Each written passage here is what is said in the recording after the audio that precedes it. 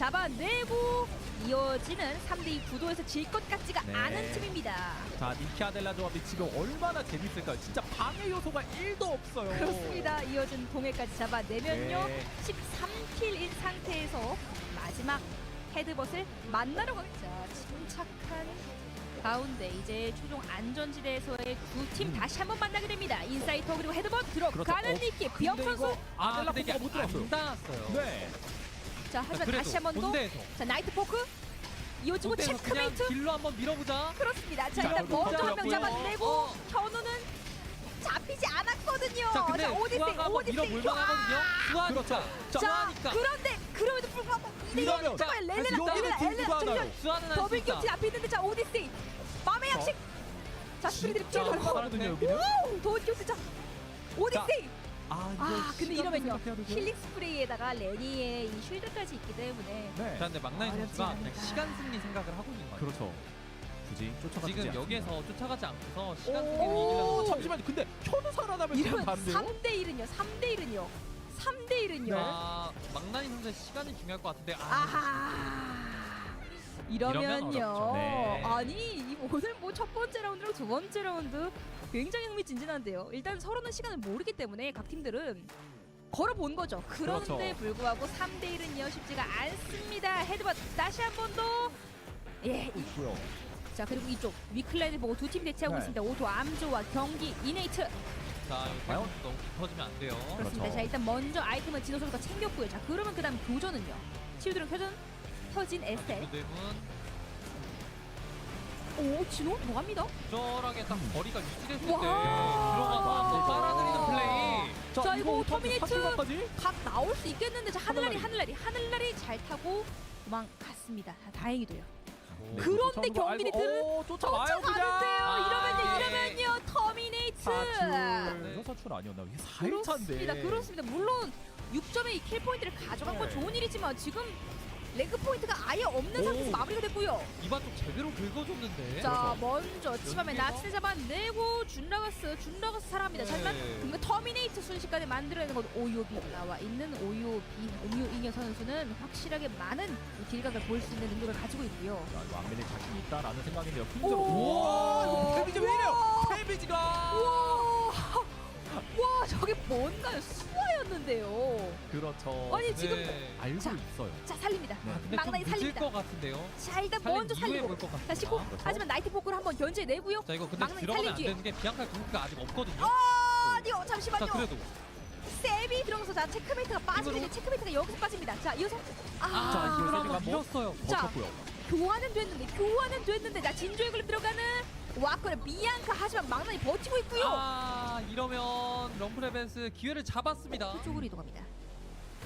이게 구석에 몰렸을 때 네. 이발을 만나면 정말 아무리 렌이 있어서 쉴드 줄 수 있다고 해도 저 지금 완벽하게 밸류업이 되어 있는 오유비를 어떻게 당해내나요? 그렇죠. 이반은 일로 이바지만 가도 또 이바가 만난 거거든요. 결국에는 그냥 녹아버립니다. 결국에는 금지구역 사망을 피하기 위해서 갈 수밖에 없는. 경기네이트의 교전까지도 볼 수 있는 건가?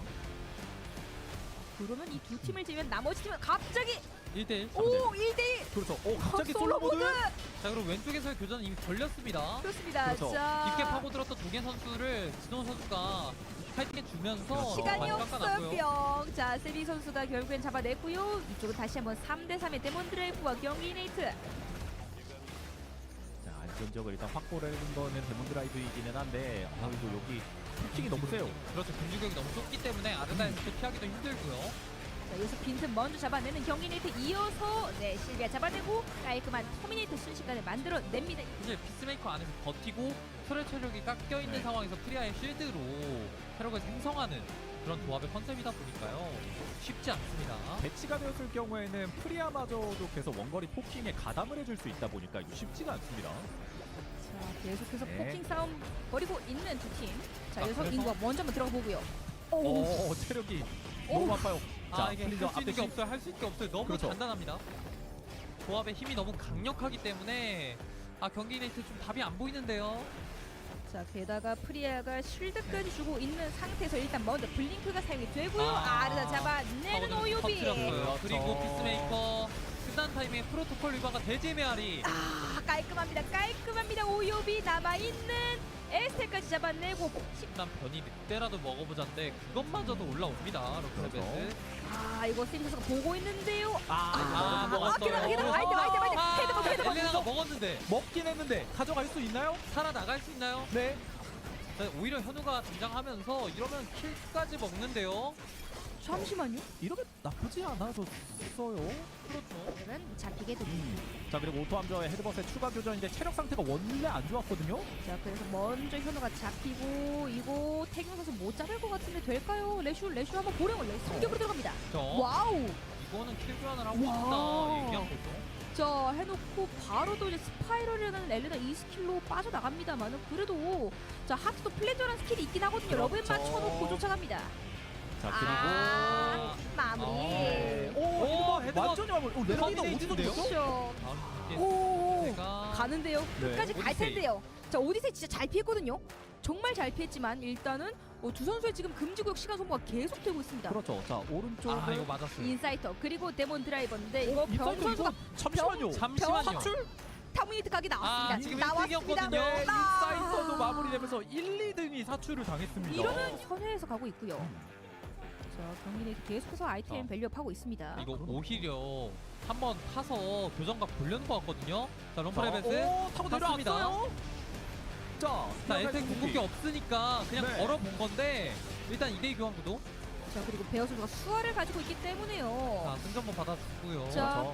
프로토콜 사용됐습니다. 이거 건들면 가만 안 둔다라는 생각. 그렇죠. 결국에는 비앙카를 살려내는 건 럼프 레벨즈입니다. 뭔가 상대하는 입장에서도 그래도 어차피 4일 차니까 뭐 굳이 루비 찾을 필요가 없기 때문에 네. 교전 안 보고 살려내는 판단도 좋습니다. 그래서 자 같이 가야 돼요. 같이 가야 돼요. 와우. 자 근데 지금 보시면 그쪽에 네. 이미 오토함지 이 카메라가 깔려 있는 지역이었거든요. 오토함지가 봤습니다. 자 자 그러면요. 타깃 너무 강하지 않나요? 점프패드로 흘렸는데 점프패드로 망합니다. 자 그래도 수아가 아니요. 키를 못 챙겨가요. 나가줄 수 있을까요? 베어 이게 무슨 일인가요? 나가주기만 하면 참 좋을 텐데 하늘나리 베어. 자 살아납니다. 데몬 드라이브도 때마침 절에 왔습니다. 이거 만나겠는데요. 네. 자 럼프레벨즈를 확인한 경기네도 자 우측에는 데몬 드라이브가 있는 상태에서 3대3 교전입니다. 자 지금 소란이 뜬 걸 이 두 팀 모두 다 확인했기 때문에 네. 뻘쭘해지는 거죠. 경기네이트는 이제 네. 안 가요. 어떡하지? 여기에서 VLS만 막으면 여기 죽는다. 막았거든요. 알아봤기 때문에 초과요. 막았거든요. 자 그런데 오히려 자, 경기네 그래서- 쪽으로 들어가는 럼프레벨즈. 네. 같이 손해 좀 보자. 그렇죠. 같이 보자. 손해는 같이 이러면 보자. 데몬 드라이브 너무 맛있게 되겠는데요. 이러면 자 이네이트 빠질 수 있나요? 경기네이트. 올차요. 자 터미네이트 일단 킬 점수 만들어내는데 성공을 했는데 자 3대 2구도 그렇죠. 보나요? 오히려 보나요? 치마리가 오히려. 있으니까요. 자 쉽지 않은데 타고 가서 빈틈 쪽으로 근데 회피. 이것도 못 가요. 오토함즈 이러면 이네이트도 마무리가 됩니다. 와 이거 지금 큰일 났습니다. 자 이러면 네. 데몬 드라이브도요 못 갑니다. 네. 어떻게 가면 저기 지금 로커 선수가 수문장처럼 지키고 있는데 어떻게 저기 오토 암즈도 여기서 오요비 다 잡고 체크메이트 만들어내면 7등에서 2등까지 한 번에 갈 맞아. 수 있습니다. 근데 이거 두 팀 다 변수가 서로 하트를 가지고 있는 상황이다 보니까 네. 이게 먼저 쓰면 좀 손해거든요. 그렇죠. 이 자. 피스메이커의 타이밍이 어느 하나의 기점이 될 텐데 그리고 마운 카메라 설치하는 거 하나하나 신경 써야 됩니다. 저기에 야니 스태그 채우고 네. 올 수도 있어요. 그리고 기호팀 좀 너무 많이 잘 달렸어요. 교팀 밟았어요. 와. 야니 교팀 밟아서. 그러는데도 불구하고 로컨이 자. 로컨이 그냥 1대1로 네. 네비 선수를 뚫어냈거든요. 이거 야니 못 아니, 들어갔는데 로컨이. 로컨 선수가 그냥 네. 슈퍼 플레이를 해버렸습니다. 자,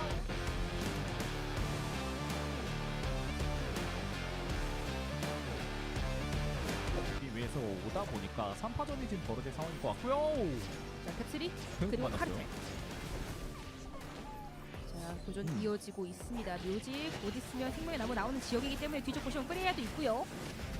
바바라의 장점이라고 한다면 오브젝트 싸움에서 자리 잡기가 좋긴 하거든요.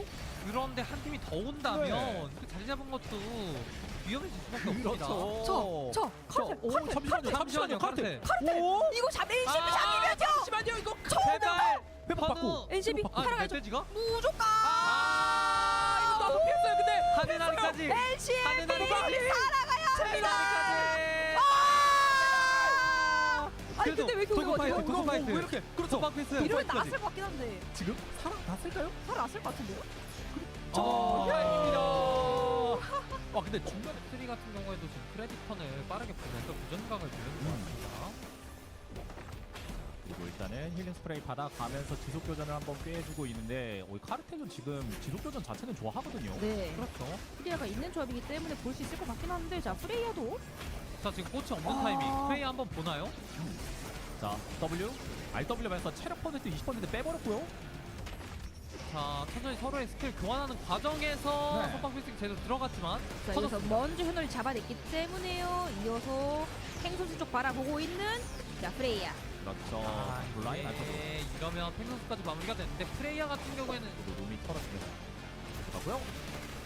자 근데 먼저 맞았던 CNJ 이거 와 뒷라인을 로버트 선수가 제대로 그렇죠. 쏟아줬는데요. 자 버버의 엠마가 먼저 잡혔지만 자 근데 치카 선수 평균방에 그렇죠. 같은 프리드. 이어서 1대1 교환된 상태입니다만은 자 이거는 여기 잘- 가지고 있는 짱이 선수의 바바라. 자 이어서 이쪽은 대전하나 CNJ와 Away from Keyboard입니다. 근데 안쪽에서 지금 알렉스가 파고들고 있기 때문에 태우들이 잠시 뒤쪽으로 나가줘야 되는데 자, 근데 자 이러면 그래도 좋거든요. 민스박 선수가 자 한번- 만화 푸른데 패를 잡았거든요. 그렇습니다. 자 이거 자리를 좋은데요 잡고. 대전하나 자, CNJ 받고. 이러면 우와. 먼저 풀 잡아내고 네, 말도 안 되는 카이팅도 만 보여줬죠. 아, 이렇게 쓰면서 왔는데 하필이면은 태오존이 살짝 나오거든요. 그렇죠. 자 이러면요 끌어냈고요 백수. 자 그랩 맞춘 상태에서 아, 이거 미나 그렇죠. 좀 니나 컨디션이 많이 안 좋아졌죠. 그렇습니다. 아. H가 반 이하로 내려갔기 때문에 저 보급 상태 절대 볼 수 없고요. 기껏 지금 그리고 쓰면서 아. 왔는데 이걸 내주다니. 자 진짜를 백수 변이 데미지가 2배가 됩니다. 그렇습니다. 이어서 오디션 명현재 키고 일단 클로에 와. 잡혔기 때문에요. 이러면요. 자 태오 궁극기 맞고 터미네이트까지 저격? 태브에이트까지 저격? 정영문 근데 앞에 자 이거 어쨌든 이건 끝났어. 이건 아, 끝났어. 이건 터졌어요. 끝났어요. 와. 대전 하나 CNJ. CNJ에 의해서 확인 다 됐고요. 아, 이거 CNJ도 비상인데요, 이러면은. 자 일단은 레녹스 W 스킬까지 빗나간 상태에서 짱 선수가 바바라 자 깔아내면서 와, 박았어요, 제대로. 자 그런데 다시 한 번 더. 활용. 체급 차이가 나기 때문에 그렇습니다. 밀어내지만 그렇습니다. 빨리 내리지 빨리 밀어내지 못하면 자 이거 도망가야 되는데 대전하다 CNJ 밀어주고. 갈 수 자 그래도 있어요. 그래도 큰일 났어요, 이거. 이러면요 대전하다 CNJ도 버버 선수가 혼자 나가줘야 됩니다. CNJ 어떻게든 나가줘야 됩니다. 그렇죠. 쉽지 않아 보이긴 하지만 그래도 나가야 됩니다. 그래서 프레이아 대 탭3 구도인데요. 클로에가 생명 공유를 맞고 니나와 함께 진조의 그림을 맞지 않는 이상 프레이아가 좀 더 유리한 것 같거든요. 자 그래서 서로의 궁극기를 대면서 생각을 보고 있는 거고요. 자, 나빅 선수의 이 에키온이 초월 팀에서 굉장히 강력하게 파고들고 있는데요. 자 아르다 모종을 깔아내면서 그렇죠. 게더링 필드 들어갑니다. 와 너무 깔끔하게 빼내줬던 림루드의 문이고 이러면 반대로 프레이아의 턴인데 그렇습니다. 자 시간을 채우는 게 중요합니다. 자 채웠어요. 키에드까지 마무리가 되고 남아 있는 추모 선수까지 잡아내면요 프레이야 깔끔합니다. 터미네이트 그리고 13번째 자 프레이야 그리고 탱글다비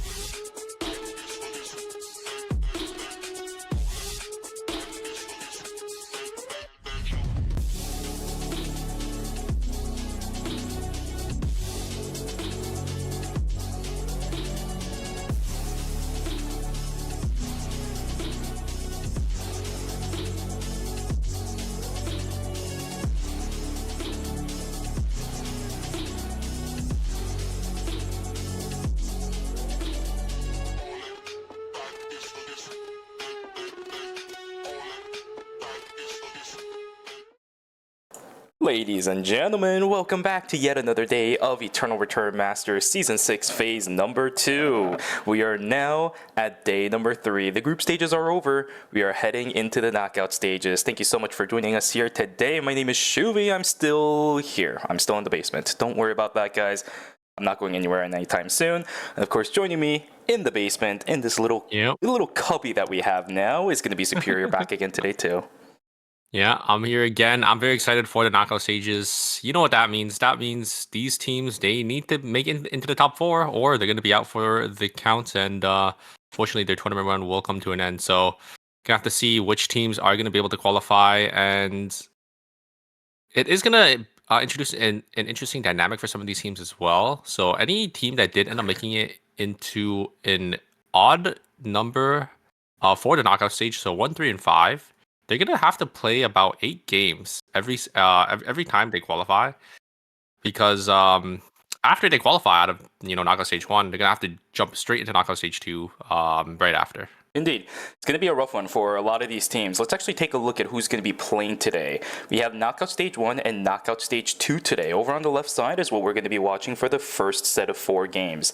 This Knockout Stage comprises of the teams that ended in 8th place and 7th place for each of the respective group stages that played. So we have Always Inchun, Troublemaker, Epoch, and Marshmallow that ended 8th place for their respective group.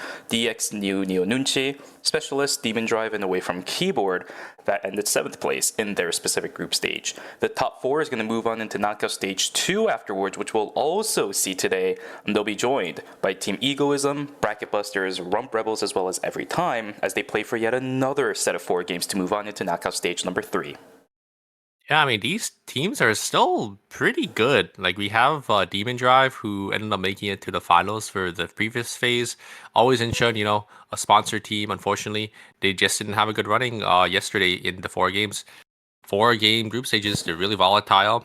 If you just, have a bad, like 2 or 3 bad games, it'll send you down a lot of placement. So, you're going to see if these teams are going to be able to have a consistent showing for Knockout Stage 1 and 2 to maybe try to call their way all the way back up to try to make it to the finals. Exactly. We're all wishing for the miracle run to happen. We're all wishing for all of these teams to do well. But we are in the knockout stages. There are going to be teams that will be eliminated after today. It's going to be all the marbles for most of these teams. They have to make sure that top 4 is something they're going to be able to hit. Otherwise, it's either you have enough circuit points to go into at least day 1 of season finals, or we'll see you in LCQ. But let's get started here, Super. Game 1 character select is going to be underway. Yeah, I'm really excited to see if we might, or if we will have any picks or bans going to be coming in for Knockout Stage 1. We did have the pre-ban being shown a lot throughout the group stages, but I don't think that's going to be the case. I think most teams are just going to stick with what they're used to. Just play the comfort picks here. Maybe we might see a hard ban. Looks like a lot of hovers. Don't really see anyone on Team Epoch just yet. A lot of duplicate picks here, but I don't think we have any bans going to be coming into game number 2. Yeah, indeed. This is a situation where... Estelle ban. Okay, yep, the Estelle ban is here. I guess we're keeping consistent with what we said yesterday regarding the Estelle. Good to see that. We actually have double Abigails as well. That's not something you see every single day. You see a couple other duplicate picks like the Jenny. For the most part, this is things we've already seen from these groups, from these teams specifically. They're in the group stages. Not too big of a surprise there, but I am very surprised about this double Abigail. We've seen a couple of them, and we know that Yogurt played it during their own respective group. Perfect pick. We already talked about this yesterday. Nagwan playing it, on the other hand, that's a little bit different. I'm surprised that they're going to be running this with a Sylvia. I think I'm a little bit worried about their main burst damage that Abigail is going to be able to capitalize on, but throughout the entire course of the fight, assuming it goes extended, this is a really, really solid composition. We have 2 teammates that are actually very similar. Troublemaker and Demon Drive both playing that Estelle, Sylvia, and that Dive. Looks like we have Felix going to be coming in for Demon Drive, and Abigail going to be coming in for Troublemaker. Abigail going to be able to, jump in onto the backline a little more easier than Felix, but Felix having that consistent single target damage, while Abigail having that AoE damage. So definitely going to be a lot of differences in how they play team fights, but we're going to have to see how they do end up utilizing it. So we actually have 2 Sylvias as well. I think we did see in the previous phase 2 Sylvia teams make it all the way to the finals. So no surprise, Sylvia, pretty solid character, I would say. Great follow-up for these dive teams, especially with that Estelle. Sylvia can just, go on, bike in, or Sylvia just has really, really great follow potential from the dive in from maybe a Felix or that Abigail pick. One of the things that I'm going to be looking forward to for this game with all of these multiple duplicate picks as well as the similar team composition is whether or not you can decide, can we fight this? That is going to be the big name of the game, I think, for game number 1. But here we go, ladies and gentlemen. The first game of the 8 we'll be watching today. 4 of them, again, will be for knockout stage number 1, and the other 4 will be for knockout stage number 2. We're going to watch both of them today, so don't worry. We're not only watching for knockout stage 1, and then we're not going back tomorrow. That's a Monday. I want to sleep. Yeah. But yeah, like we were saying, it's no surprise that we do see the ban coming out for the Estelle. We did say it's either going to be that Estelle or that Mai, right? The 2 premier tanks right now. I think if you are playing that front to back, or even just in general, Estelle is just such a great tank to, round out your team. Having that that ultimate, that highly attack stat, to provide that utility, having that shielding to make sure, one of your carries doesn't get bursted down, and then having that ultimate for that CC coming out as well. Plus, just much easier to execute, especially during the fight, than the Mai, right? There's a lot of intricacies with Mai that's going to make or break your team composition and team fight specifically, whereas Estelle has a little bit more leniency because her kit is a bit more straightforward. So, love seeing all the Estelles. A lot of these teams are going to have to find the substitution for game number 2, but at least for game number 1, we should be able to see the value of why that character is being picked so often, as we are going to see our potential first set of picks. Abigail is going to join another fray. There's the Estelle popping in with the heli tech stat too. Bintum trying his best to run away, but the shield is going to come through. Although there's a backside initiation again. The two Sylvias duking it out against each other, but F Throttle is actually winning this. Yeah, after all, getting a lot of damage.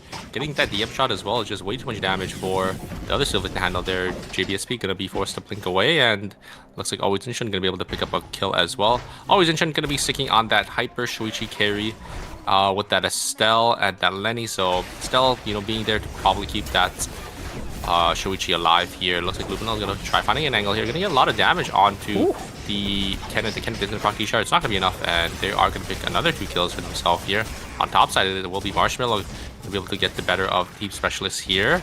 Also, Chica's actually going to just jump on in. They're going to get a lot of poke damage, but nothing really going to come out of that. I think Team Specialist is going to be able to get out of there, but Abigail is just actually going to teleport on forward there, and Team Specialist going to lose another member. Team Marshmallow already with 3 field kills for themselves. This is what I was talking about yesterday. Team Marshmallow, their expertise is just constantly fighting. I love seeing that they're staying true to their entire potential. The fact that it's knockout stage 1, they have a little bit more leniency on what kind of teams they're going to be able to punish using that specific gameplay style. I love it, I love it, I love it. Another team fight inside of Hospital, as we're going to have Always Inchan duking it out up against Team Troublemaker. One's already taken down. Abigail looking for a possible kill, but I don't think it's going to happen. A little too early in the game. It is for that character. A 2-for-0 in favor of Team Always Inchan, they knock down 2 and grab themselves a lot of control over this entire right side of the map. It's completely empty. And 5 kills already for Always Inshan. They're gonna have a lot of credits going forward here. Probably gonna try funneling this Shoichi.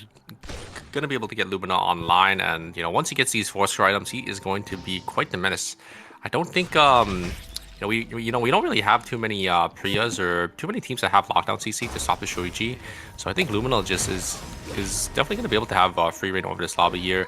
We do have Team Specialists going to go into Team DX here. A lot of damage, but great ultimate coming out from Ken. Going to be able to knock up 2, but it's going to be forced to blink away there. The Garnet already chunked down to 1 HP. Is going to get knocked down by the side of Team DX, and Team Specialist is going to be put on the back foot here. Our artists have been so good at chaining those dice and cube combinations, especially up against some of these Garnets. A lot of them have been getting caught out by those. Does not have the mobility to get out of that unless she has a target she can point and click dash onto. Of course, it's going to make it really difficult for her to move. Eventually, you crowd control her enough, she will die. Holy but trouble. The blink is good. Grenade is going to miss. The slow on the magnetic cyclone, dude.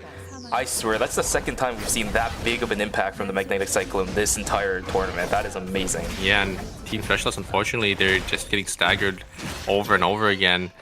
It's definitely just not a good start for them, but, it is still early game death, so not too much gonna come out of that. Looks like the Art actually overextended there, and does end up getting caught out by Team Demon Drive. Demon Drive going to be able to pick up 2 kills. One from Specialist and 1 from DX there. The Arda tried to use their Nemraj to get out, but yeah, wasn't able to get out in time. Yeah, a couple of the teams that we do know who do play a pretty aggressive gameplay style are the ones with good numbers of kills. Always Incheon as well as Marshmallow. Both of those teams really like playing aggressive in the earlier stages. We know Luminal playing the Shoichi is always going to try capitalizing on zero transition everywhere because Shoichi is just really good at dealing with people that are about even against him or he's just way far ahead. I would definitely say when nobody's sitting on any transitions, they're most likely going to be even. Potential fight starting out is Team Marshmallow go. They're going to just send it in. GTL trying to go for initiation. That is a great combo against the Barbara. Senru will fall down, but M&M still is going to go back in on this. You know this team's not going to back up just because one single member is down. That's the ultimate coming from the Abigail. She's trying to get some dashes. It's not going to happen. Chica's trying to run. Mana needs not to land anything. Chica just barely gets out, and again, the aggressive playstyle for Marshmallow is starting to punish them. They're getting a little bit dangerous. The poke comes in and he dashes out. The charm just barely lets Chica live, and that will be Team Marshmallow coming back in just a moment. Very, very lucky. That was so scary for Team Marshmallow. Team Marshmallow tried to eco back in. I think the Barbaro just overextended there. They ended up getting caught by the side of team away from keyboard. Yeah, you have to wonder, you know, if there's just one more ability or just a tiny bit more damage, Marshmallow definitely would have wiped there. So you know, kind of playing with fire, walking back in.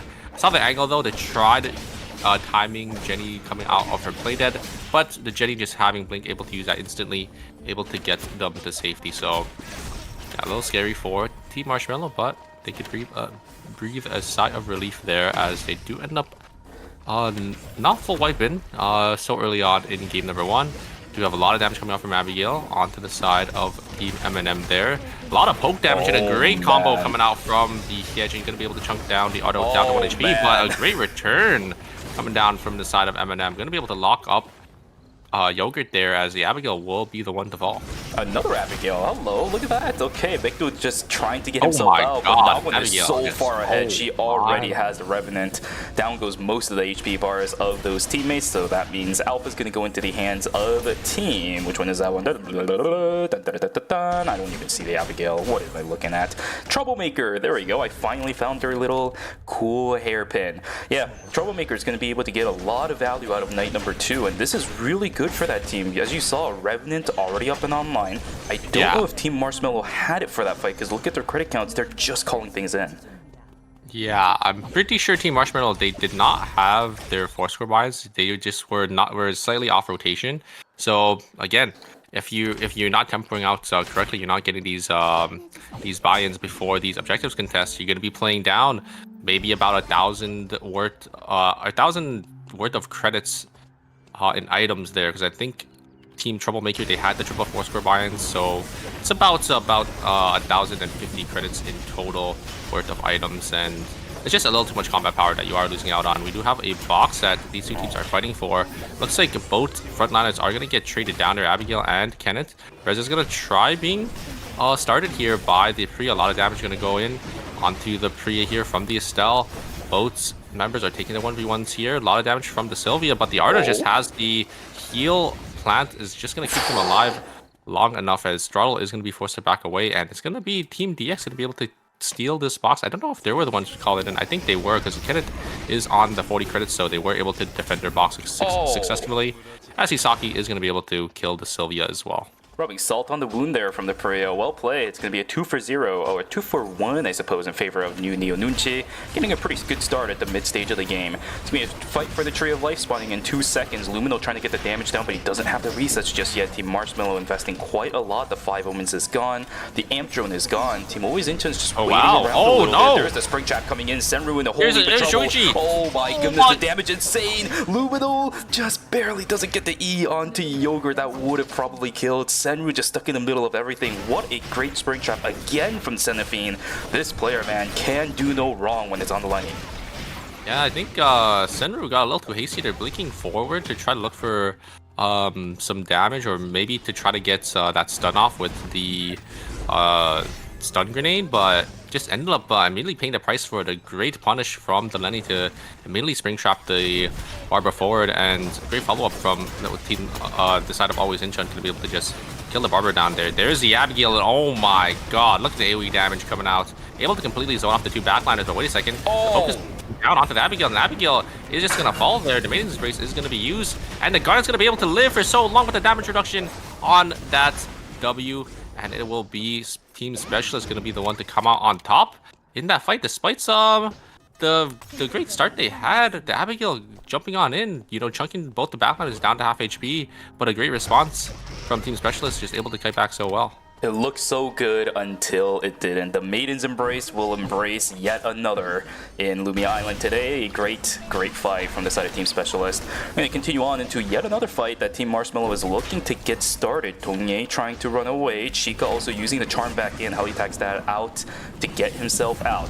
But now puts him... Oh, nope. The knockup is going to not allow a Yogurt to actually jump back in. A little bit of a tiptoe forward will get knocked up into the air. Another potential fight in Temple. I guess we're going to have ourselves quite a busy evening for you and I, Super. These teams are raring to go. Yeah, they want to make sure they're getting these points. They want these kills here. I have always in Chun. Gonna posture up here. A lot of damage. Gonna be traded. Luminol maybe gonna find an angle in. There is the Twilight Heist with the knockup coming in from Nikki, the pure jump kick, but Luminol's just gonna go in and they're just grouping up and it's just way too much AoE damage. Luminol just has free reign, not locked down at all, and it will be, I think, Team Epoch gonna wipe here from Team Always Inchun.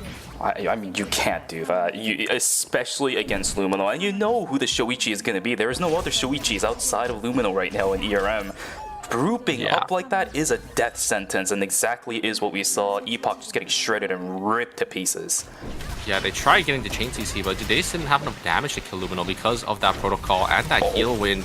Just way too much sustain coming out from the side of Always Inchun. No great damage coming in from the Barba. Gonna get a lot of damage into Demon Drive, but yeah, I mean, they tried focusing Luminol down. They used the Twilight Heist. They used the Pure Rage upgrade from the Nikki, focusing that Shoichi. But that protocol violation and the heal wind is just way too much effective HP with the shields and heals on top from Xenophine as well.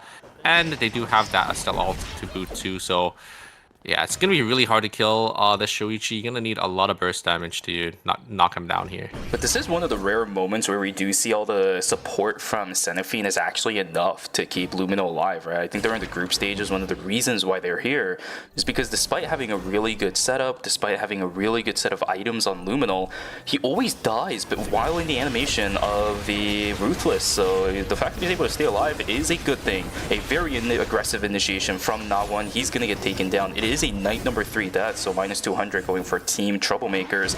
A little bit hasty going in without the Estelle, and we'll get punished for it. A little unfortunate there. We do have another 55 on our hand.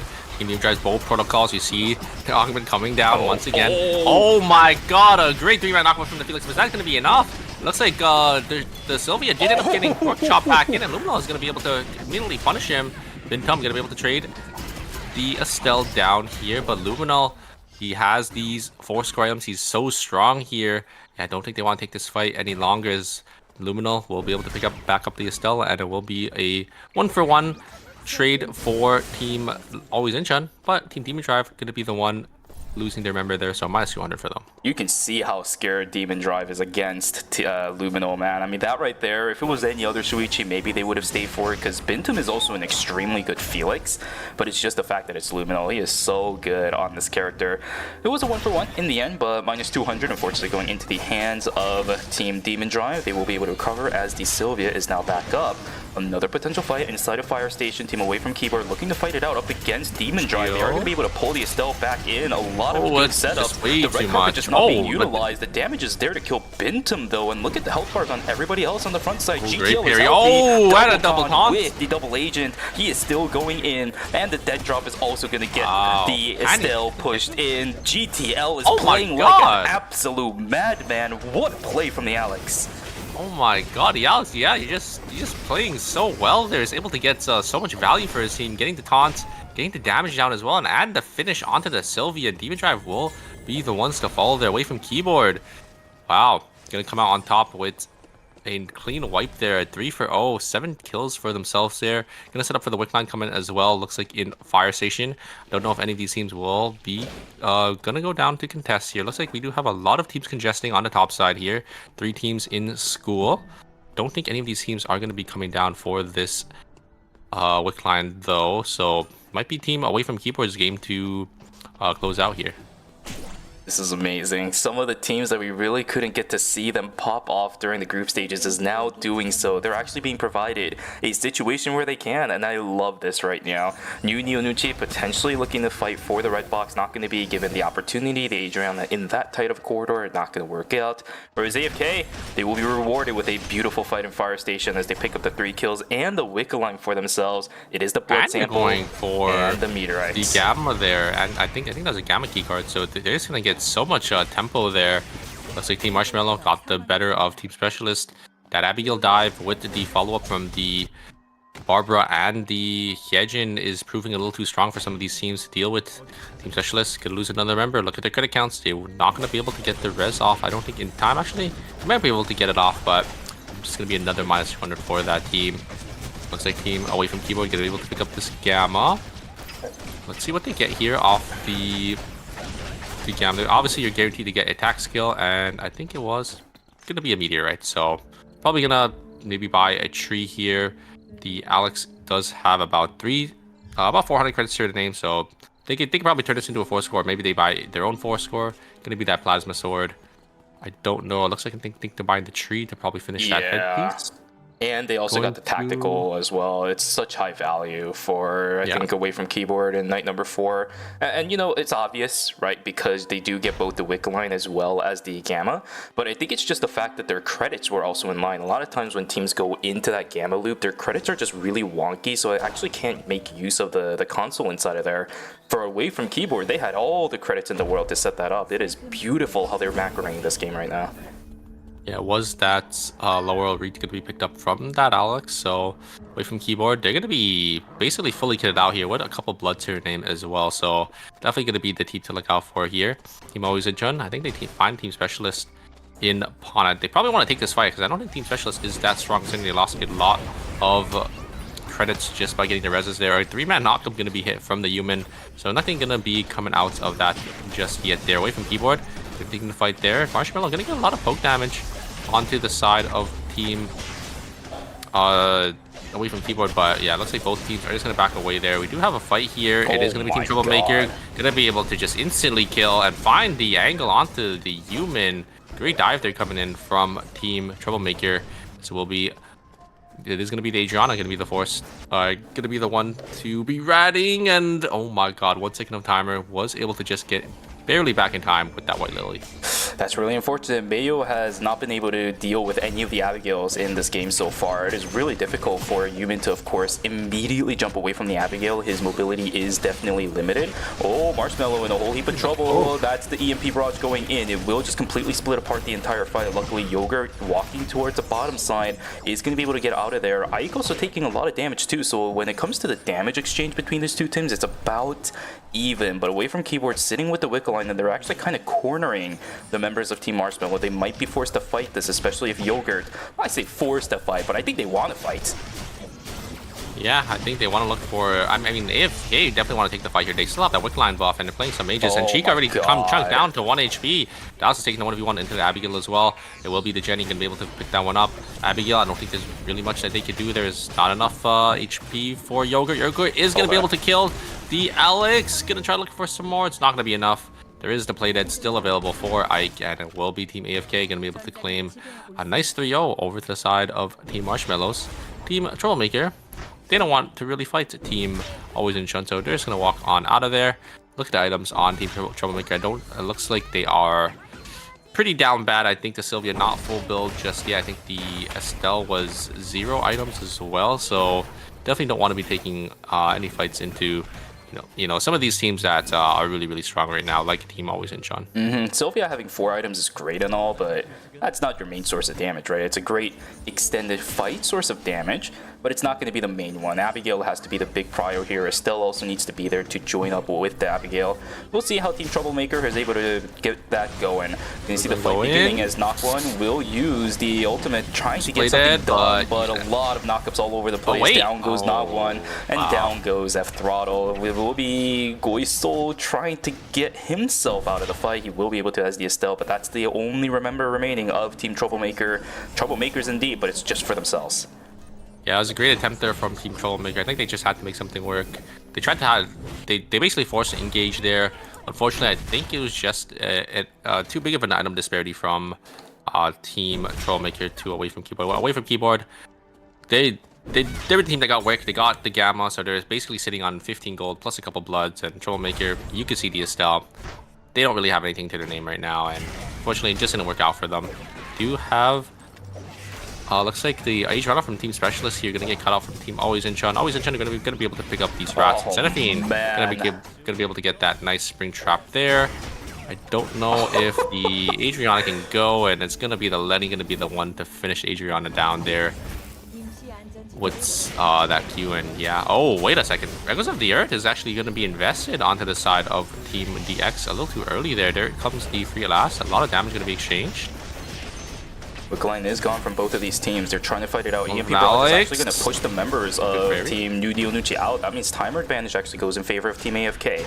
A big source of damage and a big source of zone control gone from Team AFK. But again, they have the timer advantage. They can play this out. Mana gets taken dangerously low though, so this is still on the backside. No free at last either. Cataclysm is going to get dodged out thanks to the girl in the bubble. But down goes the Alex. He cannot stay alive. And now Mekto has free reign unless Ike is just playing like an absolute madman. 5 seconds left for Team Nucci, but they don't have the TTK. Oh, Mana, no! Oh, it's not going to happen. The Arda, he tried desperately. You know what he was looking for. But the girl in the bubble denies it, and AFK will walk away victorious inside the temp zone. Now looking to fight against Always Inchon. 18 kills is what they're looking for. Wow. Always Inchon looking for 15. Yeah, this is such a top-heavy lobby here. Both these teams already having double-digit kills, and I mean, was a really close fight. Really nice try from Team DX there. You saw the vision from the Arda. If the Arda was able to get that solid knock, I think it definitely would have been in their favor. But Ike, yeah, Ike's just doing so much damage and just able to deal so much for the side of Team Away from Keyboard here. Will Always Inchon be able to shut these guys down?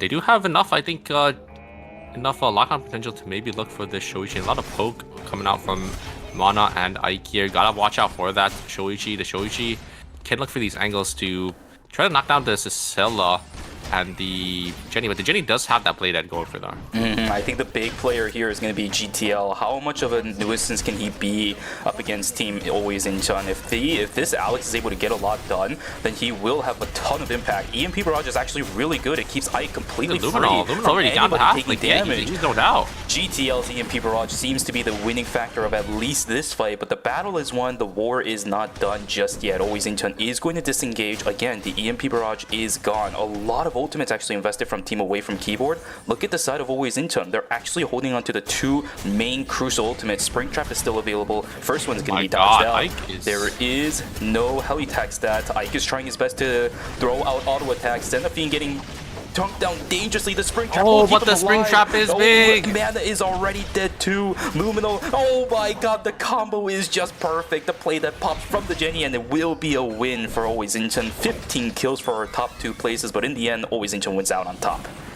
Wow. I mean, Ike was just getting so much damage off and just playing so far up, poking them down, and then tried to get Xenophine there, but Xenophine getting a nice spring trap there, and Luminal just find that angle onto the backline, gonna be able to kill Mana instantly, and there's just not enough damage onto the side of Team AFK once one of your backline carries go down. So very nicely played from Team Always Inchon, gonna be able to show why they deserve that sponsored spots, as they do end up taking it with 15 kills for themselves. So gonna be a 23-point game going for them, as great starts for both teams. Team Always Inchon and Team AFK gonna both be having 15 kills for themselves. I will say though, I think GTL is also another star player that we cannot forget about in Team AFK. His EMP barrages this games were absolutely bonkers.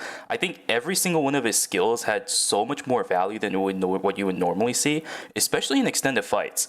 One of the biggest problems with Alex is because you're juggling 4 different weapons. A lot of times you're busy handling that instinctively, right? Like unintuitively, you're just constantly having to manage and juggle your 4 weapons, that over the course of a fight, if it becomes extended, a lot of your skills start losing their effectiveness because you're either missing it or you're not getting as much value out of it. GTL had so many good, effective skill usages, even in some of the extended durations of fights, and even sometimes when he was chasing down people or trying to make sure that no one can run away. his value on the Alex for the game number 1 was absolutely insane. And if we saw this away from keyboard yesterday during the group stages, I would not have doubted that this would be a very, very good contender for actually winning the entire tournament. It was amazing. Oh, for sure. I think his parries are immaculate. We saw how much he was, or how much pressure he was applying, and like how much he did for his team in that fire station fight, originally, where he basically kind of just soloed and just was able to just completely decimate Team Demon Drive by himself. So yeah, definitely a player to look out for. He's just playing really, really well, but unfortunately, just not just wasn't able to get the one up on Team Always Incheon there, as Always Incheon will be the ones to come on top. Indeed. A little unfortunate for Away from Keyboard, but after game 1, I wouldn't expect anything less from that team starting from game number 2. They seem really comfortable, and if I'm going to be honest with you too, I was going to say this during game number 1, but it seems like every single team today, they looked a little clunky. I think I said this yesterday, but there were some teams, especially certain players as well, where you saw their gameplay and it felt like a little bit disconnected every now and then. Seems like it almost felt as if sometimes the players were uncomfortable with their characters, maybe uncomfortable with their team composition. Today, it's a whole different story. Yes, Away from Keyboard and Always Incheon were very top heavy when it comes to the total kill count, but I think every other team in game number 1 still showed us something way better than what they showed us during the group stages. Oh, for sure. And I think Team Over People are definitely going to be happy about their performance, right? You only have to be in the top 4 spots. So just getting as many points as possible. You know, a second place with 15 kills is definitely nothing to scoff at. You can see the leaderboard here. They are going to be sitting in second place with comfortably with 20 points. Always Incheon in first with 23, Marshmallow and DX with 10 respectively. And now it's going to be up to the bottom 4 teams here to, you know, slowly crawl their way back up, so they don't get eliminated in knockout stage 1. Absolutely, but because of how heavy it was for the top 2, it's still fair game for pretty much everybody, at least going into game number 2.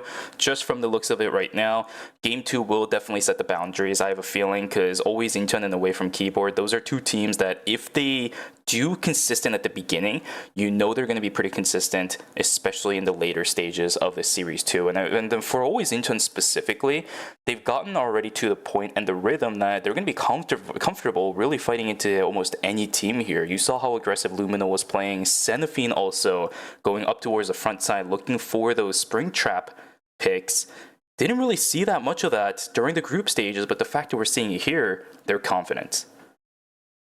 Yes, able to hit these crucial spring traps on these enemies and basically swing the team fights into Team Always Incheon's favor. Because I think the one thing that the team struggles with is obviously their effective range. At the very for that last fight there, we did end up seeing just a Jenny just slowly just walk up, just poke them down. There's really not much that Team Always Incheon can do to basically an ADC just walking up and just auto attacking them. They're gonna have to look for that engage or maybe that spring trap to pull them forward to capitalize on the enemy's mispositioning.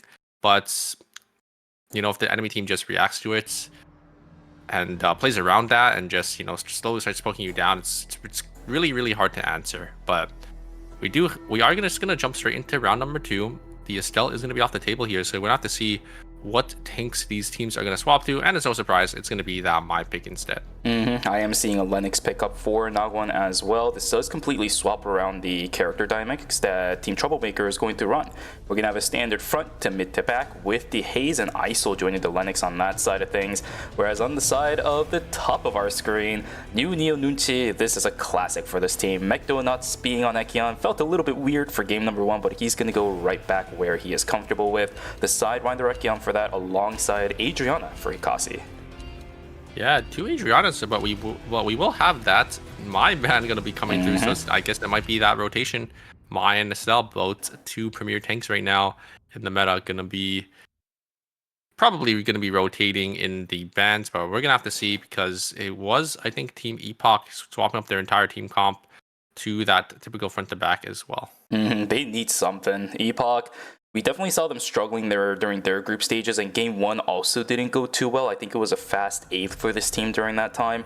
This is a much standard composition that if you can get going, it is going to be very easy for you to start snowballing, right? We see this composition everywhere. Nadine, Theo, and the Mai. It's a classic one. So much range, so much threat. Once the spark nade lands, you just immediately send it, and if we can see this Nadine microing extremely well, we know how much of a damage threat she can be. So I love the composition swap, but we just have to see if they can actually get the scaling done and the snowball that we usually see from these kind of compositions. Yeah, comp is good. You just gotta get that nice execution for that team. So we're gonna have to see if Epoch can utilize the character's strengths here. As you know, that Theodore, we see it time and time again. We always see it as, you know, the premier backline mage. Such a strong character, having that engage potential, having that pick potential as well, and just providing his team utility with the healing from his kit too. So yeah, we'll have to see. The Mai is going to be there to, you know, get those taunts as well, maybe to allow the Theodore to set up, or give the Theodore some setup with that Nadine to just be there to just do extra damage. Vision play is going to be extremely important in this game, even more so than the last one, because a lot of last game was just kind of headbutting into each other, just duking it out over and over again. This time around, with a lot of these team composition changing around, vision is going to be extremely important. And when I say vision, yes, having information around the zone is extremely important, but having those intuitive cameras down so you can jump on somebody, that kind of proactive vision is going to be extremely important in this game too. Yangachi getting chased down in R3 range. He does end up getting that dash across into the bat. Speak Eater is also available. This Garnet should be okay. A very slow game when it comes to the number of picks we have so far, and not too many teams are also split farming in this one. At least I didn't recall from game number 1. So I do suppose it's going to be a bit more of a slower start, but a lot of teams did fight in the middle of the stage, in the middle of game number 1. So maybe that'll be our little time to start getting our engines roughing too. Yeah, the Ekion gonna get, or sorry, not the Ekion, yeah, the Ekion gonna get fully engaged on. It will be the Sylvie gonna be able to pick that one up. A lot of picks coming down for the side of, or for the zone in school here. I think that kill did go over to, actually no, it didn't go over to away from keyboard. It went over to Team Marshmallow, and Team Marshmallow are gonna try to find the Jenny as well. There's White Lily gonna be invested. The Ekion trying to get some damage in, not gonna be able to connect to the reset there. Ike is gonna be forced into the play dead, gonna be stuck right into the middle of two teams here, as it looks like the kill did go over to the side of Team DX, and Yogurt gonna be forced a little too far up there, gonna get caught out by M&M as well. And the damage is gonna be able, the turret is just gonna be able to kill Hisaki there, and Team DX is gonna lose one. So a lot of damage and a lot of trades going on here in Fire Station. And again, Ike is gonna go down here, and Team Marshmallow gonna be able to pick that one up. And on the bottom side, it will be always Inchun gonna be able to pick up too. So a lot of kills. It was quiet very early on, but now it's just team fighting and like non-stop. Everybody's just burning each other alive right here too. Double Adriana's mirror matchup, but player count is going to go in favor of the one on the side of Team Specialist. 1 for 0 on that side too. So most of our teams actually getting kills. Epoch and Troublemaker, the only two teams without it, as Epoch's going to pick up 1, so that's going to decrease down to 1 team left now without a single kill. Great start for a lot of these teams, but it is only day 1 kills for a majority of these teams, right? It's relatively low value. It's going to be good mastery for yourself, but I just want to see some of these teams trying to use this kind of little, little snowball possibility that they've got going for themselves, and actually utilize this during day number 2. All these kills just mean you get additional EXP, and we should see these teams starting to reach that level 10 benchmark that every one of us wants to look for by the time day 2 hits. Yeah, I mean, not only do you get good mastery, but you get obviously tournament points, right? You want to get as many points as possible, and it's just nice for the mental as well. You know, getting maybe 1 or 2 early kills, maybe even 3 or 4 is just definitely puts your team in a good mood, because you do get to do, or you do start offsetting some of the points that you do end up needing later on here. Yogurt is going to use that White Lily straight into the hands of Team Demon Drive, but the Soul Link is procced, and a great return coming out for the side of Team Marshmallow. So much AoE damage, so much CC from these mages here, and Marshmallow actually will be able to turn the fight there. Unfortunately, not going to be able to kill Yogurt. The Soul Link was just immaculately timed. They're going to be able to keep the Chloe alive for as long as possible. And Team Marshmallow will get a nice kill. Here comes the ultimate from Theodore. A lot of movement speed gonna be invested. There's the wall down, gonna heal up the members of Team Epoch. And it is gonna be a little hard to push into the side of Team Epoch here. They're playing that Theodore, but they do have the mages. I think it will be Team Specialist just gonna back on out of here as Team Epoch is just gonna try getting these wolves. Both teams just fighting for the mutant wolves. They will go in favor of Team Epoch.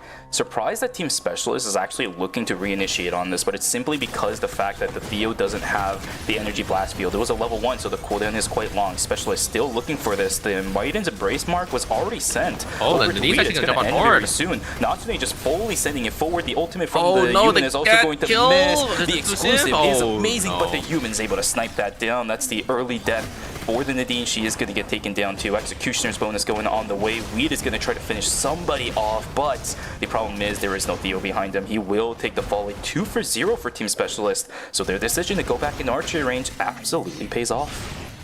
Yeah, the exclusive, I think he used a little too early. I don't know if the Indeed would have been in range to auto-attack the Juran to finish them off. I think they were just slightly out of the range, so I think the exclusive was fine, but yeah, unfortunately the follow-up there from the human to just kill the Nadine right out from the exclusive was just great timing there coming out from Team Specialist. And on the top side here, Team Always Incheon going to be able to get a nice 2 for 0 onto Team AFK as Mana going to be forced to back on out of there. It does have the meteorite in their inventory, so going to try to slam this. Probably just want to get out of there, make sure they don't lose it. As you can see, the side of Team AFK as well, their credits are very split. I think maybe the Alex and the Jetty maybe was forced to, you know, minus 15 here and there, because you can see Mana having about 40 credits over their teammates, so not gonna be able to get this triple 4 score buy-in.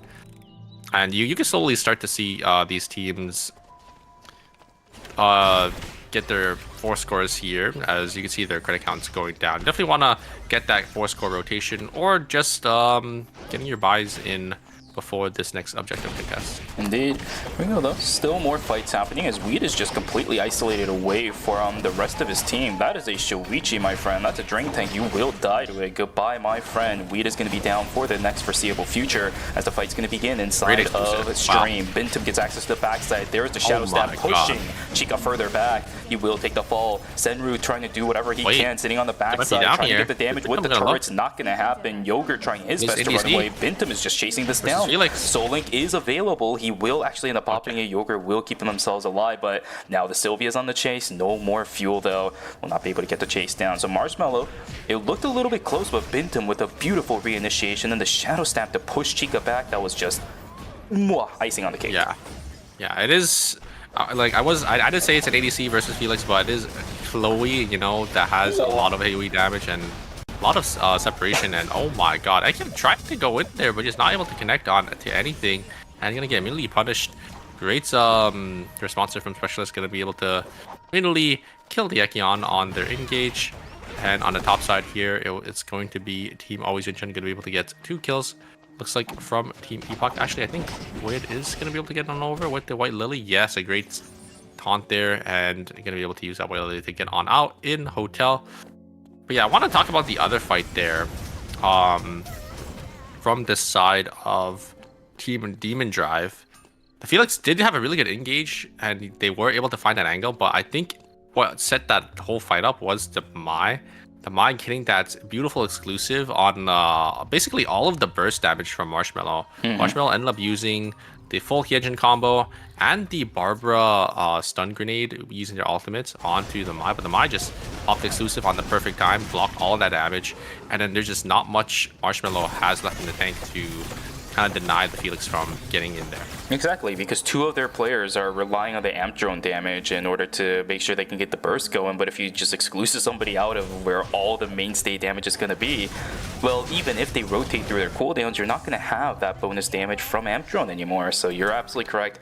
Mai doing a lot of work for Team Demon Drive, and you can definitely see it. Bintum is able to play a lot more confidently thanks to it here, also keeping themselves alive and constantly healing the members of his teammates on the backside as well. We're back to the Altair Diamond Sharp, baby. It's the classic shear. Altair, there's always been a debate for Sylvia, Altair or DM. I think both are good options Just if you get that DM set up. Yeah, and also depends on your build for that CDR as well. There's an ultimate coming down from the Alex, but I don't think there's any chase here. Marshmallow is just gonna all fully retreat on out into Uptown, and we'll be Team AFK gonna be able to get the Bears down here and probably get some of their buy-ins. Actually, they don't really have enough. But you can look at Team Marshmallow. Look at their credit counts, 500 each. They just haven't found the time to buy. That is really, really bad because they are just going to be playing down 1,500 credits basically into these other teams. Hopefully this is a credit lab for them so they can get their buys in safely. I think it might have been a mutant or I think it was 2. I wasn't keeping track at the top of the screen. If it is mutants, I didn't see the little the bottom right. I didn't see the little wall there, so I think it wasn't a credit lab, but we're gonna have to see. A lot of damage gonna go to the side of team away from keyboard. Away from keyboard is gonna be able to pull in the Lennox, and ISO tried to jump back in to do some damage, but the playdead is there. The Jenny has that playdead, and Troublemaker in trouble here. Is the Haze gonna be able to get away? Yes, but it looks like Team Marshmallow is gonna give chase, but nothing's really gonna come out of that. I have noticed this, by the way. I don't know why it keeps happening, but Yogurt keeps canceling the knockup from Puppet Theater. He keeps spinning Nina before she crash lands onto the ground, and I think it's canceling the knockup for some reason. I haven't seen that Chloe knock up anyone this game. She always lands it. I can see that, and they get slowed. She's just she's doing it just for the instant extra damage. So there's like 2 ways you could use the knockup, or there's like 2 ways you could throw W on Chloe. Is you just use the instant Q to cancel animation to deal extra damage with the Q, or to get the knockup and you just let the whole animation go through. So yeah, it just depends on what your team needs. I think for the side of Team Marshmallow, sometimes they just want that extra damage for that extra burst. And it looks like Team Marshmallow, they're just gonna they're gonna full buy here. Troublemaker unfortunately did end up getting caught out, so they're gonna go down in 8th place. And Team Always Incheon gonna be setting up for this Omega here. They're gonna be looking really strong. The Mai already having 3 items. Shoichi already sitting on 4. Probably gonna be saving up for that Blood Dagger. I don't know who this force is gonna go to. It looks like it's gonna be the Mai here. Gonna make that Mai even more tankier. We'll see what she ends up upgrading. I actually couldn't catch which transitions she had. I only know she had a decent amount.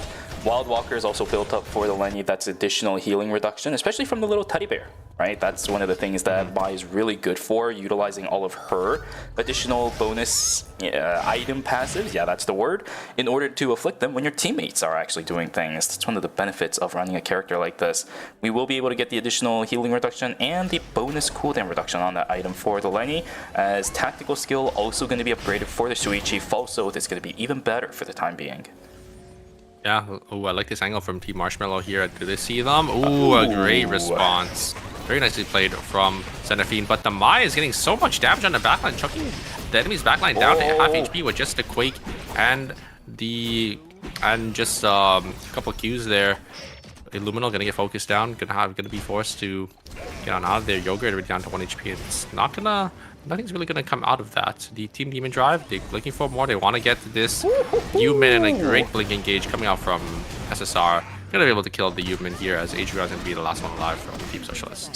Sure, dude, this guy is playing super aggressive on the Sylvia, and again, it's because of the Mai, right? He has the support on the side over the wall, and just because of that, his confidence level is at an all-time high. Really well played from Team Demon Drive and Team Specialist now on the back end. They have 5 kills, but this human is having really big amounts of trouble. Maybe just cannot stay alive in a lot of these fights, which is really problematic, because we saw what human can do if he stays alive a couple days ago. Yeah, I think it's a little hard for Team Specialist. There's like so many dive teams, and there's just not enough self-peel from the side of Team Specialist, I think. And it will be the Ekyan gonna jump on in there. Fortunately, I think the reset just barely didn't connect there. The Shu guy damaged the burn to a Chris is just way too much for a third party. It's here from Team Always Incheon. Gonna be able to get a lot of damage off there.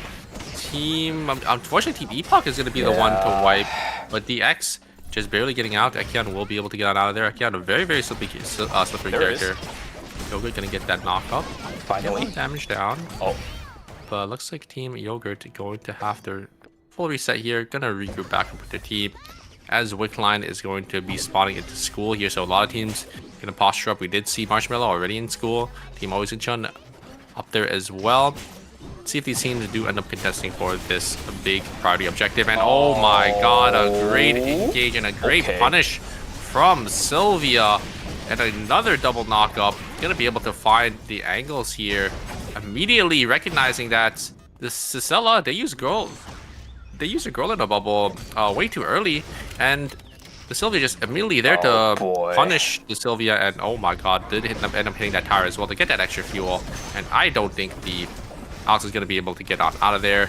So it will be team away from keyboard going to go down in 6th place. Our second place team going to go down early with 7 kills and Demon Drive. Very nicely played by them. Immediate punish on that Sylvia, and they will be able to claim a nice 3 kills for himself. Demon Drive starting to pop off. Oh my god, look at the Quake, look at the damage! The Quake and everything coming from out. this buy is just insane. Down goes one already. Adrian's gonna get ripped to pieces as well. What a play, again, from each one of the players from Team Always Incheon. This time around, it's gonna be Chen Yang as he lands every single source of AoE crowd control, every source of AoE damage on the Mai. She does a lot. Quake is pretty good. She does. Not only is it the Quake, but the upgraded Blazing Dress as well, because you get slightly more burn damage. Just way too much damage for them to deal with. Jeez. Mayo gonna get caught out once again by the Ekion, and I don't think the Garnet is gonna be able to get away here. So we'll be Team Specialist, unfortunately. Gonna be our 5th place team with 5 kills. But we do have Team Marshmallow, and oh my god, it's a 3-man fear coming out from Chica with these. Actually, it was a 3-man stun from the pulled all of them. Oh my god, a 3-man pull into the 3-man stun from Barbara, and then Chica just there to follow up as well to get the fear too. Is just wow. Oh my god, they just got deleted. They couldn't play the game. All the thing got pulled in by the charm into a lobbed up magnetic cyclone grenade into yet another one for the AoE damage. Chloe is there to knock them up. You got the true damage from the the Soul Link as well. They had no chance, man. Usually a team composition like that, at least the Ekion gets away, but he couldn't even play the game. Where did they go? They just got deleted off the map there. Oh my god. Yeah, just 3-man, just chain CC, hitting all 3 of them together. They're all grouped up. You can see all 3 bodies are stacked on top of each other there. As always, Incheon just walks past. Wow. That is just like the dream of that composition, right? We finally get to see the full wombo combo of that team, and it was beautifully set up by Chica. What a call. Yeah, he's able to find that, and great follow-up from the team as well. Team Marshmallow definitely want to get their buys in here. I think they probably want to go down to school, get some call-ins at Hyejin is sitting on 400 credits here. They do have the meteorite, so they are going to be able to craft. Looks like it's going to be that Nightmare Nails. Maybe going to save for that blood. We did see the Hyejin's weapon slot open, sitting on that purple weapon. Team Demon Drive, though, they're looking really strong here. They got that Mai on that. I think it was that blood crown there for some reason. I think they just want some extra damage, or they just want to utilize these blood pickups that they are getting from boxes here. Do have Team Marshmallow gonna walk back in. I think Demon Drive, they do know there is another team in school, so gonna try to maybe hover and try to maybe gatekeep the other team that was in hotel here. But Team Marshmallow, they know they're gonna grab the console here. They're gonna go around and they're gonna go back in to fire station or gas station. Demon Drive is playing with fire. Left side of the map is not exactly going to be the easiest way to get out, right? Archer range is a pretty dead zone when it comes to trying to leave this area.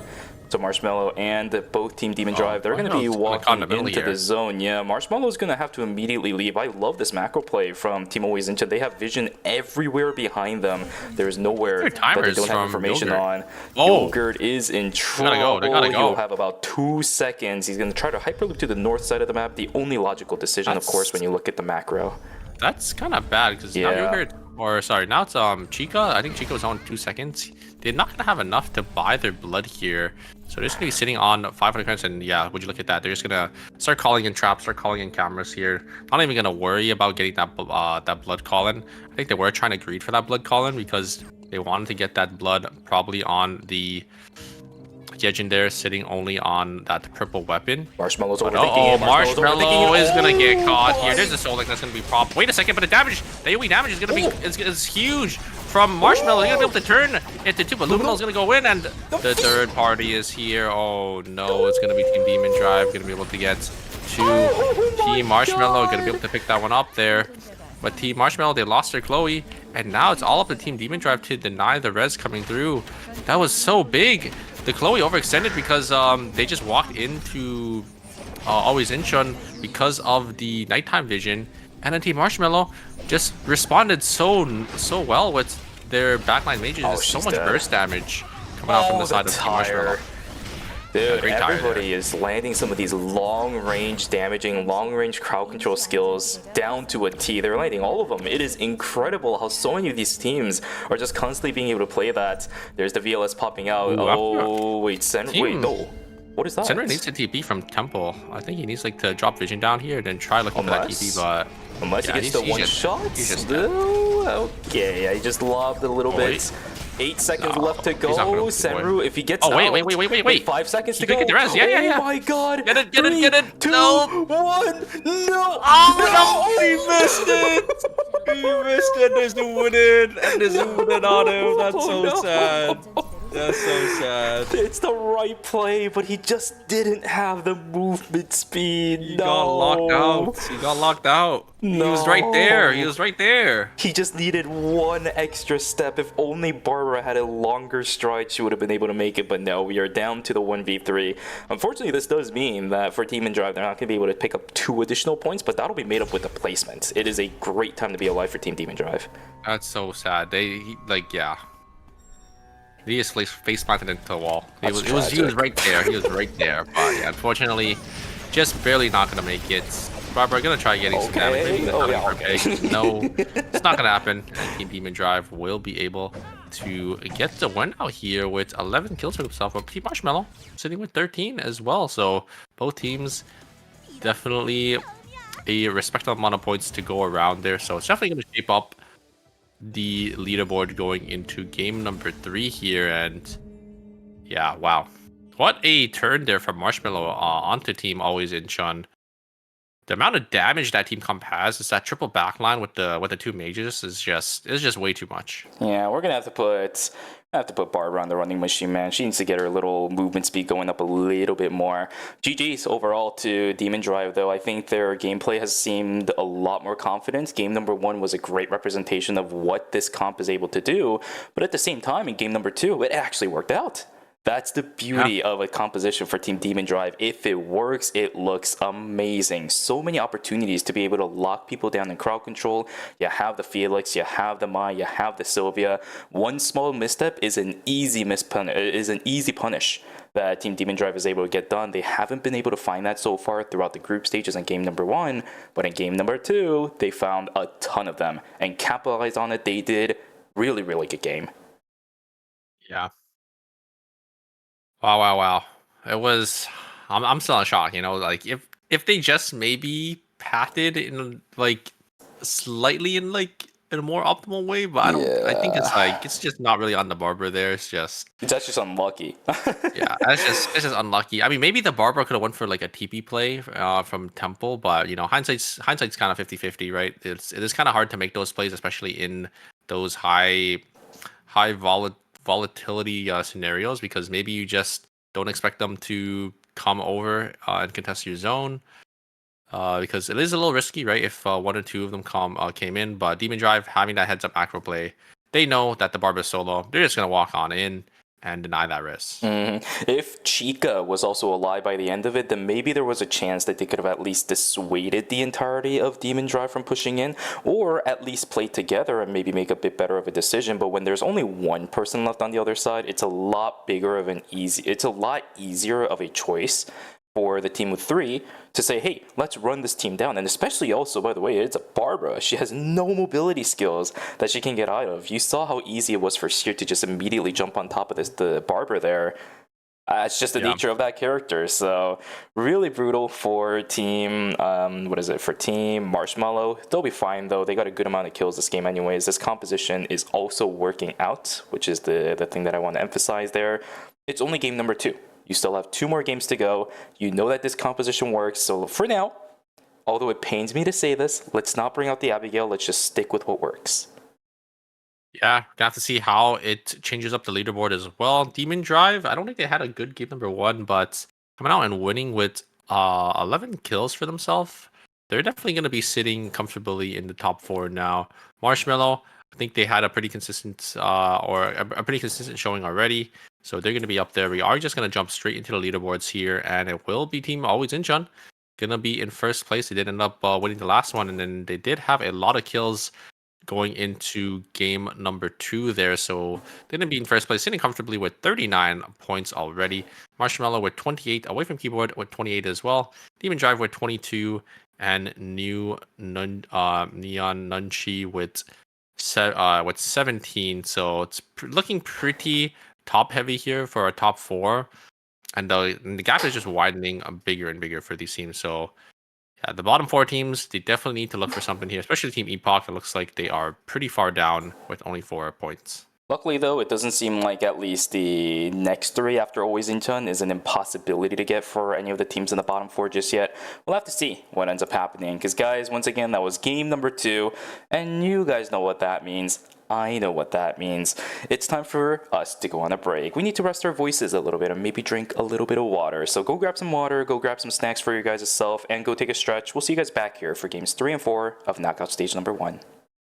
Take care, take care.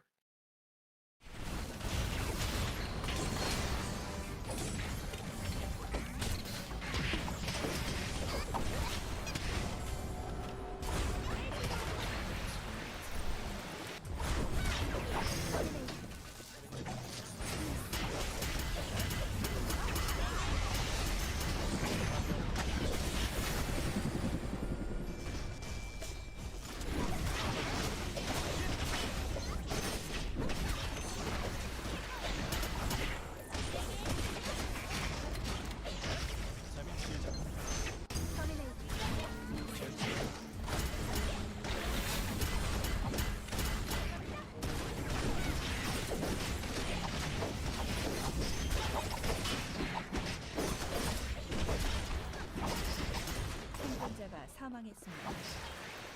저 체크메이트.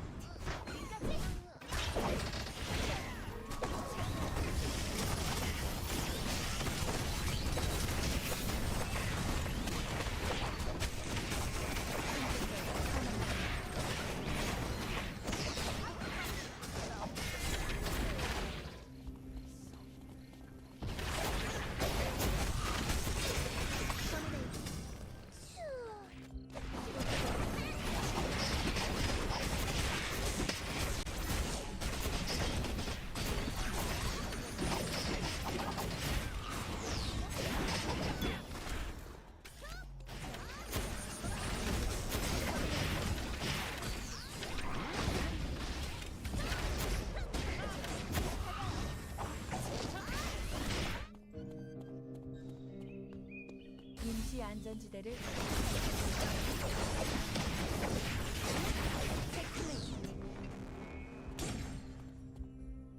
어서 가죠.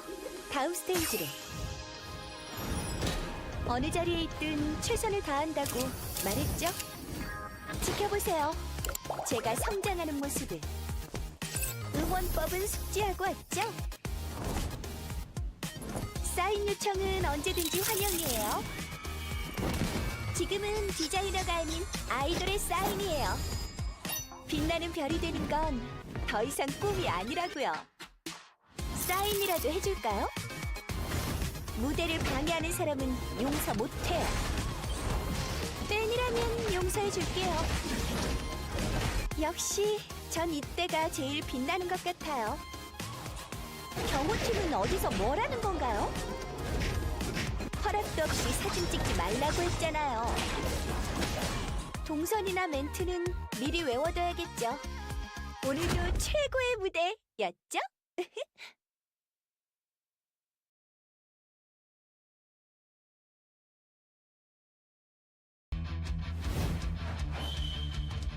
정의의 히어로 유스티나 등장! 어?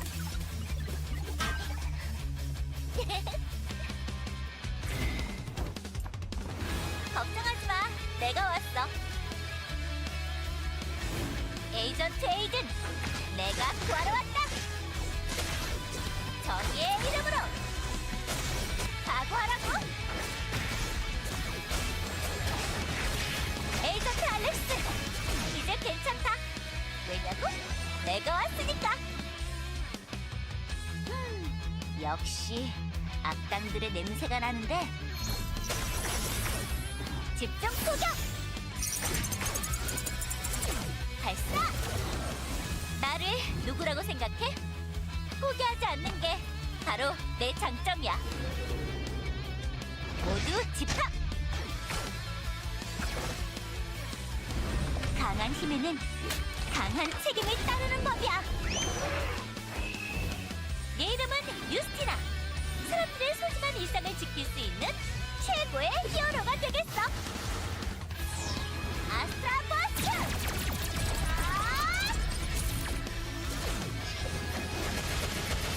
전력을 다해서! 언젠가 누가 말했었지. 평범한 일상으로 돌아가 평범한 생활을 하고 싶다고.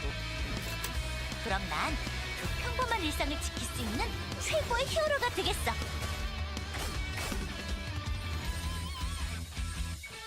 여기가 히어로의 전장이야.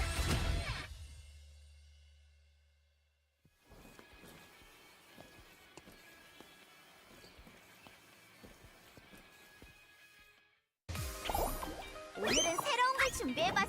기대되지? 빵! 맛있겠지? 한 입 줄까? 무슨 꿈꾸느냐고? 글쎄, 알려줄 것 같아? 어리다고 얕봤지? 창피해라. 대신 가요. 있어도 좋고 없어도 좋아. 경찰 아저씨는 없나 보네? 잘됐다. 후슈! 내 이름으로 달아둬. 슝! 숙녀가 공격받는데 가만히 있을 거야? 야옹아, 여기 있니? 자!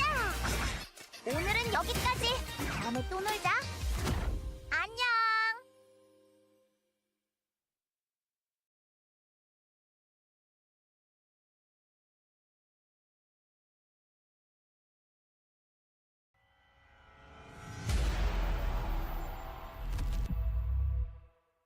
안녕하세요. 반갑습니다. 게임캐스터 천시아입니다. 신규 실험체를 집중 탐구해보는 시간, 이터널 리턴 실험체 백과사전이 유스티나로 돌아왔습니다.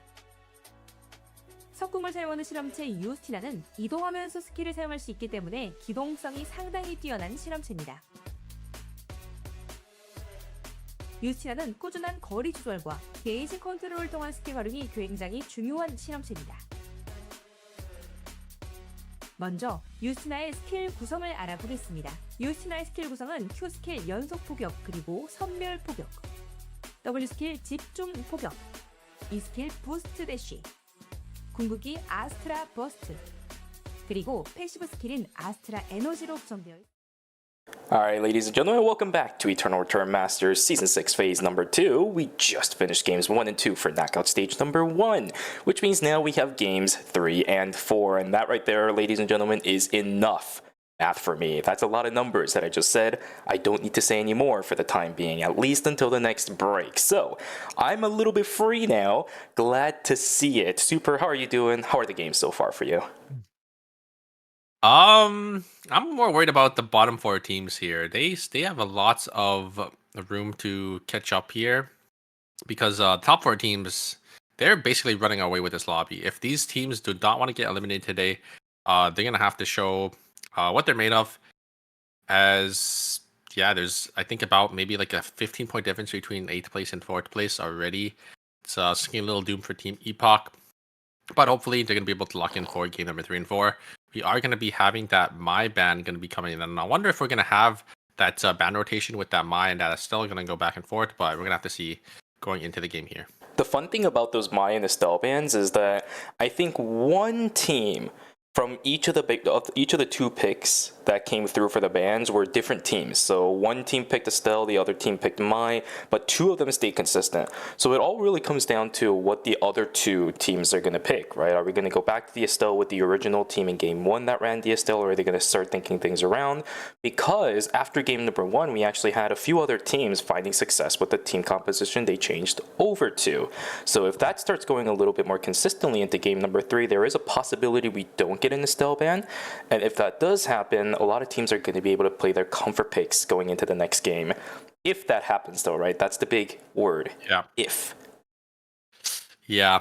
I mean, some teams might just prefer the Mai over the Estelle now, because if they did have a good game on the Mai, there's more of a chance that they just want to pick and just stay on the Mai. But I think Estelle definitely was the reason why Always Engine was able to win game number 1. So they're probably gonna go back to that. Obviously, Mai being gone. I wonder if any teams will just swap their team up entirely, like maybe Team Epoch, who just didn't have a good performance for the first 2 games. Maybe just decide, you know what, we gotta throw a Hail Mary here to try to make a team comp connect. Sometimes, though, the Hail Mary kind of backfires on you, too, so you have to be careful. There is a lot of inherent risk that we are seeing with a lot of these teams just deciding to full send it. Team Marshmallow is a perfect example of that. These guys just bash their heads into the wall for every single fight they go into. I love to see it, but at the same time, the inherent risk is also very, very evident. If they mess up something along the fight, or if they just don't have enough damage to burst somebody down to take the advantage in a 2v3, we've kind of seen what happens to a composition like that. So even if you are taking that Hail Mary, make sure you know what you're doing, make sure you know how strong you are in comparison to the other team. Because if you're not doing that well, at least as of right now, and you start messing up a couple of things in games 3 and 4, that's going to propagate. It's going to become worse for you, and your chances of moving on into the next stage is going to dwindle. So please, for all the teams in the bottom 4, I get it, you guys are desperate, but you have to play what you are comfortable with. You need to know what you're doing. Don't just full send it. That's not what I want to see. Be in control, play your own game of Eternal Return. Yeah, and I mean, Team Marshmallow, they're just taking team fights really well. They're able to turn team fights, like if the Abigail goes down, they're just able to instantly turn back with their 2 backline mages. Just those two, sort of comboing off of each other. I wonder if we will see the same team comp coming out for the side of Team Marshmallow. And we're actually going to go back to the Chloe instead of that Abigail. Marshmallow is just going to stick onto it. Yeah, they had Abigail for game number 1. They decided to go on to Chloe for game 2. And let's be real here, it was definitely the right call. This team is able to make that Chloe work really well alongside Chica. Although I will say, Chica was kind of the more standout performance in the last game. A lot of really good crowd control rotations. And that means Chica's not going to get subbed out this time, right? We're going to keep the Hadjin player instead of bringing the Adina in. I love this. Marshmallow is going to continue to play that really, really aggressive composition. Again, just play your own game of Eternal Return. Don't change things around if especially is still working. Yeah, Chica definitely playing a lot better today, showing that definitely deserve a spot on that roster, and we will be having that Estelle band going to be located in, so I probably will just go, or I guess it is basically locked in for that Estelle Mai. Gonna be Estelle being banned for game number 4. Indeed. A little bit unfortunate for some of these teams, not going to be able to use that in the next upcoming game. Although I will say, I think there is a substitution. Epoch may have subbed out Weed in exchange for Ghost. I don't recall seeing Ghost unless you remember differently. And if that is the case... So. Yeah, I think you are correct, but we do have the Luke pick again coming out from Matu. From new Neo Nunchi there. A little bit of a different one. It's gonna be paired with the Irem Adela and Irem. So personally I don't really like this team comp, but you're you and me. But we'll see if they. I mean, I like the Irem and the Adela together because they can sort of combo off each other. But I think just the Luke, I think it's a Pen Luke as well. It just doesn't really fit here for the team. But maybe they're gonna try looking for those one-shot angles. Maybe they're just gonna try playing for that range. But you know, Luke, another character that's just doesn't really have that mobility as well. So if he gets caught, it's gonna be really hard for the Irem and the Adela to really help him out. Yep, I really would have liked to see Tank Luke, because then he can actually still be a threat to the backline and buy a lot of time, put the sights on him so that maybe the Adela and Irem can set up for each other. But no, this is Pen Luke. KR refuses to play Tank, which is a little bit unfortunate. We'll see how it goes. Mekdo, this guy's always the type to just burst people down. If it works on Luke, then cool. If it doesn't, which likely most will be the case, right? Most likely will be the case where this Luke is just not going to be able to get too much value just from our previous experience with watching Luke in these Korean tournaments. It's going to look really bad. So. I got first-hand experience. All I'm saying. Well, that is very true. That is very true. You did get the first-hand experience in Korea, so you're right. It all really just comes down to how well this team is able to actually, funny enough, set up for the Luke this time around, right? The Rem is going to be able to set up for the Adela, yes, but I think the main idea is to make sure that this Luke is able to get to priority targets, make sure that he's not interrupted that many times, because the moment he does, you're going to be fighting a 2v3. KR is way too good at capitalizing on these Luke characters that are so predictable to see on what they're going to do. It's going to be really difficult to punish anybody when your composition and your character playstyle is just so straightforward, whereas here it's very straightforward. Although this is a TP, Goiso is okay. It's not that bad. Yeah, it's still really early death, so it's like less than 5 second respawn timers. So the Sylvia will be back up just in time, and will be 3 kills going into the side of Demon Drive. Makdu gonna fall on the top side here. 2, it looks like it is going to be Team Epoch. Team Epoch going to be running that typical front to back again with that Theodore. I like the Lennox being paired with the Theodore. I do think these two characters work really well with each other, able to, you know, capitalize on each other's CC. A lot of damage going to be traded onto the side of the Irem, and it's great. Ultimately going to be used from the heart, and Natsume actually gets going to blink on out of there as well. And yeah, it's going to be new Neo Nunchi going to lose 2 members to the side of Team Epoch. Oopsies, a little bit of a missed setup. The Adela really didn't get too much value out of that fight. Mana is going to proc the free at last. It shouldn't be enough to kill Kimyor just yet. Too early in the game for that to really get that much damage off, despite the low HP. Which means Team Specialist will walk away. A relatively low kill count overall, but we've seen some of these fights getting to dangerous points. Lily. Oh, looks like Ike got the team upside, but yeah, looks like Team Specialist, they just end up walking down here. Looks like Makdu is going to be able to catch the Estelle, so Team Neo Nunchi can be able to get that nice kill. Yogurt gonna try getting some of the chickens. I don't know who got most of it, but trying to use the Soul Link as well is going to fall to the side of Team Away from Keyboard. As I think the chickens, let's take a look at the credit counts here. Who has more? AFK versus the Chloe Team Marshmallow. I think the Chloe did end up getting most of them there. Good chunk, right? Because the one thing that has happened recently when it comes to credit counts, I know they nerfed split farming quite a while ago, but they did also buff it in recent times, where mutant animals specifically are going to give you a lot more credits as you are spread throughout the map. So good stuff for Team Marshmallow. They are going to be able to split farm pretty effectively. Here we go. The damage follow through just doesn't exist. Checkmate's also going to be a little bit on the weak side. Down goes Ikasi. Irem needs to run away. So their damage is definitely lacking still. Right, considering it is early game, no real damage items just yet. You do really want that tactical suit if you do want that executions coming online. Jenny's gonna get put into the play dead. Mana getting some good damage down. Chica in a whole heap of trouble as that smoke screen was perfect from Mana. Absolutely well done. Senru still alive. Yogurt still alive. It's a 1-for-1 trade between these two teams. GTL opting to go back in. Yogurt is also opting to go back in too, but there is no Nina on the backside of this. Yeah, Yogurt lost her Nina there, and then there's just going to be a lot of damage going to be put into the side of Team Marshmallow there, as Senru is just going to have to be forced to back away here. A little unfortunate because the death timers are a little too split now, because the Chloe's not going to be back alive to contest for any objective here. So I think it's just going to be Team Away. We're going to be able to get that Tree of Life in Hotel there. Damage coming out. 2 teams here fighting for this meteorite. A lot of poke damage coming out. The Sylvia can look for an angle in, but not going to be able to find anything. Just going to be forced to go back into human form there. A lot of damage coming out from the Abigail. Abigail is getting a lot of value. Going to be able to jump around the team fight very consistently here. I think the Hearts Peacemaker is still up here, so still a lot to go through. Abigail going to find an angle back in onto the Heart. There's Peacemaker. Just going to keep the Heart alive. A lot of damage coming out from the Heart as well. The Great Bat Skill going to force the Abigail out there. great peel coming in from the Garnet, but the heart will go down as well. It's just going to be a 1v1 and a great peel back coming out from Abigail and great tracking as well. You're going to be able to lock down that Sylvia. Very nicely played by Team Specialist as Team Troublemaker. Going to be the one on the back foot. Burnt down to oblivion. Yeah, absolutely right. 1 for 2 trade in favor of Team Specialist. They even get the meat rate on top of it. I think I just saw a Tree of Life somehow from Team Specialist as well. Maybe they found that somewhere. Not entirely sure what that was. Maybe I also saw wrong. That's a possibility too. Either way, they're going to have control over the bottom side, although unfortunately Warehouse isn't exactly the best place to be during day number 2. A lot of the animals that spawn there are dead.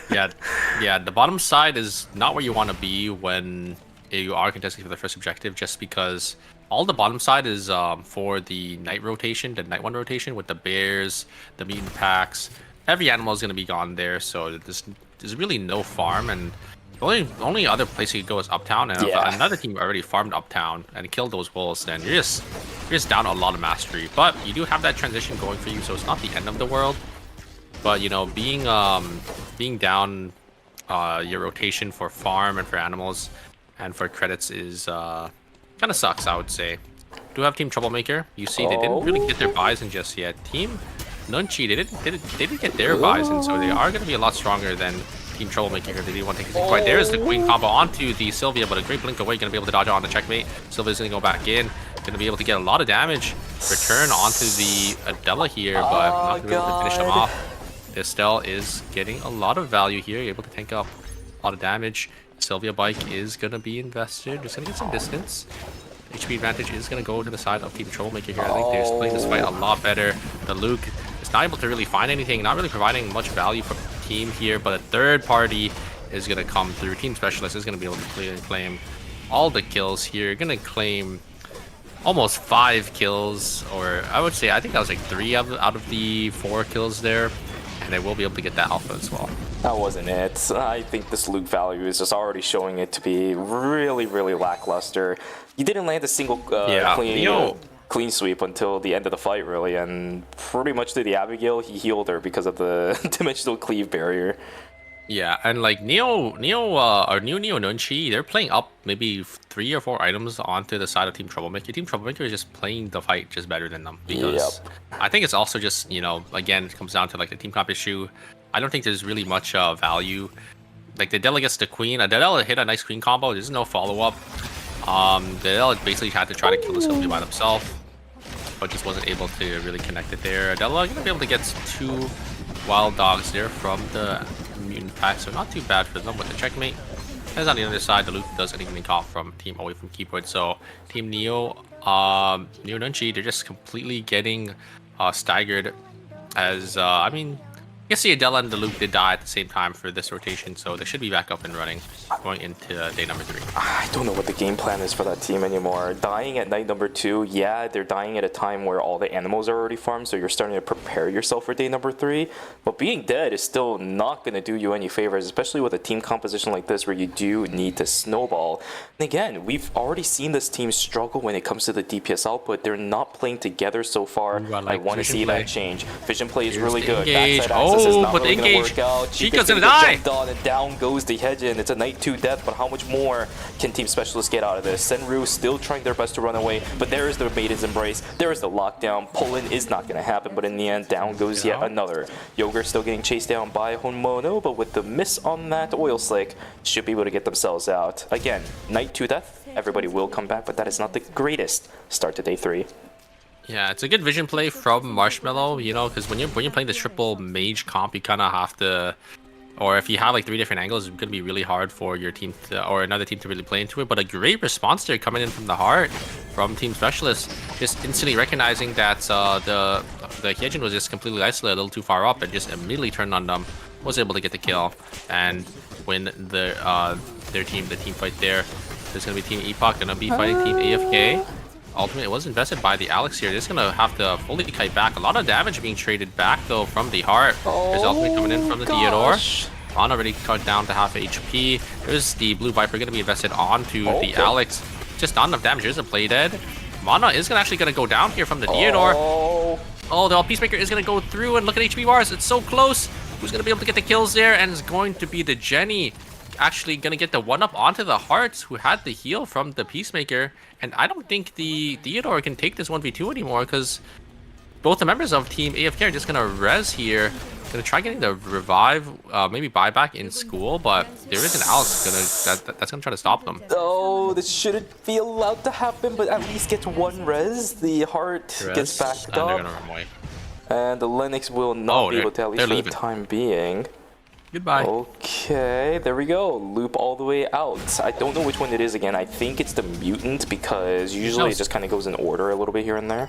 I think that was the abandoned one, if I'm not mistaken. Yeah, it was, because there is the combat endorphin.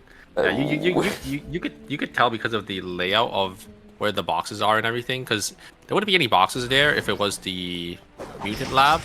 But the And contrast then of you my could screen is making it hard for me to see. There wouldn't be any boxes if it's the Mutant lab, and then for the credit lab, you'll see that little crevice on the right side, right? Because there's like credits there. But looks like the Abigail's just gonna jump straight onto the backline, deals so much AoE damage, forced to use the Peacemaker. The Heart is not gonna be able to trade any kills there, and it looks like the Gardner's gonna go down as well. So Team Troublemaker getting the 1-up onto Team Specialist there, able to find the access, or able to find access onto the backline with that Abigail.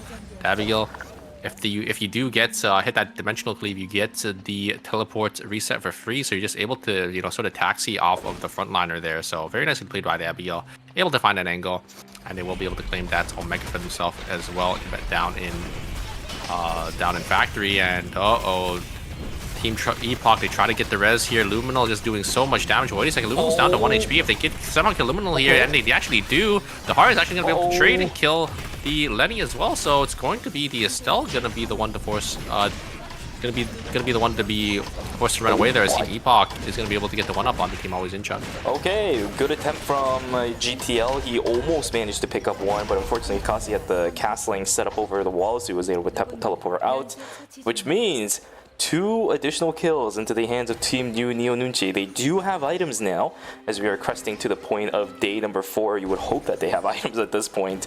They are actually doing some damage, and that kind of composition is easy to punish. Yogurt gonna get pulled back once again with a spring trap. Will not get punished this time around, but that is protocol violation gone. Luminal on the inside of the hospital building, trying to get things done. Will not get feared just yet. He is dashing all over the place, but the fear comes down. Ruthless is already infected. Luminal is still looking for kills. This guy is insane. Can he actually jump over the wall, or is he stuck in a corner? I think he's stuck in a corner. Down he goes. One member of Team Always Inchin is going to fall, but everybody else still on the safe side. Yeah, they don't have enough credits to res here, but they're gonna get it very shortly. And yeah, what a cluster there, as Luminal, I'm surprised Luminal decided to go back in, but maybe just decided to get that extra kill because he did see the Chloe, I think, pushed a little too far forward, and Team Marshmallow is going to get completely sent on here. You can't really run away as that Barbara, but they find the Theodore. Chico finds a full angle, but wait a second, Chico's going to go down to Natsume there. And it's going to be a little hard for Team Marshmallow to take this fight now. A lot of poke damage going to go in, but a great pull coming up from the Relax, forcing the Barber to use their blink away. They don't really have any timer. They have to take this fight now. Don't know if Natsume still has the Peacemaker maybe to utilize here. Oh, they really need to Both teams actually don't have any timer. Oh no, yeah, they have to get some kills. Oh, they get the let off, they get the reset on the timer. They're going to have enough. Both teams, both members are going to be in the Yeah, both members were in the Peacemaker, so they live, and the protocol just kept them alive. I think the protocol was... Wait, they don't have enough timer yet. What are they doing? What are they doing? Senru is dead. Oh my god, -2. Joker's dead too. What the heck? They walked away? No, disaster. A -2 going to the side of Team Marshmallow. I think they got a little too greedy trying to get the credits there. Didn't even end up popping it, and Chica goes down as well. What? Oh man. Listen, even if you get the executes, the kills were too spread out. You don't get that much timer back just for one. That's a wipe on the Team Marshmallow. We'll see how this fight goes in Pawn, as we're gonna have Team Always Inchin and Demon Drive fighting, but Sheer just stands no chance. Full combo from Lumina will wipe out the Sylvia, and down goes the Estelle eventually. Well played from Team Always Inchin, and down goes 2 from Team Demon Drive. Bintum, the last one alive on this team. Looks like on the other side of the map, New Neo Nunchi did end up falling as well. I don't know which team ended up taking them off the map there, but yeah, looks like they're going to be out as well. Quick Line going to be spawning into Forest very shortly here. It looks like it's just going to be Team Away from Keyboard that is going to be in the area. All the other teams down here on the bottom side we might have a fight between Team Specialist and Team Always Inchin here. Xenophine already on that elf dress and that Claudia ring, so gonna be providing a lot for their team here. Away from keyboard, gonna be able to claim this free wick line for themselves here. They're gonna be sitting in a really nice spot going into the rest of the game here. I have a strange feeling that if there was no teams inside of Forest, or maybe team away from keyboard held that wick line for just a second, we would have potentially seen Team Always Ancient just starting to fly in from the right side of the minimap, but it is not meant to be. Wick line started as soon as she spawned, which means Always Ancient just trying to take advantage of all the credit counts inside of Chapel, which is actually pretty good, because this means that Chapel for the most part is going to be a dead zone for Team Away from Keyboard, and a Mithril on top of it. Although I'm not sure if anyone on this team can actually utilize it effectively at this point. Mithril is a very, very weird item to get at this stage, because you've already invested into it, or it's just what is it, a holy water investment. Fight's going to begin inside of Chapel. Lumino looking for the initiation. There is everything going down. He does have the survivability. Down goes Nagwar. This is just not good. Boiso is dead. Yep, the Abigail's going to go down. That one is dead. 2 for 0 in favor of Team Always Inchin. Again, they just look so confident. Yeah, Team Troublemaker, you know, they don't really have enough damage to kill this Shoichi when there's that Lenny on top, providing him so much shields. With the protocol as well and the healing wind, it's just way too much damage to go through when you are Team Troublemaker here, because Team Troublemaker, they have that Abigail pick instead of obviously of like the Felix from Demon Drive, so they don't really have that single target DPS to go through the Shoichi's HP with all the extra sustain coming out from the side of Team Always Inchin. Team Always Inchin just leaving the Wick line team, no need to risk it. Throttle has next to no timer. He'll be fine because he is a Sylvia, but we're entering day. What? Okay. Thinking it's a little bit too dangerous, but they're going to walk straight up against Team Specialist. They don't have fuel now, just getting the fuel back. 3 seconds. No, he flicked away. Oh my god, the front flip is good, but already it's just over because the Maiden's Embrace will embrace Goiso. Estelle cannot survive against that. Dimensional Strike is not going to change anything for that one. That is so unfortunate. That is the worst timing for Team Troublemaker there. Walking straight into Cemetery the second that Team Specialist was there to intercept. So a little unfortunate for Team Troublemaker. He's got to go. Throttle doesn't have any timer here. Yeah, he has to take the jump pad over, but gonna get burned down. Is that gonna be enough? Yes, it is. God, Team Specialist gonna be able to pick up that kill. They're sitting on 13 kills. They're looking really, really strong here. There's the Felix gonna just completely annihilate the Estelle, and there's a 3-man knockup coming in as well. Trying to reset. Bintom just doing so much damage, but actually just not enough. Oh yeah, they actually do get Luminal. Very nicely played. The combo was just way too much, and Team Demon Drive is just able to wipe the floor with Team Always Inchin. What a beautiful rotation. Demon Drive also picks up a blood sample off of that too. That's what it was in the box. That is amazing from Team Demon Drive. They were able to constantly rotate through all these crowd controls, and that's what I talked about earlier before this game started, right? Finally, this team is able to find their pop-off games. It's going to be a long run for Demon Drive, but this is a great, great beginning. Bintum getting that Blink level 2, it's going to be a great set. Burgundy also built up. Now the High Noon for the Sylvia. They are so well prepped going into the late game. Yeah, the Felix is just so much single target damage that, you know, Team Always Inchin can't really utilize or can't really sustain through. We saw just Bintum just completely focus down the Estelle all the way down to half HP, and then they had a great turn onto the Shoichi, which is Always Inchin's only main damage source, and it was a great 3-man knockup, I think, coming out from the Sylvia, able to hit that front flip, going to be able to connect onto all three. And then a great follow-up coming in from the Estelle, going to be able to, knock up even more. Knock up even more, get that CC with the stun, just able to lock down Luminal. And once the Shoichi is down from Always Inchin, there's not really much Team Always Inchin can do there. Absolutely. The bouncy house of Team Away from Keyboard is not Away from Keyboard, but Team Demon Drive is absolutely working at its finest. They got all the air pumped into that bouncy house. It's a good time to be alive. Although on the flip side, on the bottom side of our map, we do have a potential fight brewing between Team Away from Keyboard and Team Specialist. Both teams are pretty strong. That's good damage onto home mono. I don't think the Spirit Harvest is there right now for this Scylla. The mark just not yet set, but the pull still comes in. There's a lot of pressure on the Team Specialists. They're going to start running away, possibly use the Hyperloop into Hospital, where now it's going to be Team Demon Drive waiting for this. That's a lot of damage being dealt to this team. Yeah, They're going to have to heal up real fast before they land. They're gonna go to the other zone. I think they. Oh no, they're gonna look to get another angle in. I really like this. I really like this. They're actually gonna fly in, but they need to make sure they don't fly too close to AFK. And it looks like they do. So they're gonna have a more open space here to make sure they don't get zoned off in red.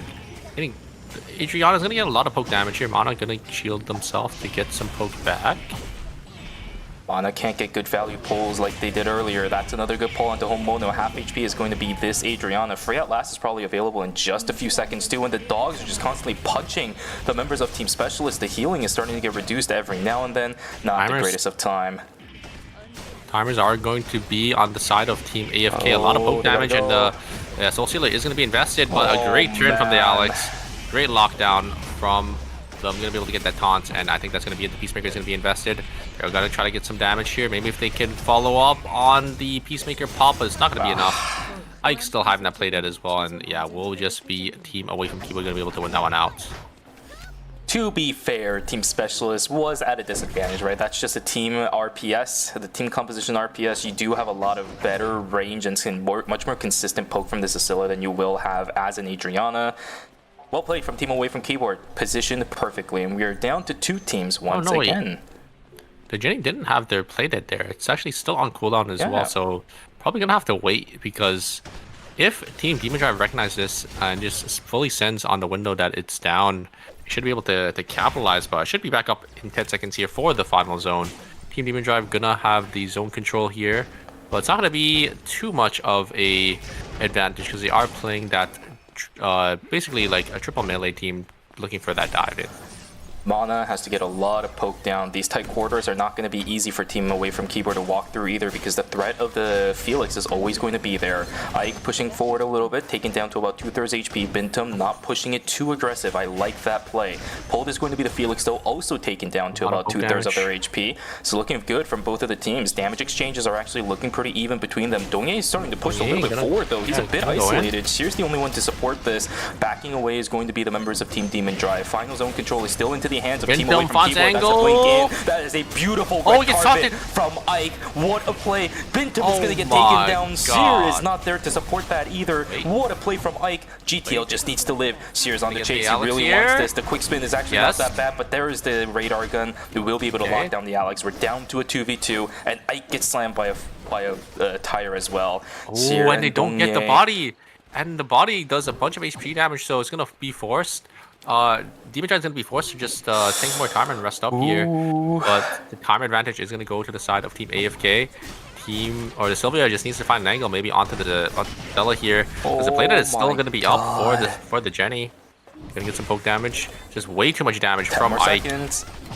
Yeah, and poke damage is going to be there as well. The play that is going to be invested, and they actually do kill the Sicella there. Ike isn't actually going to be able to trade the kill onto the Sylvia, and I think the timer advantage is going to go to the side of Team Demon Drive now. But I don't know if Ike doesn't know this. If the Estelle knows. Wait, if the Estelle kills.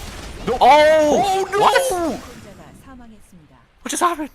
They had it, but they didn't know. Sheer had more time than Ike, but they had no idea. They let Away from Keyboard run away with murder. I think they thought they had less timer, but I think they should have recognized once they got the kill, they get an extra 10 seconds. No. And then the Sylvia tried to go back in, immediately gets punished. Ike just instantly kills him. And Ike was hovering as well. Like if Ike just waited and then just tagged the Estelle when they were TPing out as well, I think they would have been able to get the Estelle kill. Would have been they would have got more timer from getting that Estelle kill than the Sylvia. I think at that point, if you're Team Demon Drive, you just have to leave. Just coin flip it. Yep. You know the Estelle is low on time, but at the same time, you know that the Sylvia is high on time. You just have to think a little bit more than that. I hate to say it like this, but that's just terrible macro play, right? The call should have been there, at least from Bintum, right? Like, he's dead. He can kind of get a better view of what the map is going to look like, the better view of what the game is looking like. A call should have been made to just coin flip it. And even if you do, even if the Estelle -1s, it doesn't matter, right? Because the kill is going to go over to the second place team. We're down to 2 anyways. You just have to get the execute. You just have to not let the Jenny get any timer. That's just so unfortunate. Yeah. Both teams had about even control of the final zone, but Team Demon Drive just not having any clue. I mean, to be fair, question marks, right, above the heads instead of timer. We're a little bit more... exactly. Yeah, we're I think on a little bit hindsight more is 50-50. I think hindsight is 50-50 because we can actually see their timers. Obviously, in game, you actually can't see them. So they just had to just make a guesstimate on how much timer the Jenny had, and I guess they just thought they had less timer. I mean, honestly, in their position, because the other team had zone control for so long, you would probably assume that they did have more timer than usually. Maybe that's why they tried to look for an angle in. But I think once Ike already just left, you just have to just play for that coin flip there. You can't really chase Jenny anyways, and you're not gonna be able to get the kill. But walking up or trying to chase into them gives them the opportunity to, turn and get some timer back on those kills. That's just so unfortunate. Well, either way, a good game to team away from keyboard. This will solidify their top 4 placements, right? That's the one really lucky thing about team away from keyboard. Managed to pick up quite a hefty number of kills after this one too.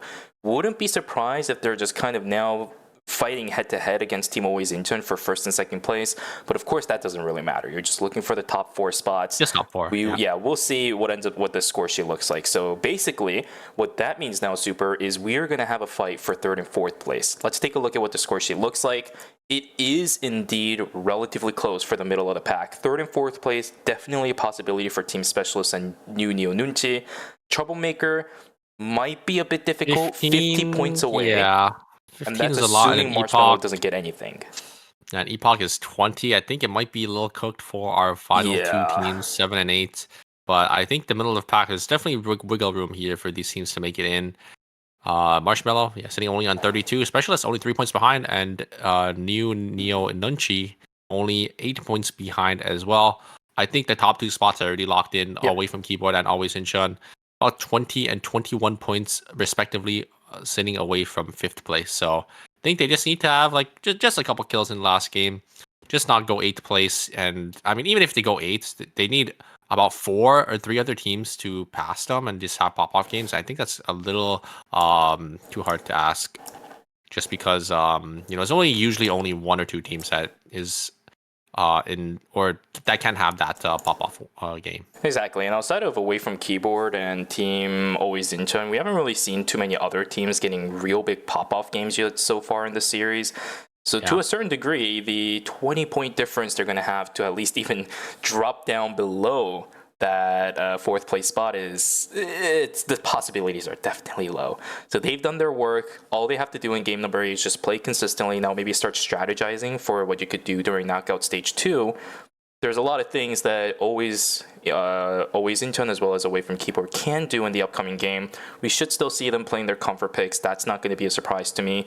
1st and 2nd place does not matter, but the ego fight still is there. You know what I mean? Yeah. I mean, definitely. I mean, maybe they might actually swap to a team comp that they just want to fool around with, just because you have such a big buffer that you could start slowly. You could try these other team comps and see how they work in these lobbies. But I do think that Team Always Incheon is probably just gonna stick with their main or with this team comp for knockout stage 2. It looks like it's been working out for them tonight, and they gotta play another 4 games right after. Gotta make sure they're ready to get their spots in for knockout stage 3. 4 points is what Team Demon Drive missed out on by going 2nd without the kill onto the Jenny here either. So 4 points is the number of points that we're going to see whether or not Demon Drive, if they make it, then that's super cool. If they don't make it, by how many points is going to be the biggest question for Team Demon Drive. They've been playing so well throughout the course of tonight. Just a little bit of a macro mistake towards the end. And again, we already touched on this, so I'm not going to do it any further. But if that right there is the reason why they aren't able to go into stage number 2, that is going to be devastating, right? They're going to look back onto the game maybe later during the VOD just to take a look at what happened. They will be absolutely floored at how unfortunate it was. But that's besides the point. We'll see how they do in game number 4. Maybe they just have another pop-off game and we all forget about what happened in game 3. It's either that or it will stick. Yeah, let's just hope the 4 points isn't gonna come back to bite them, because, you know, losing over like a super mistake like that, right? It just gets to you, like, especially like as a player. So yeah. They're such a good team too. Yeah, no, for sure. Like, we've seen them in the first phase. They just, you know, auto qualified the finals. They had a really good showing in the group stages, and I really hope we could see them crawl their way out here, all the way to the finals. Maybe we might see, you know, a couple teams getting out from knockout stage 1, maybe all the way to knockout stage potentially 5, 6, or even the grand final. If they keep playing like we've been watching them do here, right? Away from keyboard is showing us some incredible gameplays today. It seems like GTL, Ike, and Mana are all playing this composition perfectly well. At the same time, for Team Always Incheon, they just look so confident with this setup, and rightfully so. They're getting the damage off. Luminal is managing to keep himself alive with all the support from Senafine most of the time. I'm not going to say every single time, but most of the time he is able to keep himself alive. So we'll take a look at whether or not it's going to work. Away from keyboard, looking and feeling confident. They're going to swap things around a little bit. Cecilia on Ike this time around, and Leon for Mana. This is going to be a funny one. Playing alongside GTL will be that like diver. You're just having some fun. Indeed. Yeah, okay. Same thing for playing Always that Incheon. Leon. Always Incheon, yeah, looks like they're playing a different team comp. Yep. Yeah. They're playing another team comp that they have in the bag with that Theodore and that Priya. Probably gonna see how that works in this lobby. Practicing it for the second stage. Yeah, we do have a dive team coming in from Neo Nunchi. Gonna be that Bianca, Alina, and that Ekyan. Gonna see how that does end up working out for them. And we do have those 3 my picks again, but it is game number 4 already, so the ban isn't gonna really matter here for this final game.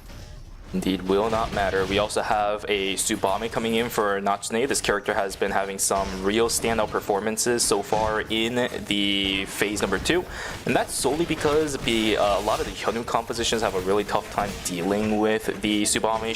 He's not here right now, so maybe this pick will be a little bit of that X factor, a double-edged sword, might I call it.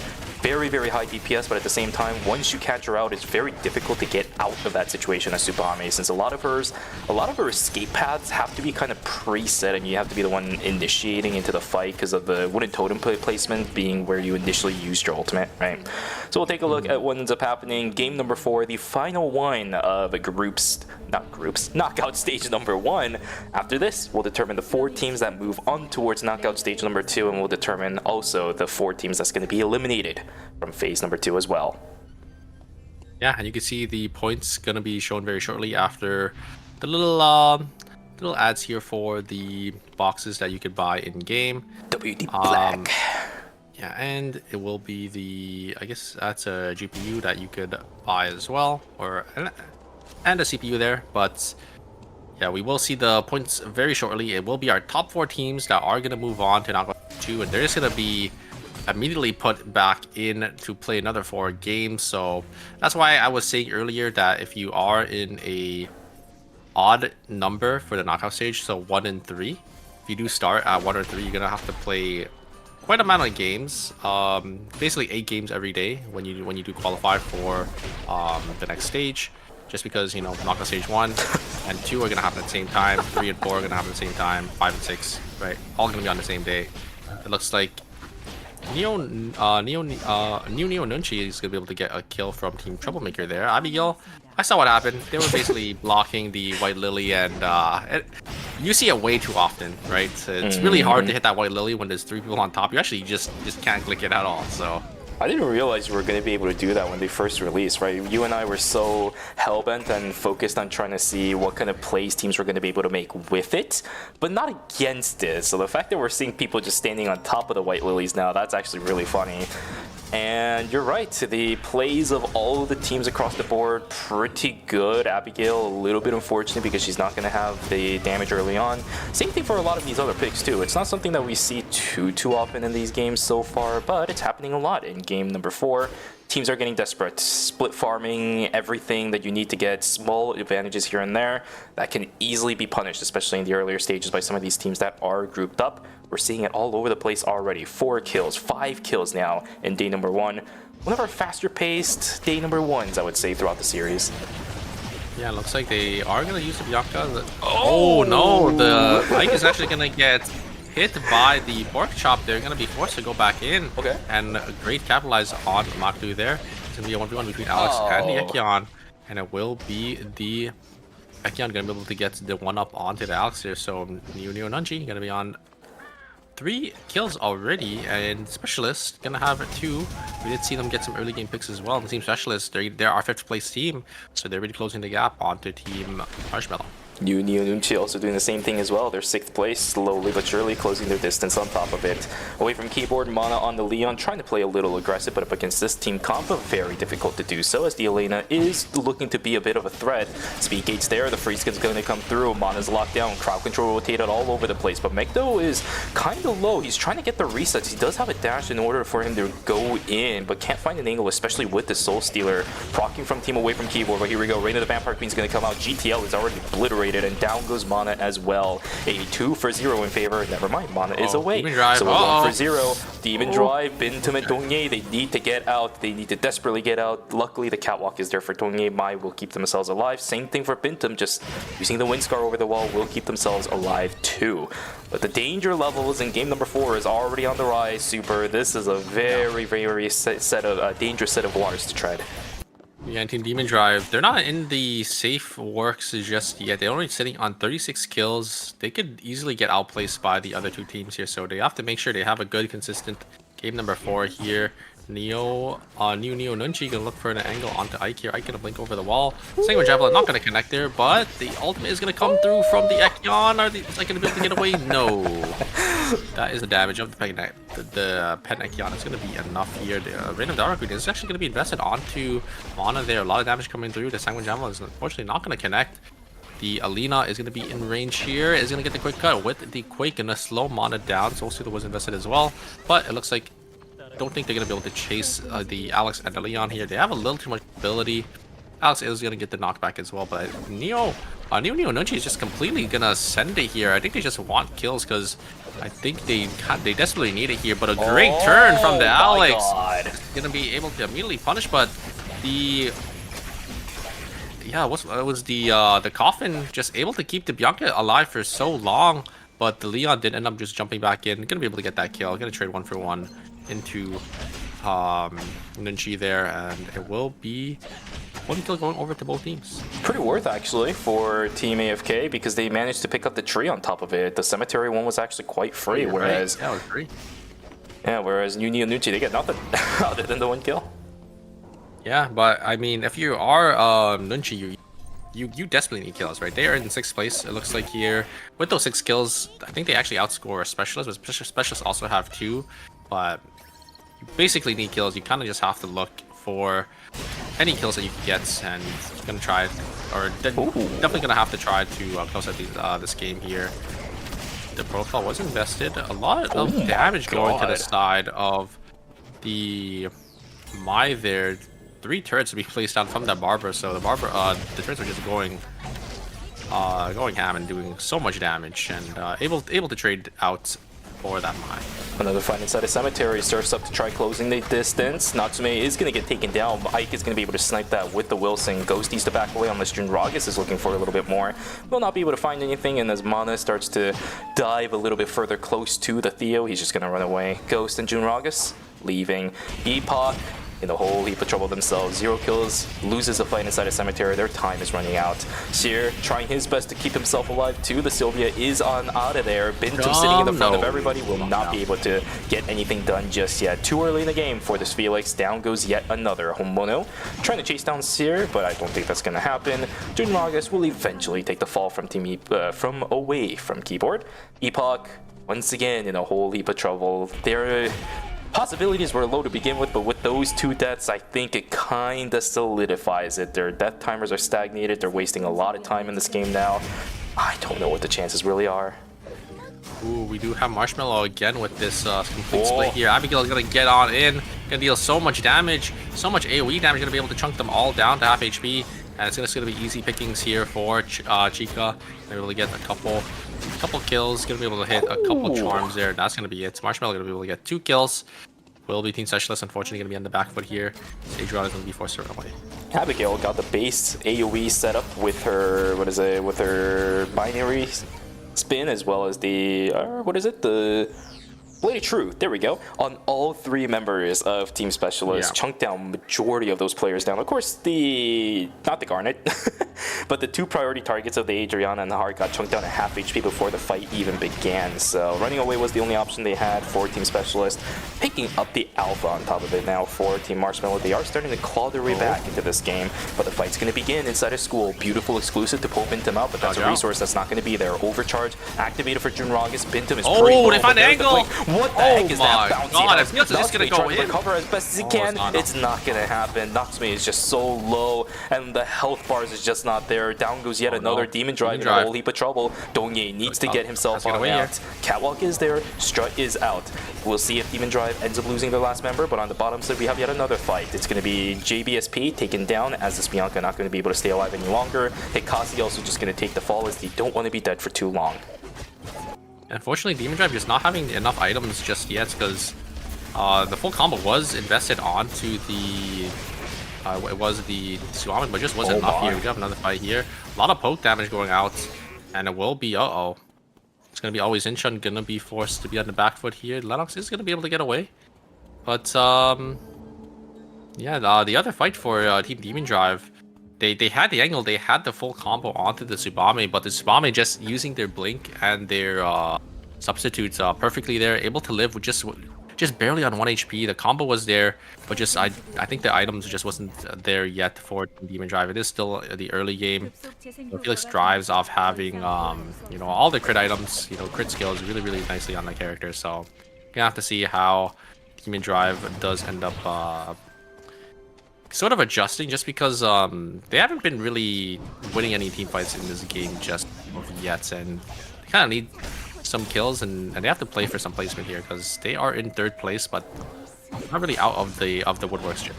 Mana sitting on very low timer, spent a good chunk of it trying to get the Tree of Life inside of Forest, which means this Leon in a bit of trouble. They should be fine though, transitions-wise. They're actually looking pretty good. I saw 2 items on the Leon already with the Tellurian Timepiece as well as the Permafrost.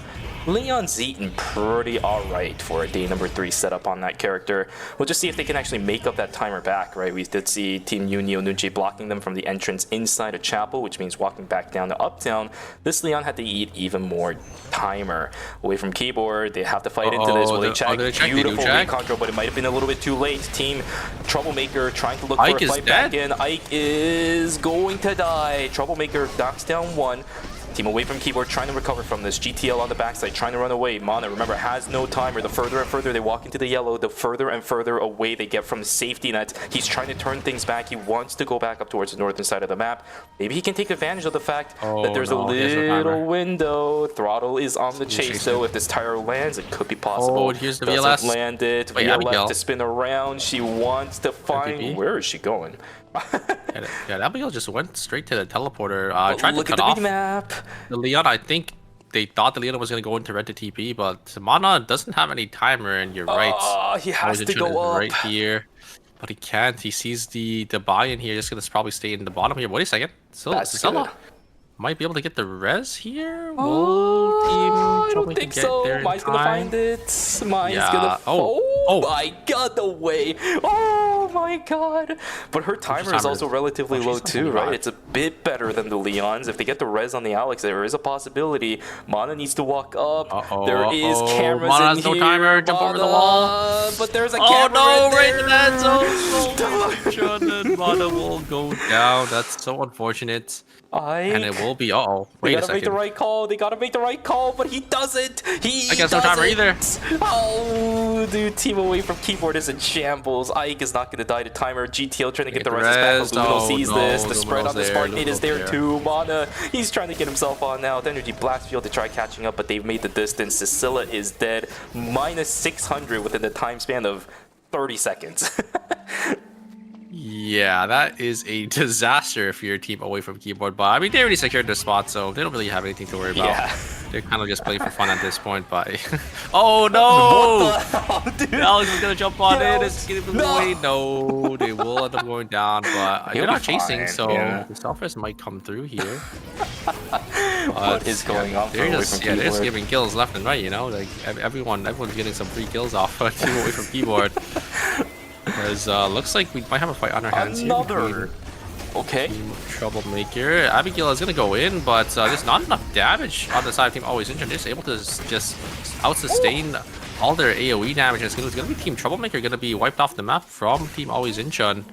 The Priya shields and the Theodore healer is just way too much for Team Troublemaker to go to. And Always Injured gonna be able to get a nice clean 3-0. Oh crap, man. Ike gonna try getting away and crap. another minus 200 for Team Away from Keyboard. They're Tail absolutely is all the beating time, but wait a kills. second. Oh my no. god. The third party is there. Great pull from the Lennox, able to pull the Bianca. 99. And it's another minus 200. But this time, I'm gonna go over to the side of Team Neo Nunji. They gotta pop, they gotta pop, they gotta pop, they gotta pop. What's this Cecilia doing? Oh, away from no. keyboard. Oh, They're in no. trouble again. Luminal, he's got the Spark Nade, but doesn't have the Energy Blast Field to follow through on this. Doesn't get the root down from the Energy Cannon either. Oh, away from keyboard is an absolute hell. I think the Cecilia, there is a chance that she is getting the self-res because she wasn't getting immediately res back. Purple Box is gonna buy a little bit of timer. Nope, the Cecilia ended up popping. Yogurt will take the fall. Team Marshmallow in a little bit of trouble, but Specialist also picking up a couple kills is really good for them too. Because look at them, 6 points from kills alone. They're at 35 at the moment, very close to where Team Demon Drive is, sitting on 1 kill at the moment. They're actually in a little bit of danger. Oh no, another GTO, minus dude. 2. Oh wait, no. Yeah, come on, man. If that was Amp Alex from a long time ago, maybe. Wait a second. Team Nuchi, Kazi in a little bit of trouble himself. The Elena has a ton of defense stats that they can't really jump through. Seraphine. Oh my goodness. He's gonna chase though. That's Maybe they really can punish far. Seraphine here, and yes, they are. no. Maybe he's over chasing, but there's a great Echoes of the Earth. And it's just gonna buy enough time for Team Always Incheon to be there. And oh no, another third party, and this time it's gonna be Hisaki gonna be the one to fall here. I think to Team Always Incheon. Chica, you're right. Chica This is good by for Specialist. himself, actually, it's gonna be Marshmallow going to die in 7th place, but only 6 kills, and they're the team in 4th place. That is, you are absolutely correct. Team Specialist, I think, might actually outscore them already. Yeah, it all comes down to Neo Nunchi. They're also sitting on 9 kills right now as well. Let's see. Team Marshmallow sitting on 38. Neo Nunchi also sitting on 38. I think it might be over for Team Marshmallow. Demon Drive, no, all Demon depends Drive on isn't in the clear Specialist. just yet. Yeah, but Marshmallow definitely is because Team Nionuchi is above them. Specialist is also above them now too. We might not be able to see Marshmallow and sit in phase number 2. Well, not phase 2, sorry. Knockout stage number 2. It all comes down to Team Demon Drive. If they cannot outlast this game, they will also fall down too, and we'll have ourselves 2 new teams into the top 4. Hikase on the backside trying to get a little bit of threat down, but Luminal and Senaphine's shield counts are really good, and the heal value is insane. JBSP being pulled back is a little bit problematic. If that's Yeah, Snake if that actually connected, landed. then yeah, that would have been pretty devastating for Team Neo Nunchi. But the Raid of the Archon is on cooldown now, so I think Team Always Incheon just have the green light to just fully send it here. But I don't think Team Nunchi want to take the fight here with that key cooldown or key ability being on cooldown. So they're just gonna walk down here. Gonna probably take the chop here. And oh no, team away from keyboard. They don't even have enough credits to get the res. Look at the credits for Ike. Ike is gonna be pulled back in. There's the third party, and Ike is just gonna fall. Mana gonna be the one to walk away. Look at Mana's items. Only got 2 items there. There's really not much team AFK can do, but oh no, Mana's gonna be caught. I think that is going to be it. No, Mana gets a shield off just barely in time. Oh man. Alive there. Using Random Diamond Queen is gonna be invested a great because of the earth, and the sustain is just way too much from the side of Team Always in China. The Priya shields, the protocol value, healing from Theodore. They just don't have enough damage to go through the Lennox and the Priya there, so will be Team Neo Nunchi gonna lose their Bianca, and we'll swap to day number 5 as well. It sucks. Neo Nunchi, they're still not out of the clear just yet. Demon Drive has just picked themselves up an extra kill, so that means a little bit more work that Team Neo Nunchi is gonna have to do to at least secure their spot in the top 4. Oh gosh, this is all over the place, man. Specialist, Team Neo Nunchi, both teams trying to fight their positioning inside of the top 4. Ekion trying to get himself out. Where is Lumi? I think you said something about that. Yeah, Lumi's gonna go down. No, actually, no, it's Lumi. Yeah, Lumi's going down into dock, and I think. Oh yeah, they're gonna get the res here. Yeah, they should be able to get the res here.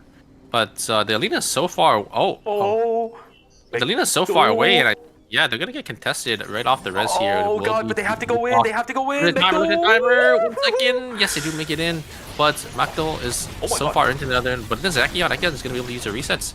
Actually, dashing out here, and they're actually safe. Oh, there's so many people around. Look at the minimap inside of Chapel. Junrag is looking for a little bit more. GBSP trying to chase this down. The blink in from Natsume will get the kill. Neo Nunchi in a whole heap of trouble now. On the right side, inside of Uptown, 2 members from Team Specialist is going to fall. Always Inton denying the hopes and dreams of possibly letting Team Specialist into the top 4. They are secured. They're just destroying hopes and dreams at this point. Yeah, I don't think Neo Nunchi will be able to make it in. Team Epoch just completely eviscerating the Bianca right after she just got rezzed as well. And wait, they had Lumi up on the north. Oh, but timer. Yeah, they don't have no timer. Ekion only on 1 second. Alina, I think the Alina maybe could have went for it, but yeah, split the VLS, right? Yeah, it's just gonna be really hard for them to regroup back in as well. Mana, I think finally gonna fall here. Actually, is gonna be able to get on out of there with the surfs up. Just gonna walk down to the factory there. Neo Nunchi, they just have to place for some placement points. I think if they get into the top 2 or top 3, they could possibly still qualify, but it's going to be a little tough for them. There is the Adriana from Team Specialist going to be the one to rat it out as well. Makdu going to try getting on out of here. Just going to have the... Oh no! He already used it and he didn't get the bar up for the reset, so it will be the Ekion going to go down there. Still 5 teams left. These teams, they just want to play for as many placement points as possible. It's actually terrible right now for pretty much the 2 teams that want to make it into the top 4. Demon Drive is still alive. They actually have 3 kills now, so it makes it even more tough for Specialist. They're sitting currently at 37 plus placement points. Nobody's looking to fight Team Demon Drive just yet. They're all inside a factory. A couple of teams starting to file on them now. It is going to be Team Epoch trying to contest for this. It all comes down to this Theo mirror matchup. Well, not the Theo mirror matchup, sorry, because I was looking at Oizinchan. If Team Demon Drive dies now to Team Epoch, there is a chance still that Team Specialist can make it through with the placement points maybe, but that has to come really quick because Ikazi's running out of time. The same thing for Homono. I think Team Specialist already make it in over Team Marshmallow here. Is Engage gonna be sent on to Team Demon Drive. Demon Drive also, I think, already secured as well. Gonna have to see. Oh, I think they're gonna find Hikasi. No, we're just gonna walk on out of there. But now Hikasi's gonna be stuck right in the middle. I think they know Hikasi is a rats, but they also know that there is another team here. So Team Epoch is actually gonna full send it on to Team Demon Drive there. There's also gonna be coming through for the Theodore. A lot of damage being traded onto the Tsubame there, and oh wait, we just had the camera away there, and a lot of damage. Natsume is getting chunked down. Oh no, 1 HP. Oh no, Demon Drive, you're right. Demon Drive is down 2 members now. Team Epoch they gotta go back in. All the rewards, and you're absolutely correct. If it's a -2, that actually might change everything. Oh, they they're back walk in, back they're in, back but they're now going to start to die. Bintum is going to fall. We'll see how long Hikasi can stay alive. Same thing for Specialist. Specialist needs to stay alive in order for this to somehow happen. Homono keeping himself alive. Get it. He will stay up into third place. Is that going to be enough? We'll have to see. Team Yunio Nunchi also sitting on, I think it's going to be not enough. I think they're at 33. I don't think they're going to make it. Team specialist, that would be 15. Yes, I think they out-qualify Marshmallow for sure. So I think Marshmallow, I think we have our teams ready. It's gonna be team Always Inchun, AFK, Specialist, and Team Demon Drive. Yeah. This fight right here is for the ego. Team Epoch, our last place team up against our potentially first place team, Always Inchun. The Theo mirror matchup is going to happen. Energy Blast Field sent out from both of them. But unfortunately, the Spark Thieves are just not going to land. The lasers are just not Oh, wait a second. The one's already gone. Look at this. Look at the Zababe play. Down goes one from each of the teams. The front lines on each side are still alive. The Theos are pumping Saving damage, a but the lot shield here. Yeah, value a lot is just of so pain. high. And the Whiplash comes in, pulls What a Junaga pull. straight into What a Luminal. And that is it, ladies and gentlemen. We are going to have Always Inchun winning another game, and they will punch their tickets into Knockout Stage 2. Yeah, this is the Tsubame going back in, finding the angle to kill the Priya, but the pull just sealed the deal. What a great pull from the Lennox there, and we get the nice cutscene from the new Lennox skin. Very, very nicely played by Team Always Inchun, able to win that one out, and that will definitely secure their spot for first place in Knockout Stage 1. Beautiful, beautiful, beautiful. The ego battle between Away From Keyboard and Always Inchun goes into the favor of our National League team. Congratulations to them. A very, very solid game. And even if I don't think this was a great test game for the Theo Priya combo with the Lennox, because they didn't really have too much impact towards the later stages of the game where I think they were trying to test this composition out a little bit more, they still know that it is a possibility, at least for Knockout Stage number 2. Right? One of the reasons why I think they played this comp to begin with was just the testings around. They've played this before in previous phases and previous tournaments. Like I saw it a couple times in Super Cup. For sure.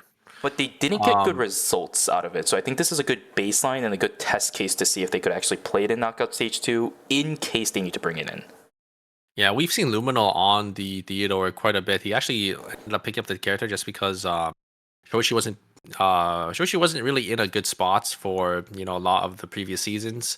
So Luminal having that Theodore pick, it's just really, I'll say his Theodore is like pretty solid, right? Mm-hmm. And then you just have a tank to follow up with that, and then that Priya as well. Priya just a really good character right now, especially with the protocol buffs and the sentinel buffs.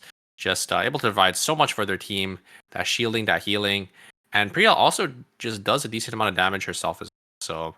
It's not anything to scoff at there, and Luminal just being that standout Theodora for their team. Mm-hmm.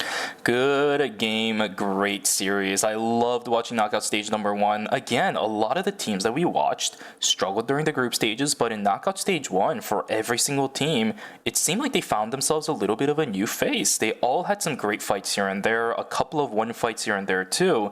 Everybody knew what they were doing. Everybody was playing their own game of Eternal Return. Now, on the other hand, of course, we're going to have some teams that are going to fall. And for Team Epoch, yet another day where it just was not theirs. Even if they saw some success in small fights here and there, they only won battles and not the war. Fortunately, we're just not going to be able to see them in future stages of ERM. Maybe we'll see them during LCQ, but that's going to be a whole nother beast that they're going to have to climb through. Looking at the performance from phase number 2, it's going to be a rough one ahead of them for them. Yeah, we're gonna have to see. It's gonna be quite the amount of games that they're gonna need to play. I think if they do end up making it all the way to finals, it's gonna be about 30-something games in total. So they got quite the journey ahead of them. And since it's 8 games every day, it can definitely get tiring, especially for the next weekend if they do end up qualifying through each knockout stage, because they have to play 8 games on Friday, 8 games on Saturday, and then 4, maybe potentially. It's gonna be like 12 games on Saturday, because you have to play the 4 for the knockout stage 6. Mm-hmm. Oh no. Sunday is just a checkpoint. Yep, so it's just checkpoint. games, so we could have more 8 than games on Saturday, 8 games on Friday, and then potentially more than 8 games on Sunday. Let's take a look at the score sheet though. Top 4 is who are going to be moving forward. We already talked about this. We know who those 4 are. Always Incheon away from Keyboard, Specialist, and Demon Drive. Funny enough, Specialist and Demon Drive were able to tie for 3rd place with 41 points, but Specialist went out with the checkpoint, with the tiebreaker. So if Demon Drive got a little bit unlucky and Marshmallow was able to get a little bit higher when it comes to the overall score, they would have been probably knocked out, because you can see the total field kill difference between those 2 teams as well. But it is just not meant to be. Team Marshmallow will unfortunately take the fall, will not move on into knockout stage number 2. We'll see you guys in LCQ if we are going to see them there. All the other teams, New Neo Nunchi, Epoch, as well as Team Troublemaker, unfortunately we will not be seeing them in stage 2 as well. Yeah, and that is going to wrap up knockout stage 1.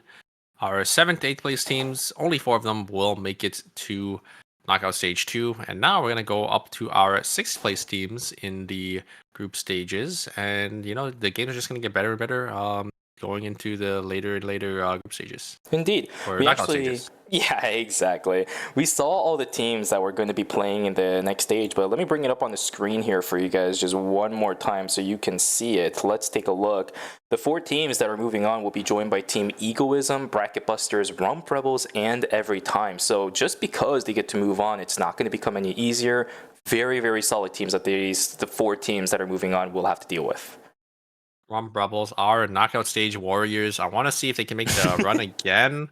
Maybe, I mean, this time they're starting 1 knockout stage higher, so we'll have to see if they will be able to, you know, make it all the way to finals this time, because they're gonna have that extra 4 games or less, or I would say it's like 4 less games to play, right? So since they started 1 tier higher, surely that means they'll make it 1 tier higher. Stage 6 in the They'll finals. make, they'll make it 1 tier higher, so we'll have to see. Keep it consistent, boys. Let's see the run. Let's see what you can do. But yeah, I mean, that was a great set of games for knockout stage number 1. Expecting even more that we're going to be able to see in knockout stage number 2. That is just a classic that we're always going to see. You talked about it just now. The games are only going to get better. We're just at the beginning of the knockout stages, and as we go further and further on, especially next week, I think is going to be where a lot of the explosive action is going to happen. That's going to be where the real fun begins. But for knockout stage 2, it's all about the survival. Hopefully the teams that moved on from knockout stage 1 can still hold themselves to a high standard of gameplay over there in the next stage 2. Yeah, they're gonna have to play another 4 games, but I think with that, I think we are gonna go for our break here, should we? Because it is an even number of games. We did just finish group or knockout stage 1, so. It's also knockout stages, so there's no interview. We get to go sleep earlier, yay! But we'll see you guys back here for knockout stage number 2. Indeed it is. So make sure you guys go grab some water, go grab a snack, and go take a stretch. We will see you guys back here for the next set of the knockout stage sets. All right, take care.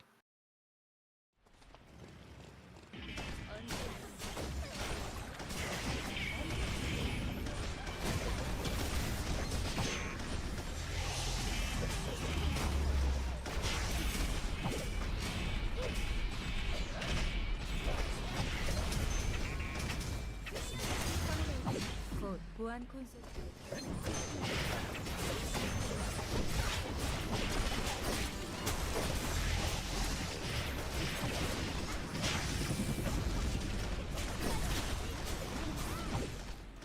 생존자가 사망했습니다.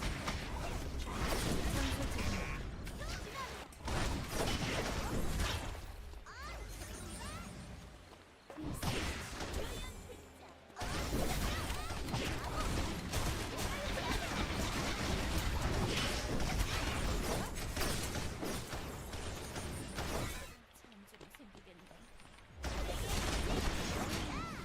생존자가 사망했습니다.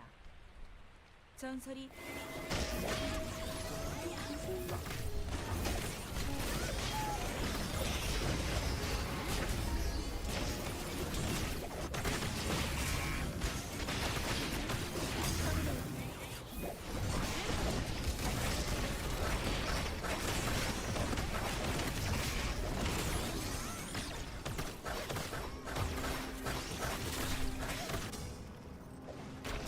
임시 안전지대를 활성화합니다.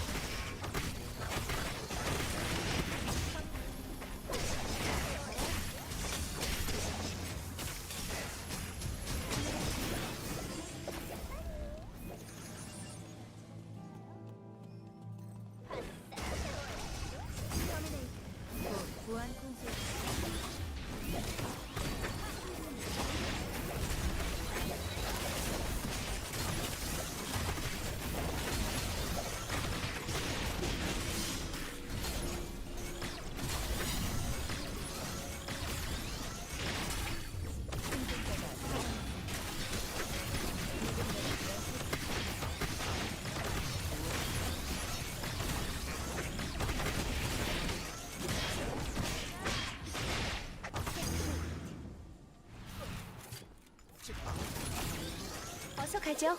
다음 스테이지로. 어느 자리에 있든 최선을 다한다고 말했죠. 지켜보세요. 제가 성장하는 모습을. 응원법은 숙지하고 왔죠? 사인 요청은 언제든지 환영이에요. 지금은 디자이너가 아닌 아이돌의 사인이에요. 빛나는 별이 되는 건 더 이상 꿈이 아니라고요. 사인이라도 해줄까요? 무대를 방해하는 사람은 용서 못해요. 팬이라면 용서해줄게요. 역시 전 이때가 제일 빛나는 것 같아요. 경호팀은 어디서 뭘 하는 건가요? 허락도 없이 사진 찍지 말라고 했잖아요. 동선이나 멘트는 미리 외워둬야겠죠. 오늘도 최고의 무대였죠?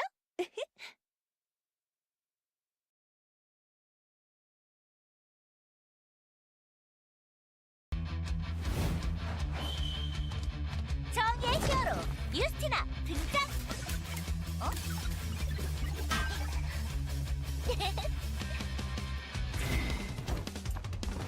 걱정하지 마, 내가 왔어. 에이전트 에이든, 내가 구하러 왔다. 정의의 이름으로 각오하라고.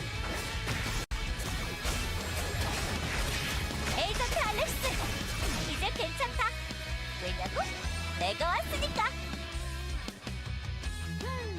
역시 악당들의 냄새가 나는데. 집중 포격! 발사! 나를 누구라고 생각해? 포기하지 않는 게 바로 내 장점이야.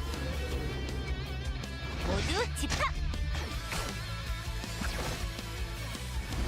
강한 힘에는 강한 책임을 따르는 법이야. 내 이름은 유스티나. 사람들의 소중한 일상을 지킬 수 있는 최고의 히어로가 되겠어. 아스트라 버스트!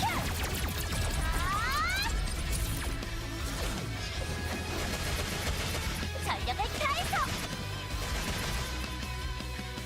언젠가 누가 말했었지. 평범한 일상으로 돌아가 평범한 생활을 하고 싶다고. 그럼 난 그 평범한 일상을 지킬 수 있는 최고의 히어로가 되겠어.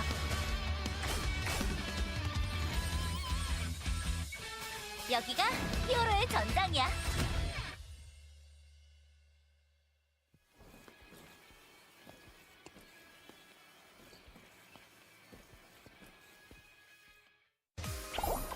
오늘은 새로운 걸 준비해봤어. 기대되지? 맛있겠지? 한 줄까? 무슨 꿍꿍이냐고? 글쎄, 알려줄 것 같아? 어리다고 얕봤지? 창피해라. 계신가요? 있어도 좋고 없어도 좋아. 경찰 아저씨는 없나 보네? 잘됐다. 후슈! 내 이름으로 달아둬. 슝! 숙녀가 공격받는데 가만히 있을 거야? 야옹아, 여기 있니? 자! 오늘은 여기까지. 다음에 또 놀자. 안녕!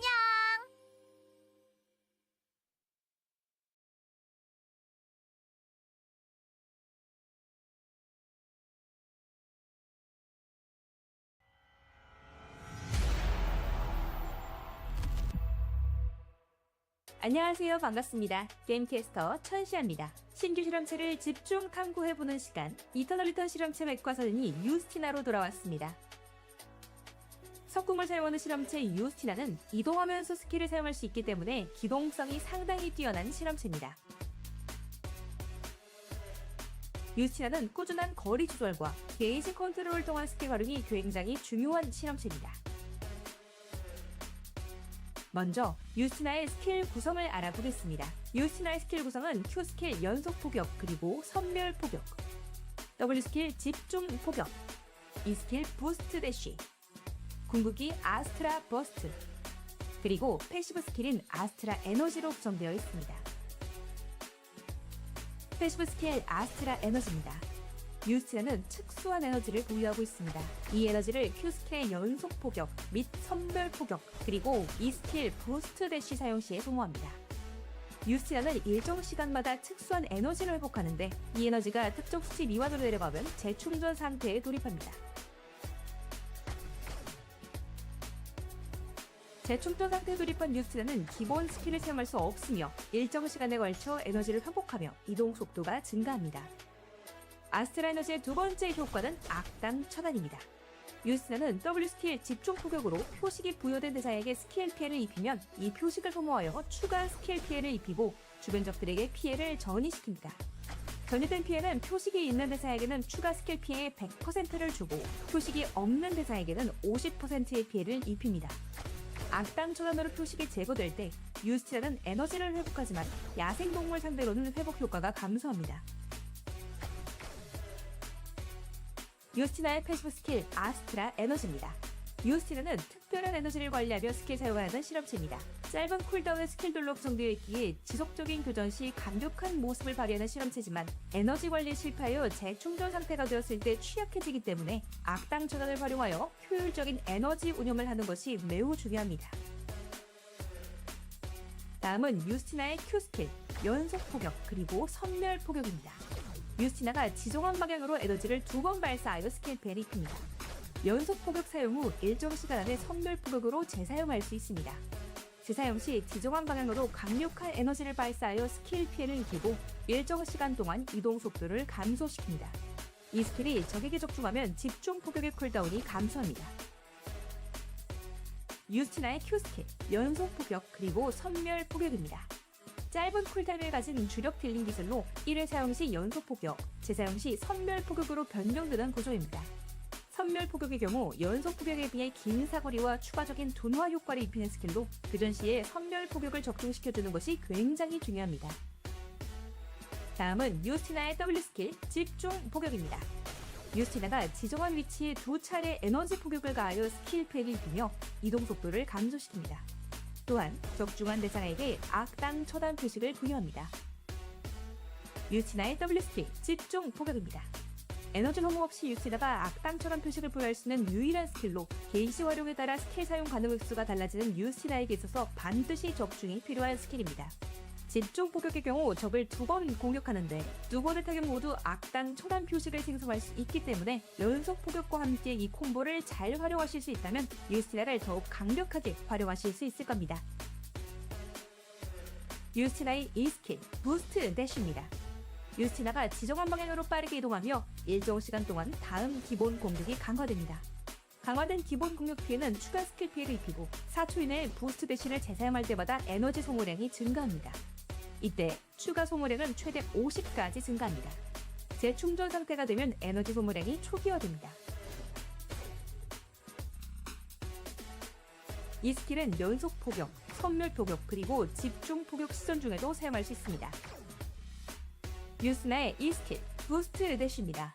스킬 사용 중 활용이 가능한 이동 스킬로 추격 및 도주 상황에도 사용이 가능하며 스킬 적중을 위한 거리를 조정할 때에도 활용 가능한 스킬입니다.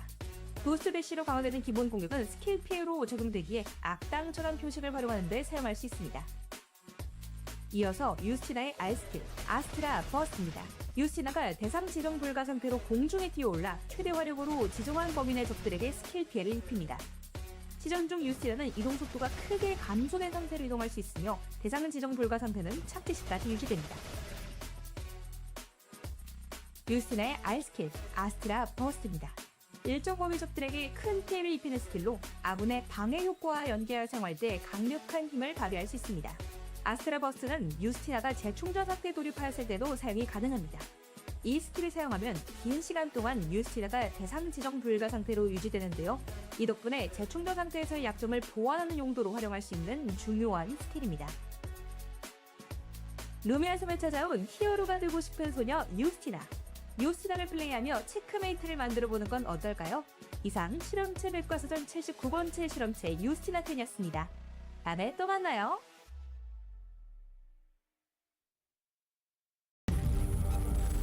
You're ready to get in the game now. The last thing you want is to wait. Alright, ladies and gentlemen, welcome back to the Eternal Return Masters Season 6 Phase number 2. A little bit of a longer break that we actually had for that one. I guess it's just to prepare ourselves for what is to come. Knockout stage was just finished with the first 4 games that we had, so if you want to watch those and you missed it, and if you're joining us now, make sure you guys watch the VOD later because it'll be there for you to watch. Otherwise, we are now here for Knockout stage number 2. Let's take a look at what we have on our hand, Super. And my guess is also just because it's to give time for, you know, the other team who just played the 4 games, give them a little break before they jump into Knockout Stage 2 here. We do see Knockout Stage 2. It's going to be Team Always in Chun, Away from Keyboard Specialist, Demon Drive coming in for the top 4 for Knockout Stage 1, and Egoism, Bracket Busters from Rebels, and Every Time for the 6th place spot in the group stages. And to our right, we could see Knockout Stage 3, which 4 teams the teams will be facing, or our top 4 teams for Knockout Stage 2 will be facing on Friday next week. Yeah, make sure. Just because we have both of the stages up on our screen does not mean that we're playing both of them today. I don't want to cast 12 games. No matter how much I love you guys, 12 games is a little bit too much. Even some of the people who cheer for me to play to cast a lot of games, usually it's up to 10. Right, so 12 is a little bit too much for me. Exactly, 10 max. That's all we've had so far. As much as we've had with Mr. Bubble Man a long time ago, 10 was the record we've hit. If you go any further than that, then Super and I are in trouble. But here we go. Game set number 1 is going to begin with stage number 2 on hand. We got a couple extra teams coming in: Egoism, Bracket Busters, Rump Rebels, and Every Time sitting in the first 4 slots of the lobby. And the teams from the knockout stages: 1, Always in Chun, Away from Keyboard Specialist, and Demon Drive sitting in the 5th to 8th place spots. Ooh, the team comps from the Knockout Stage 2 teams are actually a lot different. We do have a lot of dive teams here with Team Rump Rebels going to be on that Sua, Laura, and that Bianca. We have Every Time on the Laura Nikki as well. So a lot of duplicates as well. We got 2 Lauras, 2 Suas, 2 Priyas coming out for the side of the teams that did end up just qualifying for Knockout Stage 2. It looks like the teams are, you know, and 2 humans as well. So yeah. Wow, I think that's like 5 or 4 duplicates between those 4 teams. Yeah, that's actually what I wanted to emphasize. The Priya human double comp, and then now you have Min sitting on the Sua for Team Bracket Busters, and you have Villaini, I think I say it, for Team Egoism on the Mai. So a very similar idea on how these compositions are going to work, but now it's the front line that's going to make a slight difference on how both of these teams' comps can operate, right? The idea is similar, but the operation is going to be a lot different. Very excited to see what this is going to look like. Yeah, because Mai has a hard engage, but Sua has the poke to go for her. So I think both team comps might play slightly differently. It's just dependent on, you know, how these team fights do end up taking place. Indeed. It's going to be a fun one. Super excited about this. We got 24 out of 24, 3 spectators in. Here we go as we load into Lumia Island. Game 1 will begin. These next 4 set of games will determine which 4 teams will move on into knockout stage number 3 that it will be happening next week, as Super mentioned earlier, and which 4 teams will unfortunately drop. Will our knockout stage 1 teams be able to move on into the next set of stages, or will they not? Keep watching to find out. Yeah, we're gonna have to see how they shape up into Knockout Stage 2, because the teams are just gonna be getting better and better, so it's gonna be harder to climb out of these stages. But yeah, I don't think we have any bans going into game number 2 here. Like I said, a lot of duplicates. Even our bottom 4 as well, coming out from Knockout Stage 1, they were playing a lot of duplicates as well. Like we have the 2 Estelles. I think we did have 2 Sylvias, but I think one of the other Sylvia team did end up getting eliminated, unfortunately. But yeah, just a lot of duplicates to go around, but no real bans coming in for this group just yet. Yeah, game 1 is also going to determine how I think the pace of the series is going to go, because game number 1 from knockout stage 1 really did determine how the entirety of the series would continue, right? Always in Chun as well as Team Away from Keyboard pretty much holding a very big threshold on how this lobby was going to go. Let's see how this one works. A fight is going to begin inside a cemetery, a classic for the KR side of things, and Nori was in a little bit of trouble. battle, but with a beautiful Fury Jab, for now will be able to get themselves on out. Pretty early in the game for Yohi to have any good cooldown reduction on that human just yet. Ike, on the other hand, getting progressed on by Jinha War, will also get knocked down, so these humans actually finding a good amount of value early game already. Yeah, we saw the damage coming out as well in the cemetery fight from the human, hitting that 2-man knockup with the ultimate, a great ultimate usage, but wasn't able to finish them off here. Oh wait, actually I think the cell is gonna fall as well. Oh, actually gonna miss out on the long-ranged snipe there, and the cell is just gonna walk away, but looks like the Jenny from away from keyboard is gonna fall over in gas station there, and always interesting to be able to find one as well. Oh, looks like Drive just gonna use the Estelle to get themselves to safety there. This could be good. They just joined in on the fight, but there is no heli-tac stats shield coming through for Team Demon Drive. Pretty good Twilight Heist, but no one is really there to reciprocate it. Wako is just going to have to use the blink to get themselves on out. This is a bit of a troublesome start for Team Rump Rebels. No early kills, Super. They're win gone. At least one of them is just not met. A fight inside of Chapel this time around. Oh my god. And Sword gets obliterated. Everything just gone for Team Every Time. Lowen is going to have to back away, and now we are seeing this player back on the lore. We talked about this character yesterday during the end of the series for Knockout for Group Stage D. This player had a couple of really weird, to say the least, plays on that Laura. Hopefully by today that has all been fixed. Yeah, Lumino just finding that angle in, just gonna one-shot the Nadine, able to find that angle. Seraphine is gonna use that Spring Trap, gonna be able to get them on out of there. Looks like the Estelle is actually gonna go back in here. Suwa is gonna find some more damage on the Seraphine. Unfortunately, Shoichi is actually gonna miss their dagger, but a lot of damage is gonna be traded. Great side steps coming out from the side of Always Inchan, gonna be able to dodge out on that Suwa Don Quixote, and Bear will be the ones to fall there, and Always Inchan gonna be able to get a nice kill for himself, and is sitting on 3 field kills already. This is quite all over the place. Early game aggression, I love to see it, but overall the kill count actually isn't that much, right? It's only 6. It's quite a bit when it comes to what we were looking at for knockout stage number 1, but it's a lot slower than what you would expect, especially with this teams. Rocco in a whole heap of trouble once again, and the human ulti was there to intercept, even if Rocco was able to get themselves on out. So nice play from Jinhawar, and another set of kills for Team Bracket Busters, who are going to be sitting on 3 as we start cresting into day number 2. Yeah, 3 kills already. You got to be feeling good about that. We do have a meteorite spawning at our house here. Good parry coming out from Minori. The stun is charged if you do want to send it here, but it is a Mai. The Mai can use that exclusive, instantly pull anyone out here. The Yumin is probably going to look for some more fights here, but oh no! There's a third party here as Bracket Buster is just going to find Sword from Every Time, as Every Time kind of completely split there, and a great ultimate coming out from the Garnet. Oh, but does have the play dead, so the play dead is going to be able to keep him alive, but no, it's not going to matter, as it looks like the call was made for Team AFK to get on out of there. A lot of damage going in. Min finds the angle, going to be able to get onto the human there, but the sustain coming out from the side of Team Bracket Busters is just, or Team Egos is just way too much, and here's a third party. 2 members go down. Bracket Busters is going to lose 2 members. Egos, I'm going to lose 2 members as well, as it's going to be Team Every Time going to be the one to just capitalize and cash out on all those kills there. Gonna get the meteor as well, I think. Yeah, we'll go over to the Laura. I think Laura's just gonna craft their weapon, and they're gonna be sitting in a pretty comfortable position. How did every single team inside that third party walk away with 1 player left? They all kind of weaved through the fight too. The human was just barely able to kind of scrape on by towards the bottom side where the bears are spawning, and somehow Min manages to walk away by just walking. He just straight up walked past a couple players and he just walked on out of there.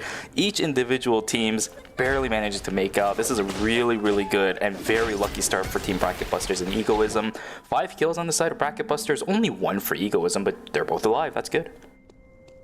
And they are both playing this human comp, and the human's actually able to deal like so much damage, and the sustain coming out from the Priya as well is just able to keep the human alive. I have to see how it does end up working into these other teams, especially dive teams. I think they might start struggling with it, but they do have that Priya or that answer for that dive, so I have to see how it does end up working out for them. Min really isolated from the rest of his team here. I think Team Rump Rebels are going to try to look for this. Ooh, a great deny from the Laura to actually stop the Suwa from using that White Lily, but Suwa is just going to blink on over and use their Don Quixote to get on out of there. Little bit of an annoyance for the Sua, but no real biggie. Just a 90-second cooldown on that blink. It's all good and dandy. A bit split apart are some of these teams still, right? Why is that Sua just completely by herself? Another set of fights now starting out in Hotel as the Human's gonna get taken down extremely early on into the fight. Team Bracket Busters on the back, and Asuna is still trying to fight it out against Wako, but the entirety of Team Rump Rebels is coming. The ants are swarming. The Rump Rebels are rumping. They're gonna knock down the Priya, and left to their own devices again is going to be Min. Yeah, Sua just thrives off of these mages, and Bracket Buster, they're just playing, they're basically playing 3 mages, so it is a little hard for Team Bracket Busters to go into Team Rump Rebels, because the lore also has a lot of you know, engage and a lot of burst damage for the right target. Specialist gonna lose 2 members, fighting in alley there, trying to get that alpha, but looks like the Adriana will be able to escape, and yeah, 2 kills going to the side. I think that was 2 team every time there. So actually no, that was I think team away from keyboard.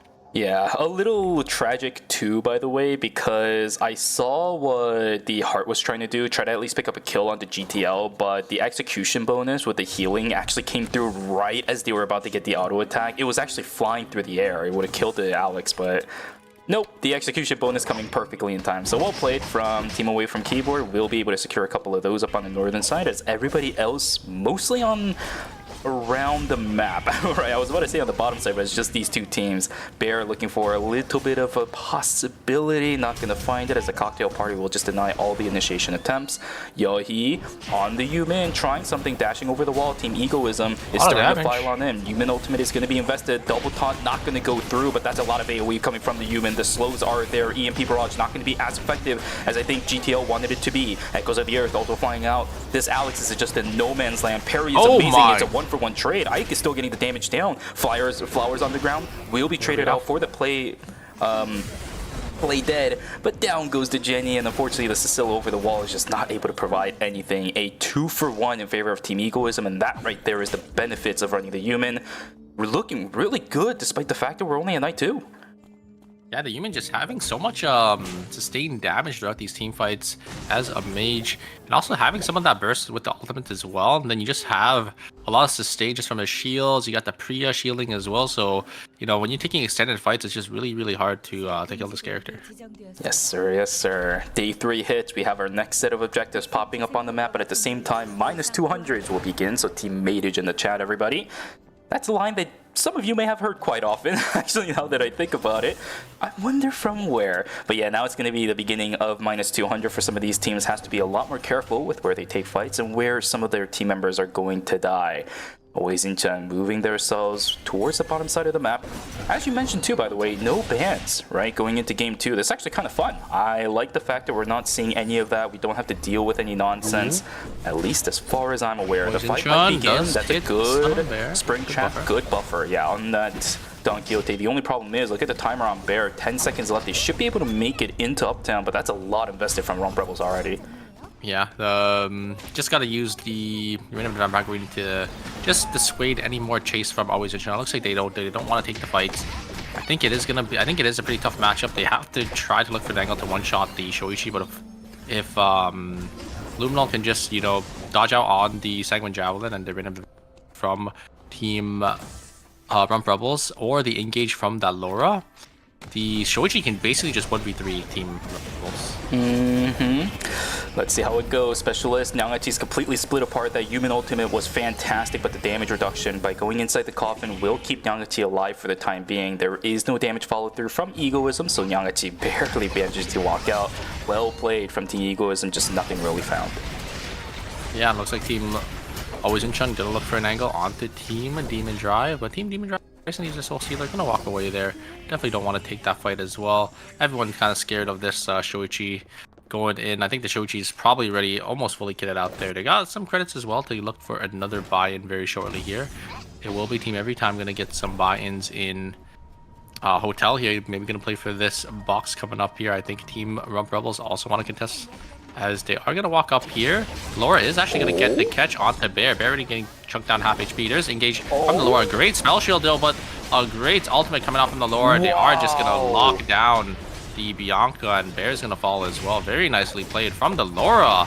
Just coming out, and getting a fantastic pick onto the Bianca by themselves. Gets a 2-man ultimate, and that's gonna be it. It's gonna be Rump Rebels gonna be forced to run away here. Narahara caught in the middle here. Has no time no. either. They see Narahara to use the White Lily. Can they get out here? I don't think they can. Good blink away. Maybe can use the Twilight Heights to get away. Yes, gonna jump over the wall. Blink is going to be invested onto the Yumin. The speed boost from the Pia might be too much for Narahara to handle, and it looks like they're gonna go down. Very unfortunate. Can't really they just Laura doesn't really have much escape anymore. It's just their jump with the wall. They don't have the dash anymore because the dash is on the Q now. You have to hit the first little swipe on the Q to get that dash, and you know, with nothing being there, there's no animals nearby. You can't really get that off anymore. And always in Chun gonna get a lot of damage. Gonna jump in straight into the hands of team Bracket Busters, and third party is here. Bottom side, Team Specialist. They're just gonna kill the Lenny, and the Estelle is gonna use the ultimate, the Helitack stack to get in. So, actually, the Estelle is actually gonna be able to get away. So it's just gonna be a -200 for Team Always in Chun. And hopefully it's not going to be that bad. Where we'll also get sniped down as Team Specialist trying to push whatever lead they have. 6 kills for Bracket Busters, still down a member. 4 kills now for Team Specialist will force away the members of Bracket Busters back into Chapel, where they are going to have to spend 200 credits to res. But there is a meteorite. There is a possibility we should see those two teams fight again for the objective coming up in just a moment. A lot of teams now spread throughout the map. Day 4 is going to begin, so now we're preparing ourselves for that Wick line to spawn. A lot of central zones around the map actually is going to be available, so depending on which zones close in the next one, the possibilities of Wick is actually quite endless. We still have Forest, we still have School, we still have Fire Station, and it seems all 3 will still stay intact. These teams are going to have to plan really well. Yeah, it looks like the res was used. Luminal wants to keep his credits, probably saving for this blood weapon here. There's an engage from the Nikki. Harry's not going to go through. D-Shard was already procced with the Nikki as well. It looks like so they just want to get some poke damage off before going in here. Luminal needs to find an angle, and there's the ultimate. The Fury Jump Cut is going to go on to the Lenny, but look at the damage coming out from the side of Always in Chun. The Nikki already getting chunked down to 1 HP, and they're just going to be forced to back away. Nikki just barely living with his life there. The wolves are tagged by Team Egoism, and they're just eating Team Egoism alive, but a lot of damage, a lot of sustained. The Priya coming out with the protocol is just it's just way too much sustained for the side of Team Away from Keyboard to go through. Ike almost fell down to the debilitation. It's the healing from the food that actually kept him alive. Very lucky for a lot of these teams, actually, right? So many times we could see some of these team members just immediately falling down, but they're just hobbling away with barely any HP bars. That's better than having to res them with the -200 credits. Yeah. It's all good and dandy. As long as you're alive, you still have potential, even if you have to be pushed away from a certain zone. If you don't die, then that's not exactly any time being wasted, so it's okay. Yeah, I mean, it just goes to show you like how much these players have been playing these characters. They just know their limits and know when to engage and when to start backing away with you know, their HP and how tanky they are as a character. So yeah, I think everyone just playing really well. Just, you know, not getting picked off here, running away with basically, like you said, 1 or 2 HP left. Like right there, Ike is gonna be able to get on out of there with about 5% of its HP left. I think Egoism is going to try to press their lead here. I think if I saw correctly, Team Away from Keyboard isn't really that strong right now, so they probably just want to take this fight. Wickline was taken, though, by another team in the zone there. Echoes of Dirt is going to be invested. Mono going to be forced to use her Blink and use her ultimate as well. If your last is going to be coming through, but a great return. They're actually going to be able to kill the Yumin, but the third party is here for Team Always in Chun. STL will be able to get the kill onto the Priya. And it's just going to be, unfortunately, Team AFK and Team Egoism both in a tough spot here. Always in Chun going to look for the Alex, but and Alex is really, really hard to catch. Let's see if they will be able to get it. Yes, they do. Luminal is going to be able to get a couple more daggers in there, and they will be able to get that kill. Execution starting to come through. Springtrap is good. Dongye just completely split apart, and his Helitack just gets cancelled. Dongye walks a little too close to the sun, and he's going to get wiped too. Ruthless on top of it. Overkill over onto that Estelle. Down goes a Nikki around the map too. Individual players just falling left and right like flies. Falling. 30 seconds left until day 5. Everyone's got a res. At least Demon Drive gets them back. Egoism, every time they need to find something. That is a whole lot of timer. He's going to have to invest. Egoism is going to get the res here, but yeah, they're not going to have any timer anymore. It looks like they're just going to walk into beach. They getting the res? Yep, every isn't time there yet? has got it. They're just waiting to make sure that maybe the Priya doesn't eat that much timer in comparison to before. Oh, that would make sense. That would make sense. Yeah, they're just Wait. waiting it because I think the Priya didn't have full timer. Philly Mine's is in gonna- trouble. Might is gonna have to walk down here and group up, and Team Egoism, they're split from their Mai right now. Their tank isn't with them. Team Bracket Busters, team, every time they pulls a trigger on these two, really not much that they can do, but Mai is gonna come from the bottom side. They should see that the team is split now.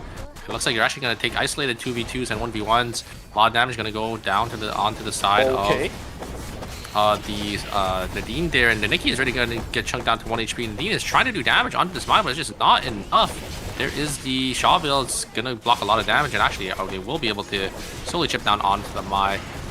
The human's gonna try to jump in. He's gonna try to do some damage. It's not gonna be enough, and Team Egoism will go down 7th place. It was both a Sword and Yahi star show right there. Yahi also getting an incredible amount of damage off as the human. The rotations were actually really good too. But in the end, the Nadine consistent damage was what ended up winning it out for that team. Well played for those guys. Gonna have control over Beach for now, but a couple teams starting to file on in. Team Always Inchan smells the blood that was spilt around Beach. They are looking for a couple additional kills with the Wicca line. This is a beautiful corner to try catching teams off guard at. Yeah. Team Bracket Busters, they're gonna try walking in here. I think Team Demon Drive, it looks like, I think they've had a relatively quiet game, so they should be pretty strong in terms of items. I don't think they've minus too much in this game. Yes, Team Always Inchan, they want to push their lead. They still have the Wick line. They're gonna look for Team AFK here, but apparently chase Alex. Alex is just gonna use their clone to get out of there. It's just gonna keep swapping forms and getting that movement speed for being invisible, but a great parry, gonna dodge out on that trap. Seraphine always able to connect this. Will able to get out? Yes. It looks like the VLS was charged up by the Jenny. All of them just need to tag onto it, and they will be on there. I think they're just gonna fly into forest. Probably gonna contest for the up top bottle zone. Another thing that teams have been able to pick up on really well, right? Let one of your players start charging it up and communicate to make sure the person holding everyone off is able to rejoin you at the same time. I love to see it. Using mechanics like this is good. Unfortunately found out it's going to be Homono. He is by himself. The heart just hanging around right underneath the bus. There is no support. We are down to 1 for Team Specialist. Sitting on 5 kills. They're not going to be able to find too much more for the time being. Bracket Busters duking it out against Demon Drive. They are looking for the fight, but that human ultimate will push away Bintum. Will get tagged by the center of Odyssey. That's a lot of damage exchanged. This Priya is constantly keeping the members of Bracket Busters alive. Demon Drive will have to back away, but has been going to allow that to happen. Bin is going to try walking back up here. There's a silence. A lot of AoE damage coming out from the side of Team Bracket Busters. There is the Odyssey that's going to connect onto the Sua, and they're going to focus their sights onto the Stealth, who's a little too far forward. And it's going to be Team Demon Drive going to lose their Estelle, and now they're in shambles for this final zone. But yeah, the start of the fight was just a fantastic Creole. Sylvie tried to bike in, but immediately the Creole just used her ultimate, got that CC immunity, and the damage reduction just wasn't able to connect. Looks like it will be away from keyboard, gonna zone off every time here. They will be able to get 2 members from every time, and there's gonna be Dean gonna be forced to rat solo here. A lot of split teams here. These teams just probably gonna be trying to play for that placement. That is so unfortunate for Sword. Yeah. Team Always Inchan, they just hit that, just killed that Crow, so they got that scan onto the Nadine. But it looks like they're actually gonna back on out of here. I think it's just going to be Always Inchan going to be able to pick up these 2 rats that are in their zone. Yeah, Kenyor is looking to get the VLS, but he doesn't have time to make it to the south side. He's just going to die. There we go. Peacemaker's going to be forced out, but in the end, Specialist will end up losing out. They're going to be ending in 6th place. A huge double knockup coming from Bintum. Oh, the Felix! They can kill the heart! Too. Oh, no. It's a 1-for-1 trade, a 1-for-2 trade. This is going to go in favor of Team AFK. Unfortunately, Bintum's going to get sniped down by the Gauss pistol. A victory on the bottom side for for the fight, but the war isn't over just yet. Over on the northern side, Sword trying whatever they can, but that shield is just completely blocking every bit of damage that they are able to push out. GTL trying to get a little bit of positioning. They have some time to work off of. 20 seconds is definitely not bad. Ultimate's about to come up for these members as well, but they gotta send it really quickly. Their TTK is actually not that low, so we'll see how it goes. Ike, that's an amazing EMP barrage, but Mana is up in the front side. It's soaking a lot of damage. Oh, there's the take it taunt. pretty low. GTL's trying to do whatever they can. They Enough? got 5 seconds No. left. No extra damage Shield's coming way in, and too much. Ike will get taken down too. Mana falls down. A forced fight from the side of AFK, but they kinda had to. A little unfortunate that they couldn't win it out. Yeah, just too much sustain because both the Yumin and the Sua just have so much self-shield and so much self-sustain, and the Prion just on top with the protocol, and obviously the Sentinel is just way too much of value, I think, for this team, or for these teams to kind of go through here. But I think always Incheon, I feel like Luminal might be able to get this angle in, but there is that pre-ult to shut him down here. If Luminal gets caught, if Luminal dies early, then it's going to be it. Green Team Bracket will be able to take this one. Indeed. Alright, well, for the most part, this game is a little bit controlled now. Bracket Buster's looking for 14, always Incheon looking for 11. At least, you know, I say control, but is it really? At least the temp zones were a little bit chaotic. Now we're on a low phase while we go into the final zone. Double guillotine starting to get placed down. This could actually spell a bit of trouble for Luminal. If he isn't careful with this, he can get caught out in one of those and his rhythm is going to get completely broken. But if Team Bracket Buster start pushing out, and Oh look at my that, a God! double spring trap coming from Wait, not enough? Seraphine, but somehow Jinhauer is still alive. Ruthless is already invested. Luminal is in a little bit of trouble, but his Damage. daggers Oh are my starting God, to go oh my through. God, Look he's at the dashing everywhere. reset. He just completely reads they the don't get mind anyone. of Min. They're trying to push as much as they can. They know they have a lead, but the timers are just not in favor of Team Always Ruthless. No Incheon. cooldowns. Ruthless is all on cooldown. It's about halfway gone now. We should be coming back up in about 20 seconds. Can they hold cooldowns. this inside of this zone? The ultimate for Bracket Busters is also down. As soon as the one that gets focused, sitting up in the front is going to be Chen Yang, trying to soak the damage as much as possible. 25 seconds left for the side. Team Always Incheon. Seraphine taken down dangerously low. There's the no, healing the coming sustain, in. there's too much the sustain shields, is a there's little too bit much too sustain. good. Luminal has to Wait, pop Luminal off, finds and he it. gets the kill. Ruthless is already invested, but he gets the wait. kill. The kill onto Jinhauer Oh, needs to he happen kills now, him too. and he gets the kill too. Timers resets all over the place. Min has to go off. He has to pop off right now, trying to get the He's dagger not resets. no, it's way too much damage. Is It's way too much damage. insane. Min, he is in trouble. He's trying desperately to at least get some executioner bonus, but he's gonna get caught up. And Luminal with an incredible Was trying to sustain play. enough, but The Luminal is just Shoichi. way too much. The Shoichi X Factor superior. Luminal will hold his team on his shoulders and take them to the victory. 11 kills for Always Incheon. What a game. Yeah, it's just way too much damage from Luminal. Having the double force swords, that courtier fully stacked, with I think he's on that vampiric as well, and then he just has the blood weapon, just the armor pen. It's just way too much damage. Sua can definitely not out-sustain the Shoichi damage there, and then it's Luminal. He's just gonna be able to dodge out on Quixotes. We saw it at the very start there, very start of the team fight. The Sua tried to use a Don Quixote. Luminal just dashing right behind them, completely denying any chance the Sua had there. And yeah, it's gonna be Always Incheon. Gonna be coming out on top with 11 kills. What a game. Wow! It is that Shoichi X Factor that we've seen, in the past. It's showing some light again in season 6. Yeah, what a game, man. Wow, I said it was controlled. That was anything but. What a game. What a game from both of the teams that made it all the way to the end. Bracket Busters definitely busting some brackets right now, man. They are just shutting down teams left and right, only to be shut down themselves by Team Always Incheon. But that is just Luminal at its finest. That is a show that all of you guys are sitting here for, and I was sitting here for as well. A beautiful, beautiful game. Game number 1, though, I talked about how at the very start of the game, this could be a very good foundation to see how this entire series is going to go. I take that back.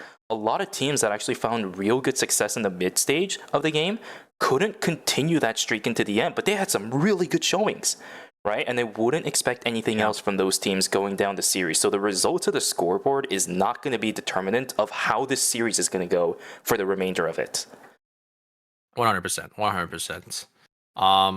We don't really have any bans, so there's really not going to be much of a change up, I think, for the upcoming games. Maybe some of the teams that didn't do too well, or maybe they might pivot because of some of these other team comps that they're running into. We're gonna have to see going into game number 2. But yeah, it looks like it is just gonna be a always Incheon show once again. I have to see how these teams sort of adjust into this Shoichi team comp. Indeed. Oh my goodness. We are starting off knockout stage number 2 with an absolute blast, Super. I had fun watching that game, and not just for the final fight, for the entirety of it as well. A lot of teams having to deal with individual players being picked off, but they recover from it, and it seems like for the most part, all of their heads are in the game. Even Low One, I think Low One was incredible on that Laura. Multiple pickoffs, multiple 2 to 3 man Twilight heists. It's a completely different picture from what we saw yesterday on that player. Yeah. It is it was quite the game one, I would say. It was quite the game one. Indeed. I really want to see how the scoreboards shape up here. It's definitely gonna be, I think, top heavy again. There wasn't that many kills though for the top teams, so it might be a little more balanced this time around than from Knockout Stage 1. But yeah, we're gonna have to see very, very shortly here. I want to see the score sheet, man. I know it's not going to tell us anything about how the series is going to go, but I still want to see it. Which teams? Actually, more so than looking at the overall scores, I think I'm going to be more interested to see which teams had high field kills, but not that many placement points, right? That might be the one thing that I'm going to be looking at much more in this score sheet than usual. It's a little bit different than what I'm usually accustomed to looking at. Yeah. Wow. I mean, there's still 3 games left. We still got a lot more Eternal Return to go, and these teams definitely shouldn't like even if they went down in 8th place, even if they didn't get that many kills, definitely shouldn't let it get to them too much. Sometimes you just have those bad games. Just gotta make sure you get into that top 4 spot. But it looks like we're just gonna jump straight into the points here, and yeah, I would say it's pretty spread out, pretty evenly. It's definitely more weighted to the top 4, but I mean, it's still only game number 1. Always Incheon with 19, Bracket Busters with 17. Bracket Busters also had a really good game. Even though they didn't end up winning that game there, they had a nice 12-kill game for themselves, 2nd place. So only 2 points behind Always Incheon. Away from Keyboard with 13. Every time with 10. And we got 6, 5, 4, and 2 for our bottom 4 teams there. Still a lot of Eternal Return to be played. Definitely shouldn't let it get to them just yet. It's only an 8-point difference between 4th and 8th. You can make that up really, really easy. Exactly. And I was taking a look. Oh, actually, we're going to go straight into game number 2, character selects. I was taking a look at a lot of the field kill counts compared to a lot of the team scores. There were a couple that had 7, 8, 9 kills that just barely got any placement points. So as I said, overall scores was not a good determinant of how this series is going to go. There's a few teams that are locking in. There are a few teams that are really playing their own games of Eternal Return, only to just get shafted a little bit by something that they probably couldn't anticipate, like a third party or something like that. We'll take a look at what kind of differences it's going to make in game number 2. We are seeing very similar compositions compared to game number 1, although Specialist, actually that is the same. This might be the exact same lobby as game 1. Yeah, I think everyone is just going to be playing their comfort picks. Everyone has a team comp that they like playing. And I'm pretty sure, yeah, you are correct. We don't have any changes here. A lot of duplicates still, again, right? The same duplicates we've seen in the previous game. The Priyas, the Suas, the Lauras, see 2 Estelles as well. But yeah, no character being picked more than 3 times here. Kind of want to take a look at these teams' augments. Yeah, what's up? Look at the bottom. Ever since they started counting, this is match number 500. Oh my god, you are absolutely correct. Yo. We are on the 500th match of Eternal Return competitive. I think they started counting post-release, right? No. It was before that. I know for sure, because you can't do 500 games of ERM in 6 games. It's 6 series. It's 6 seasons. That's probably not feasible, even if it's ERM. But I was here for all of them, even though I don't know when they started. That is amazing statistic. Wow. Yeah, 500 game. Let's hope it's a banger here, Shuvi. But yeah, I wanted to talk about the augment choices for these teams. We actually only have 3 protocols going to be in this lobby, but I think it's mainly just because we have so many teams that aren't playing the typical front to back. I think front to back usually has the protocol more, I would say. Actually, it's not even true. Maybe not, because usually if they're playing like the Mai, they'll have the Quake instead of the ball, and then obviously the 2 backline call. So it just depends. But we have seen a lot of teams running obviously the protocol, the protocol, just because it's such a such a strong team fighting augment to have and utilize correctly. It's so funny because you say that, right? And there's a lot of teams nowadays that are running Priya. Priya always tends to be the one that flip-flops back and forth between the Soul Stealer and the Protocol Violation. It's so sad. She's just there for the offense at this point, man. The tactical skills. I know that's not exactly the case, but still, it is kind of funny when you look at it specifically that way. And yeah, triple Protocol Violation. I will also say when it comes to Protocol Violation, at least for this game, there's not a lot of teams that can actually utilize it effectively, in my personal opinion, because away from keyboard, I think they have been using it. I think that Alex is the one running Protocol Violation right now, so that's okay. And even if they aren't, they kind of move around a lot. You could take a look at how their team fights have been looking. Their team fight shimmies around a lot, right? You're not really ever sticking into one spot. They're always looking for moving forward, keeping GTL into the backside, using the double agent and all that stuff. And it's a lot similar for other teams too. There is no good time to utilize Protocol Violation sometimes for these teams if they play the way they want to. I mean, even if you just hit one person on Protocol, which, you know, sometimes that just happens, and like, that's also just like the worst case scenario. Oh my god, a lot of damage coming out from Luminal. Does end up using Lizard. Gonna try to focus their targets onto Laura, but there is the White Lily, and it looks like the Nikki is also gonna need to get out of there. But a great spring trap, gonna be able to connect, and they will lock down that kill for Always and Jun. But like I was saying, even if Protocol Violation only hits one person, and that's the worst case scenario, right? You just use it on your engage. It's still 600 HP, and that's like almost as much as a force field. So it's just like you just have like a force field instead. So like it's why it's such a strong augment, right? Like it's like at worst it's a force field. At most it's like 1,800 HP effective for your whole team. Yeah, you basically get a free late game scaling HP, a free late game HP scaling chess piece, right? That's basically what it is, 600 HP. That's fortunately for two members of Team Egoism will take the fall. Happy 9 as well as Yohi was going to fall down as Dermai just kind of slips in and says, see ya. Doesn't want to be any part of that. Unfortunately, we'll take the fall down there. But still, it's still day 1 deaths. Shouldn't be that big of a problem. Away from keyboard, holding control of school. But with Team Specialists actually making their way into archery range, this might be a little bit higher value. Especially with the Heart on the northern side of the map, who should be able to get those dogs unless away from keyboard makes their way up fast too. Yeah, it looks like Team Specialists will be able to get that. I don't really like the farm and archery just because you're so far away from the next animals that you can test.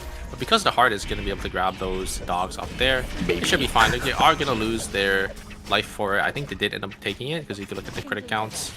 Actually, it's about equal from away from keyboard, so I'm not sure exactly who got the dogs there, but yeah, the reason why I don't like the archery farm specifically, the rotations, because you have to go all the way to gas station next for that dog rotation, or you walk all the way back down to school for the chickens. And by the time you go there, there's probably going to be another team that probably already beat you to it and got to those animals. So yeah, it is just a really awkward spot, but that's just how kind of how the farm goes on the top side. If you do end in school, you just gotta get the the bear, and then the bear's in archery as well. The only time it's really worth it is if you get all three bears inside of archery range and school. 24 Anima Reaper stacks, not bad, especially if you're an Anima Reaper. If you're an Anima Reaper, it's actually not that bad because having that extra 2 adaptive force is pretty nice. Ooh, bear actually gets a knock up onto Bintum there, but a lot of damage is actually going to be traded onto the Estelle. They're actually going to turn their sights onto the Felix there, and there's not enough damage from the side of Team Demon Drive just yet. Felix just having no items there, not going to be able to deal with any of the melee carries onto the side of Team Rump Rebels. It's going to be the Laura that just completely obliterates them with the Reign of the Vampire Queen default. That was a really good hold on Wakul as well, making sure that the Felix actually had nothing else in order to get himself out of the way. I think he invested the Tempest Hydra. I actually don't know when he did that, but because he didn't have any of his mobility skills, all of his skills were, to be fair, on cooldown to begin with at the start of that Reign of the Vampire Queen. There is no way out for the Felix. If the Estelle attempted something with the heli tag stat, but he is going to get taken down eventually with a beautiful follow-up on the Sanguine Javelin as well. He had no chance. He's stuck in the middle of nowhere. That Raven is going to signify how doomed he is inside a factory. Knockup will go over on Descendant Fiend. The damage exchange is not that bad, but the healing wind is there, the crowd control is there, the damage is there, and he's just dead. I wasn't going to be able to get that kill. Nice 2-man knockup from the Felix. Is that going to be enough? And a great follow-up from the Sylvia. Going to be able to kill the Bianca before they're actually even able to use the coffin there. Then the chase is going to be called to get onto Narahara here. A great knockup from the Sylvia once again. And it's going to be Bintum. Going to be able to finish them off with a couple auto attacks. So Rebels going to actually lose out this time to Demon Drive over 2. Looks like we do have a the Heart Film Specialist, unfortunately getting caught from the side of. Wait a second, they actually get the play dead from the Jenny, but not going to be enough. As it will be if the Wave Keyboard going to be able to pick that one up. Yeah, luckily for Ike, you do actually start putting points into play that pretty early nowadays because they buffed the cooldown on that really, really well. In one of the more recent patches, it's not 3-5 minutes anymore. It's only what I think 90 seconds at max rank. You really want that, so people actually do put points into play that earlier on. Ike is going to have that back up in about a minute or so. It's not that bad at all. A couple kills going in the ways of some of these teams. Day 3 outside of that is pretty quiet. Chapel might be a little bit of a mess as a couple teams are starting to fall on into where the Hyperloop is going to be. Bracket Busters need to be extremely careful. They know now about the third party on the backside is going to start running away, but this is a really good corner for the Shuichi to start running in. Lumen will try, not going to find it. Yohi looking for something else too. The stun is there, but nobody there to intercept after that. Yeah, a lot of damage going inside of Team Always in Shun. Looks like they're just going to back on out of there. Look at their credit counts. They have not gotten their force core buys, and you can see how all these other teams gotten their buys. So Team Always in Shun just going to walk on out of there. I don't think they want to take any fights just yet. They're down a little too many items. Looks like in this game, all these teams are macroing really well, getting their force cores on pace here. Or maybe 1 or 2 items. You could see there's a couple players that do have 200 credits here and there. Just probably bought a small transition for themselves. Oh, is Incheon actually going to come back and actually contest for this alpha? Because I think they know there's too many teams around, so they're just going to be able to sneak it under their noses. Going to be able to get that mithril, and they're probably going to have to start pathing to a kiosk here. I would definitely path to a kiosk as you can see the amount of credits Always in Shun is holding, about 1,000 credits in total. They need to get their force cores here. This is pretty big value for Always in Shun as well, right? Because if you don't have your force core buys, you probably don't have any other buys. Realistically, that mithril is actually going to come in clutch. We talked about how the mithril is a really weird item to get towards the later stages of the game, because typically with the only consistent source of it being the alpha, a lot of teams just kind of opt to buy it if it's an integral part of your build, exactly. right? Whereas everything else, 100%. Like a meteorite tree, it's so much easier to get because there's multiple sources of it around the map. So really nice timing for Team Always in Shun to pick that up, whereas Team Egoism duking it out up against Team Bracket Busters on the bottom side. It's the human counter matchup once again. These two players just constantly going at it as Yohi's gonna get the one up for now. Min on the backside, no support for the Sua though. Health bar's looking a little bit awkward. The taunt is there, but Echoes of the Earth is also there as well. Oh my god. No exclusive. Yeah. You're right. Wait, did Mai have exclusive? You are correct. I'm surprised Mai didn't use their exclusive there. And that's going to be a disaster for Egoism. I think the Sua might be able to chase down the Priya there. I think Priya is going to have the move speed. It's going to be just enough. Top side. Oh, wait a second. Bintum's going to try jumping in, and he actually does end up killing the Priya. It's going to be a 2v2 now. Bin going to be able to walk down and dodge out on that Don Quixote. And oh my god, look at the damage coming out. It's going to be a little hard for Bear to go through here. Looks like it's just going to be a 2v2. I think I can take this fight here for this box. Bintum is charging his stacks onto the animals there, and looks like the Sylvia is a little far up. The box did go to the side of Team Demon Drive, so I think they will definitely take that there. Wait a second. Dara is stuck in the middle, and his Twilight Heights gets caught, but instantly blinks over the wall. Great response, and it will be both teams gonna get their members back up here. I think Team Demon Drive, they want this. They want to take this fight here. I guess maybe they're like a couple more items above them.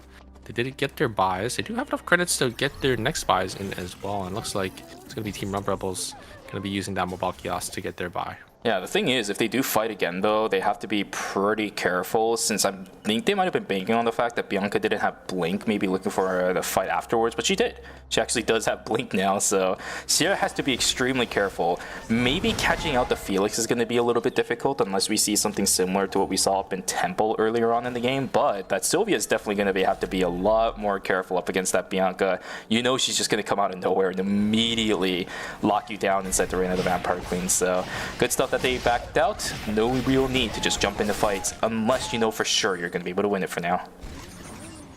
And we have team away from keyboard. They do see Team Demon Drive on the console there. It looks like Team Demon Drive, they don't really want anything to do with Team AFK just yet. I think team away from keyboard, they definitely should look for that kiosk call in there. They're sitting on about 300, 200, 200. Got a nice rotation here for the console. Anyway, same thing with Team Bracket Busters. Team Bracket Busters also, the Sua is already on 500 credits here. Maybe saving for that blood. Away from keyboard. Gonna maybe try looking for Egoism. Egoism still having that item and a great pull from Yumin. But look at the damage return. Yumin almost able to shut down the backliners and able to do enough damage. But it's not gonna be enough, and a third party is here. Oh no, team every time is gonna get both members or a member of away from keyboard, and I think that's the Yumin who had the item from the box. I think they will be able to claim that transition for themselves there. Very, very nice third party for team every time. You are very happy getting to be put in that position. Yep, getting a massive value and the Omega. Yeah, this is this is everything team every time could have asked for, and they're gonna get handed it straight to them. It's an early Christmas for that team from the looks of it. Although overall their kill count is actually not insanely too high. They definitely needed this. Although what is this? Team Demon Drive and team away from keyboard is here. Egoism needs to be real careful about this. Luckily, they find the way out, and they're actually going to be able to walk up here. The camera.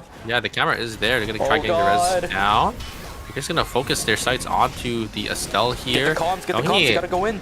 Oh, 3-man knockup from the Sylvia. It's a lot of damage, but the stain from the Priya is too much, and there's echo to the earth, and looks like Team Demon Drive is actually going to be forced to back away. Yeah, thank corridor, thank goodness for Team Egoism, but now they're caught in another whole situation. They already invested on their ultimate, and down goes Yahi. Viliani will also get caught out. Ike is just going to immediately back away. Happy 9 will also get taken down, but they got to kill this quick. Hold on a second, they got to kill this fast. Otherwise, it's going to be two different fronts they're going to be fighting on. Execution bonus comes through for Team Ike, but it's not going to be enough as the Sylvia is just going to ram it in with the front, with the wheelie. This is a little bit problematic for Team away from keyboard. They had a really nice fight against Egoism, but it took too long to kill the Priya. You can't do that. Yeah, I think they just overextended. But I didn't even know that Felix's auto attack is long enough to not proc the White Lily, which is exactly what you saw there. Mintum just auto attacked the White Lily to make sure the Jenny wouldn't be able to proc it. And then, yeah, the Jenny just died there. And unfortunately, it's going to be a minus 200 for... Actually, it was a minus 400, I think, for Team away from... Oh, no. Minus 200 because Alex did end up living. So minus 200 away from keyboard. And Demon Drive is going to be able to cash out on that nice third party there. Looking for a potential fight. Nope. Demon Drive says we just fought enough. Let's back away for now. I'm gonna just take the animals and start playing a little bit more safe, as it is day number 4. Getting ready for Wiccaline now is going to be some of these teams. Inside of Hotel is going to be away from keyboard and every time. And Nori potentially looking for a White Lily play, but as everybody from the side of away from keyboard moves up, oh my goodness, what the heck is that punch damage? Low one's coming in. Unfortunately, the Twilight Heist not going to find anything after the fact. Was it even invested, actually, now that I think about it? No, Lowen is holding that. I am loving Lowen's gameplay. He knew it wasn't going to land, so he just held it. I love it. Yeah, great response there from the Jenny to just instantly use their acceptance switch to make sure they don't get fully sent on. But now the cooldowns are already invested from away from keyboard. Gonna use that carpet to make sure Team and Demon Drive can't get in, and Felix is just gonna charge their passive on that clone. Gonna try to get as many spear weaving stacks as possible. Maybe get that nice knock up for these team fights, but it's probably gonna run out before any team fights is gonna happen. Wickline gonna be spawning in school. You can see all these teams converging here, trying to contest for this Wick. Wick, such a strong objective if you are able to get it, getting that blood sample and that Wick buff for 3 minutes. every team definitely has their eye for it here. Especially in a lobby like this where no one has a clear-cut victory position, right? We do see Away from Keyboard having 9 kills, but we've seen weak points to this team that other teams can exploit. That means this entire lobby is relatively even if you look at it from a certain standpoint as a spectator. This wick line is going to provide so much spacing for a lot of these teams, but it's going to be heavily contested. It's the reason why Away from Keyboard is just not opting for it at all. There's too much danger on the left side of the map. Look at the bottom side of this too. Senefine is holding a couple members of Team Rump Rebels. Ruthless is going to be invested too. Is that a great take and a great burst down from Always Inchun, recognizing that there's no teams here, just gotta use or just gotta get the wick line quick and get on out of there, so Team Always Inchun will be able to claim that for themselves. They'll be able to get that blood sample and that wick buff. Once again, it's gonna be Always Inchun getting that. And on the top side, Team AFK, they're actually just completely split off here. They lost their Jenny, they lost their Alex, so it's a minus 400 for this team, and Mana's gonna be forced to try to get out of there. Ooh, I think they missed their pull, unfortunately, and they're kind of just stuck in the middle of Chapel. Look at the Alex's critic out. It hurts. It hurts. 600, yeah. Oh, man. I think they were saving for the blood, but now they can't buy that blood. They gotta just make sure to get the res off here safely, but it looks like they only got their Alex res because I think the other team probably ended up stopping them in Chapel. So they weren't able to get 2 reses here. Always Inchun gonna have the wick buff. It looks like Demon Drive is actually just gonna hover. So, the BLS system is gonna be used. Always Inchun. Maybe gonna try pressuring. Don't know if they know there is another team behind them. I don't know if Drive left just yet. Great Spring Trap gonna be able to clear 2. Here's a third party from Always Inchun and a great White Lily response from Team Always Inchun just to get them on out of there. The VLS system is going to be charged from Team Specialists, and they're just going to jump on out. Beautiful plays across the board from so many of these teams. That White Lily was absolutely clutch. Whereas on the flip side, Rump Rebel is struggling still. Bianca's going to get taken down. It is now day number 5. They're going to have to find Lumi somewhere. Oh boy, Rump Rebels, I mean, they didn't get their early game kills that are part of their win condition. That is a beautiful initiation coming in from Team Demon Drive. Now they're on the back foot trying to fight this out. Specialist has nothing they can do. The bouncy house TM by Team Demon Drive, trademark and taken. Down goes the members of Team Specialist. Another fight inside of Forest. Every time already loses out under Nikki. That is a beautiful slide step from Low One. It's a 1-for-1 trade. The Priya is able to snipe one down too. Now it's a fight between the Laura and the Priya, who's able to win it. These flowers are so annoying. Gonna try getting the rest here, but I think the Laura can just use the wall here one more time. There's a protocol. Gonna give some extra HP and extra shielding for Asuna there. Gonna get some damage down. There is. Oh my god, it's so close. So much poke damage and so much return damage. Low One, all it has to do is hit a nice last step here. The ultimate is coming back up as well. Violet Heist is now back up and available. It has a blink as well. It's just gonna blink on forward.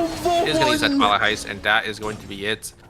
Team Every Time is going to win that one out for or the lower is gonna win that one out for Team Every Time. And the res, wait, are they able to get 2 reses? Oh no. Oh, they're coming. They gotta start it. That's a beautiful Spirit. No, they cancel it. Low One after all that.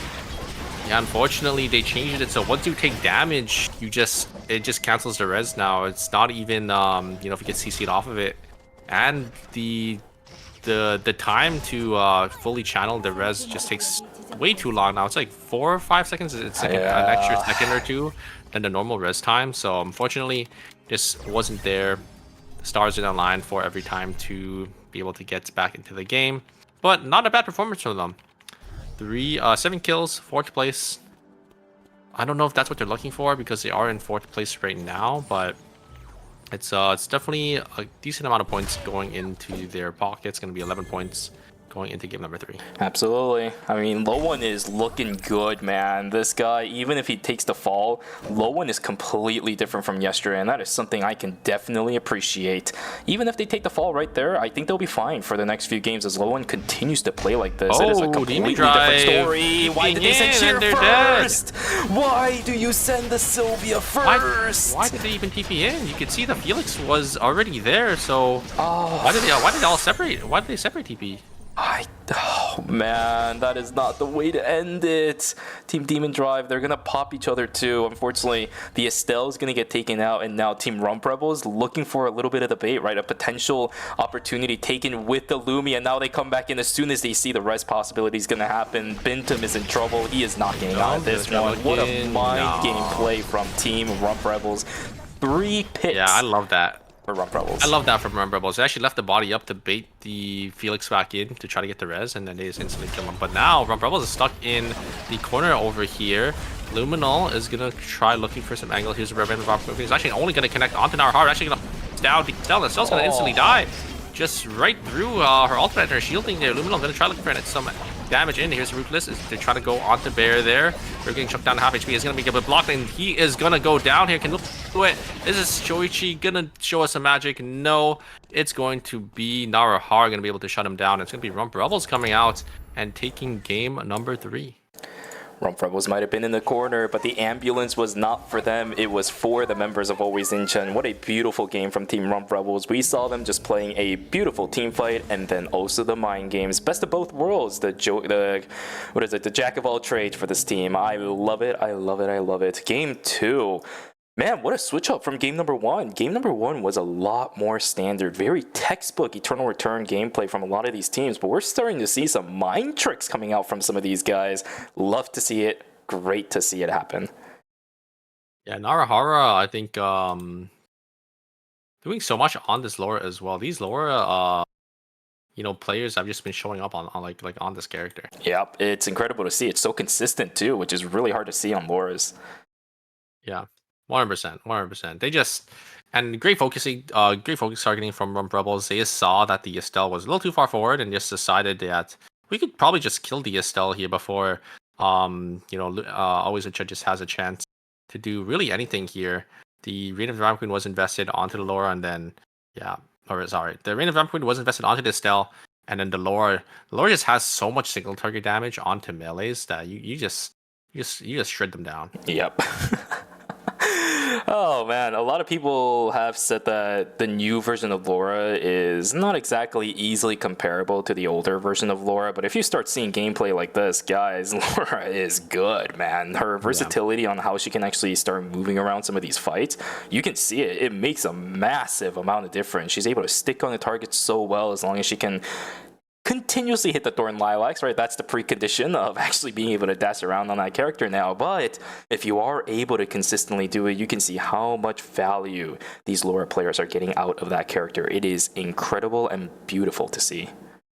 Yeah, and the burst damage from the character is just way too much. If they hit that, they hit the mark on you, and then it just adds so much more damage for their combo, and then they're just able to use their like whip like 5 or 6 times in not 5 or 6 times, maybe like 2 or 3 times in the span of like 3 seconds. So surprisingly enough, with the whip skill as well, it's actually really hard running away from a Laura, because if they're already on top of you, the chances of them hitting their whip skill on you is pretty high, and the slow on that lasts quite a bit actually. It's one of the things that catches a lot of people off guard when going up against Lennox as well, is because momentarily you're like, okay, well, I get pulled, and then I get pulled back in from the flayback, but then the whip skill happens, and now you're just standing there. You can't move for a hefty amount of periods. So Laura players, the fact that we're seeing these consistent gameplays, the fact that they're able to stick onto these frontliners extremely well, that is giving me a whole new perspective on how some of these teams can play. And it's showing right here on our scoreboard. Look at how close it is between first and second. It's only a 9-point, actually 10-point difference between Bracket Busters, Always Incheon, Away from Keyboard, Demon Drive every time, and Rump Rebels. Unfortunately, Team Specialist and Team Egoism, they're not having didn't have a good first 2 games, but there's still 2 more games for game 3 and 4. They're not out just yet, but the lead is widening for the bottom 2. But the top 6, it's relatively close, and it's relatively tight-knit. Any team can really make it in here. Can I also say What's up? Yeah, the top 3 of the top 4 teams from Knockout Stage 1. That is true. Yeah, you are right. You are right. Might be a tiebreaker for Demon Drive in every time, but I'll still count it. yeah. I mean, the top 3 teams. You're absolutely correct. Or 3 of the 4 teams Yeah. is from Knockout Stage 1. So I wonder if maybe we'll see some of these Knockout Stage 1 teams, dethrone these Knockout Stage 2, maybe even go up to Knockout Stage 3, 4, 5. We'll have to see how they compare into the higher knockout stages if they do end up making it on out of here. Indeed. Super. That was game number 2, though. Total of 6 games that we watched today. That is an even number. And you know what that means. We're going to go on a break, so make sure you guys go get some water. Go grab your snacks, because it's the last time you'll be able to do it for ERM tonight. And go take a stretch. We'll see you guys back here for our final 2 games of the night, games 3 and 4 of Knockout Stage 2. Take care.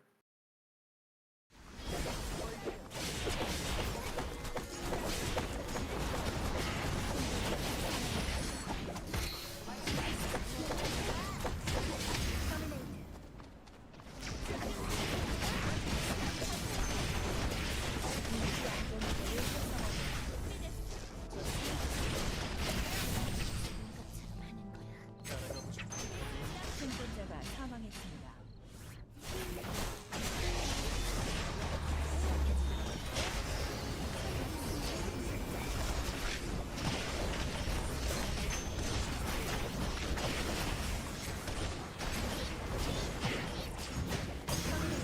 곧 보안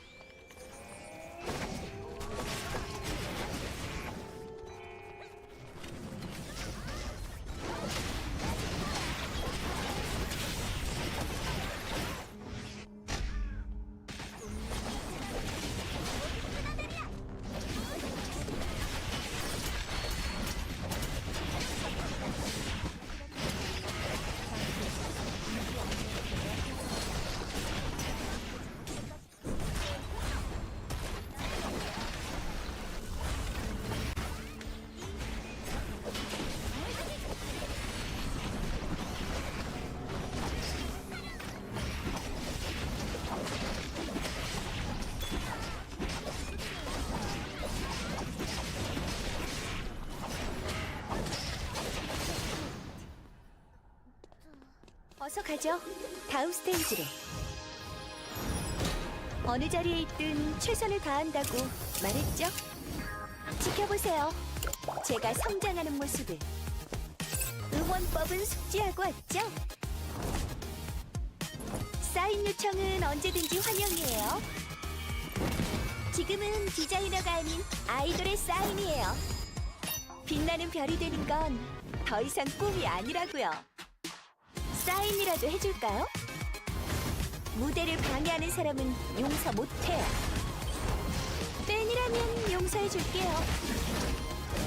역시 전 이때가 제일 빛나는 것 같아요. 경호팀은 어디서 뭘 하는 건가요? 허락도 없이 사진 찍지 말라고 했잖아요. 동선이나 멘트는 미리 외워둬야겠죠. 오늘도 최고의 무대였죠?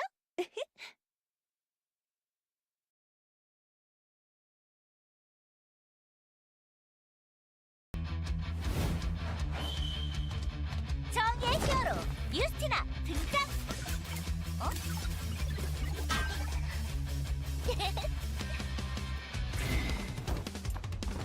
걱정하지 마, 내가 왔어.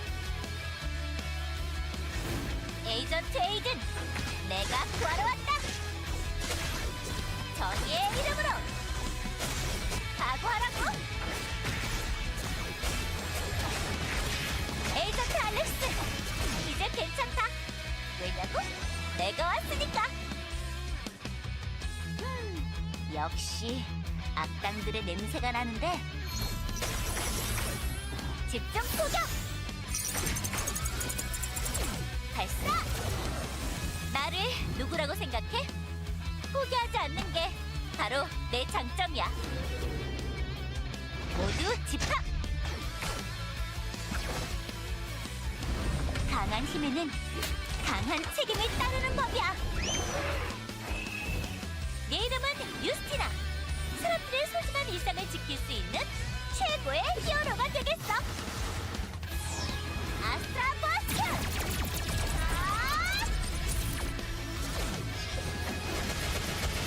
전력을 다해서! 언젠가 누가 말했었지. 평범한 일상으로 돌아가 평범한 생활을 하고 싶다고. 그럼 난 그 평범한 일상을 지킬 수 있는 최고의 히어로가 되겠어.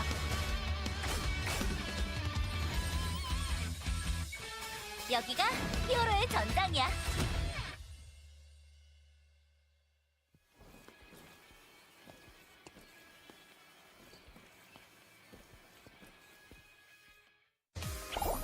오늘은 새로운 걸 준비해봤어. 기대되지? 빵! 맛있겠지? 한 줄까? 무슨 꿈꾸느냐고? 글쎄, 알려줄 것 같아? 어리다고 얕봤지? 창피해라. 계신가요? 있어도 좋고 없어도 좋아. 경찰 아저씨는 없나 보네? 잘됐다. 후슈! 내 이름으로 달아둬. 슝! 숙녀가 공격받는데 가만히 있을 거야? 야옹아, 여기 있니? 자! 오늘은 여기까지. 다음에 또 놀자. 안녕!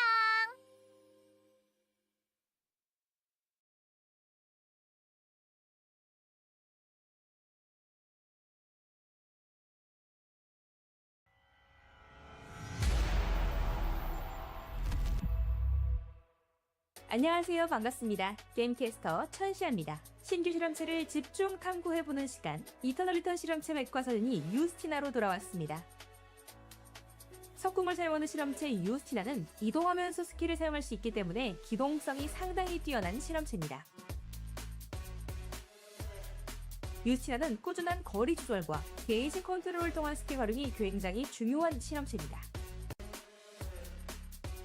먼저 유스티나의 스킬 구성을 알아보겠습니다. 유스티나의 스킬 구성은 Q 스킬 연속 포격, 그리고 선멸 포격, W 스킬 집중 포격, E 스킬 부스트 대쉬, 궁극기 아스트라 버스트, 그리고 패시브 스킬인 아스트라 에너지로 구성되어 있습니다.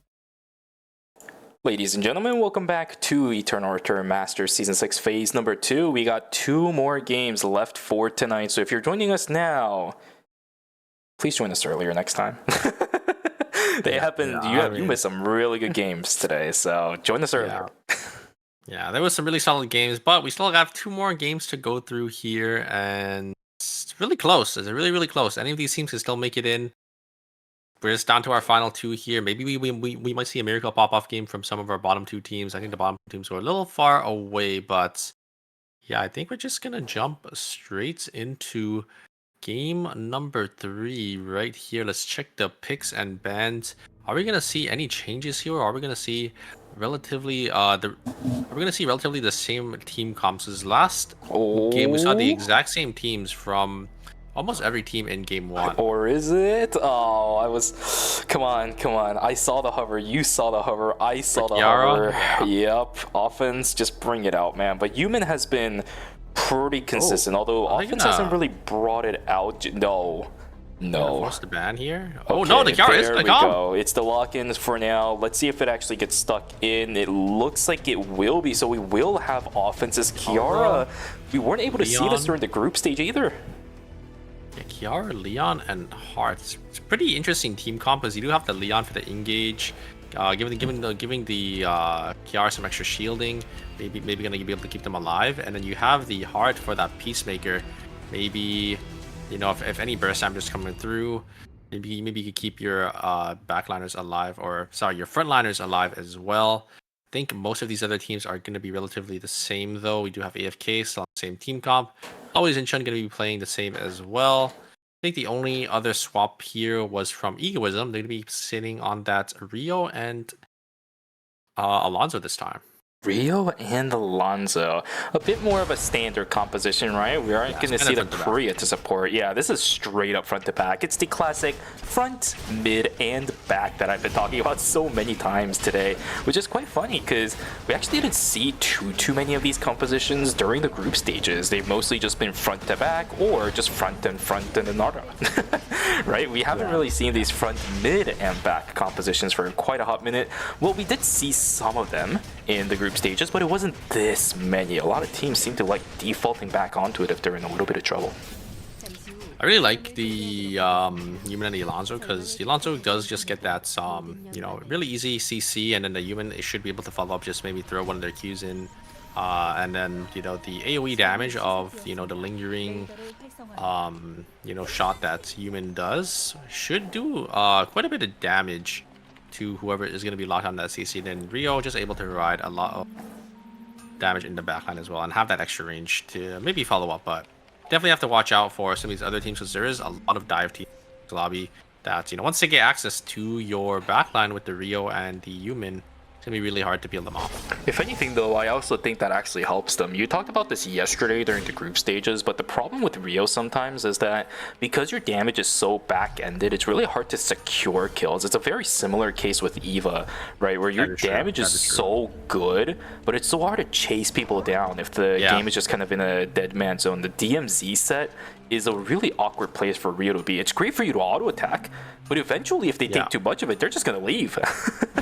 Yeah, this reminds me a lot of because so back in the day, like Sejong played the Rio and the Alonso, but the problem that they had was every team that saw them, they decided, you know what, you guys are Mirror Sejong, we're just not gonna fight you. And you can't really do anything when you're playing the Rio and the Alonso. Yeah, so you're just sitting there getting no kills until the very end, or until teams are actually forced to fight you, and you're just gonna always have a low amount of kills. I think we did end up seeing them swapping over to like a more aggressive after because of exactly that scenario. So we have to see if it will just end up ego fighting into egoism. But looks like Luminol is just gonna be able to get the nice combo down. They're gonna be able to kill a Narahara there, and on the top side here, it's gonna be egoism. They'll lose both their Alonso and the Rio, not grouped up as 3, while Demon Drive so gonna be able to get those nice 2 kills for themselves. But yeah, we'll have to see if these teams do end up taking the fight into Team Egoism, because yeah, their team fighting potential is definitely really good, but won't have that chase or lockdown. I don't know how that chain landed. The fight is going to be forced. Lumino is still down the Ruthless. It's still pretty early in the game, and that Spring Trap is what's going to save them. If that Kiara didn't get hit by that, I think it would have been a little bit of trouble for Team Oizincha. And Ruthless is only now starting to pop up. And plus, Factory is a really awkward place for the Shuichi to fight. But now that they know that the Plague is done, they're trying to push their lead as far as they can. Although, it's not going to result in anything as of right now. They're just going to push them out, take the farm in Hospital, get those Mutant Pack. Wolf Mutant Packs give a lot of credits and they give a lot of mastery, so if you want to grab those and then they can work their way back into Cemetery, I really like that from Team Always and Chun. Just going to be pushing the other team out and making sure they're going to be able to secure as much farm as possible. Indeed. Still moving on to the game, night number 1 has popped. That's why you can see the Mutant Boar starting to spawn. A lot of teams getting no picks this time around. Everyone's just farming. I kind of like this. They are in hell because what happened? Look at their levels. They're level 7. They didn't get any farm, right? Because they got pushed out of Hotel, and then they didn't get theirs in Hospital as well. There's the Estelle ult. Gonna be used to keep Income alive, and yeah, looks like, oh wait a second, Offense is actually gonna take the leg forward, and they're just gonna focus down to Leon, who jumped on in, and yeah, every time they are in shambles here. They know also lose their Leon as well. Bear is gonna try to go onto the Rio. Ooh, the R2 doesn't connect from the Rio. Is not gonna be able to push Bear back in time, but there's the Alonso just able to sit there and just block and make sure the Suit does not get their Don Quixote in. Gonna be able to block on those Don Quixotes, and we'll be able to get that kill for himself. They're gonna trade 1 for 1. every time. Offense dying once again. Look at their credit counts. They're sitting on 180. You can see everyone else sitting at 220s, 230s, 240s. Like every time, they are in a really, really bad spot right now. And their levels. We're about to go to day number 2. We talked about this yesterday, but usually level 10 is where you should be by day 2. They have Level 2 10, people yeah. who just turned level 8. Yeah, level 10 is like you farmed good enough and you're like slightly ahead. Level 9 is like probably around average, and level 11, if you ever get level 11 objective contest, like you like Are giga well farm. set, yeah, but this like, is I don't know level what you 8. did, but like I don't know what you did if you got to level 11, but yeah. But there was somebody who hit 12 yesterday, Super. You can't say you don't know what they did already when they hit 11. What are you doing? No. I don't think it's possible to even hit level 12. Are you No, sure? remember? There was somebody who hit 12 yesterday. It's probably like slightly after day 2 swap, because I'll have to go check that you again. can then. get like a lot, yeah, from just getting mastery as well from getting these team fights. And a lot of damage coming out from the Yuban, but it's just not going to be enough here. Rio trying to get back in. The thirst kill was going to be secured. The Yuban is going to be able to get, Team Rebel is going to get the executioner bonus from killing that Yuban on the floor there. Offense just going to use their play. You're going to get a lot of value on it here. It's going to be able to hold it down for the whole time. Okay. He's going to be able to get the kill. Yeah, they will be able to pick up the Estelle from Team Demon Drive. As it looks like, okay. I mean, we're seeing some light with the team comp here. Yep, starting to catch back up in the levels now. Now it's 11, 10, 10. They're actually relatively caught back up with the lobby. It's kind of surprising to me, actually, that the heart is the one that's behind everyone else, if I'm going to be real with you. Usually it's the ADC that tends to get quite a lot because their damage is the highest. They'll typically be the one that farms the best. But at the same time, I guess Kiara has really good farming with everything in their kit, too. I don't know what's happening, but she's the one that's furthest behind still, caught up with majority of the lobby. And we are starting to see the items starting to pile on in for Team Everytime as well. Credit count sitting at around low 300s. If they are aiming for those 4 scores, which this team definitely should, outside of maybe the Leon, they should be able to get those very soon. Yeah, now that we have downtime, I want to talk about I think I've only had like a handful of times I was ever level up plus for the first objective contest. Like it is you have to farm maybe like 4 or 5 zones by yourself. You have to, and it all has to be like mutant packs, bears, and everything. It's like almost impossible. Carla might be able to do it, but yeah, it's like almost impossible to hit level 11. But if you do, like, you are so strong for the objective contest. Here comes the engage coming out from Adriana. Adriana's damage is actually going to go wide there. The Molotov isn't actually going to connect onto any of the members of Team Bracket Buster, so unfortunately just not enough damage. Here's the damage coming out from the Yumin. A great dodge out from the heart, but still going to get choked down to half HP. Looks like Bracket Buster is going to start up the Alpha here. The Garnet is going to get chunked down all the way down to about 30%, and the Alpha is going to be secured over to the side of Bracket Busters. There's the investment from the ultimate from the Priya, and the Heart is actually a little too far forward. Going to use their Beastmaker, actually going to go down, and a great White Lily coming in from the side of Min, but a great fire escape from the Adriana, going to be able to get them safely. And oh my god, now R hits the 2-man Twilight Heist, and it combos into the Sanguine Javelin as well, and that's going to be Egoism. Going to go down in 8th place. dude, these Lauras, man, what the hell happened? All of these Laura players are playing like insane right now. What the hell? And unfortunately, Egoism falling down like that, I mean, that's not even their fault. That is just an incredible play by Narahara. You highlighted this player earlier while I was more looking at low one. Narahara is making a statement today. Yeah. I mean, we seen them, right? In coming out, crawling all the way back up, and Narahara was the centerpiece of their team comp, just able to just find these picks, able to always find these angles in and allow their team to basically basically win out on these team fights. I swear to God, chat has some of the best copy blasters they can make with Team Rump Rebels, man. When somebody typed they rump, they bump. Why is that so funny to me?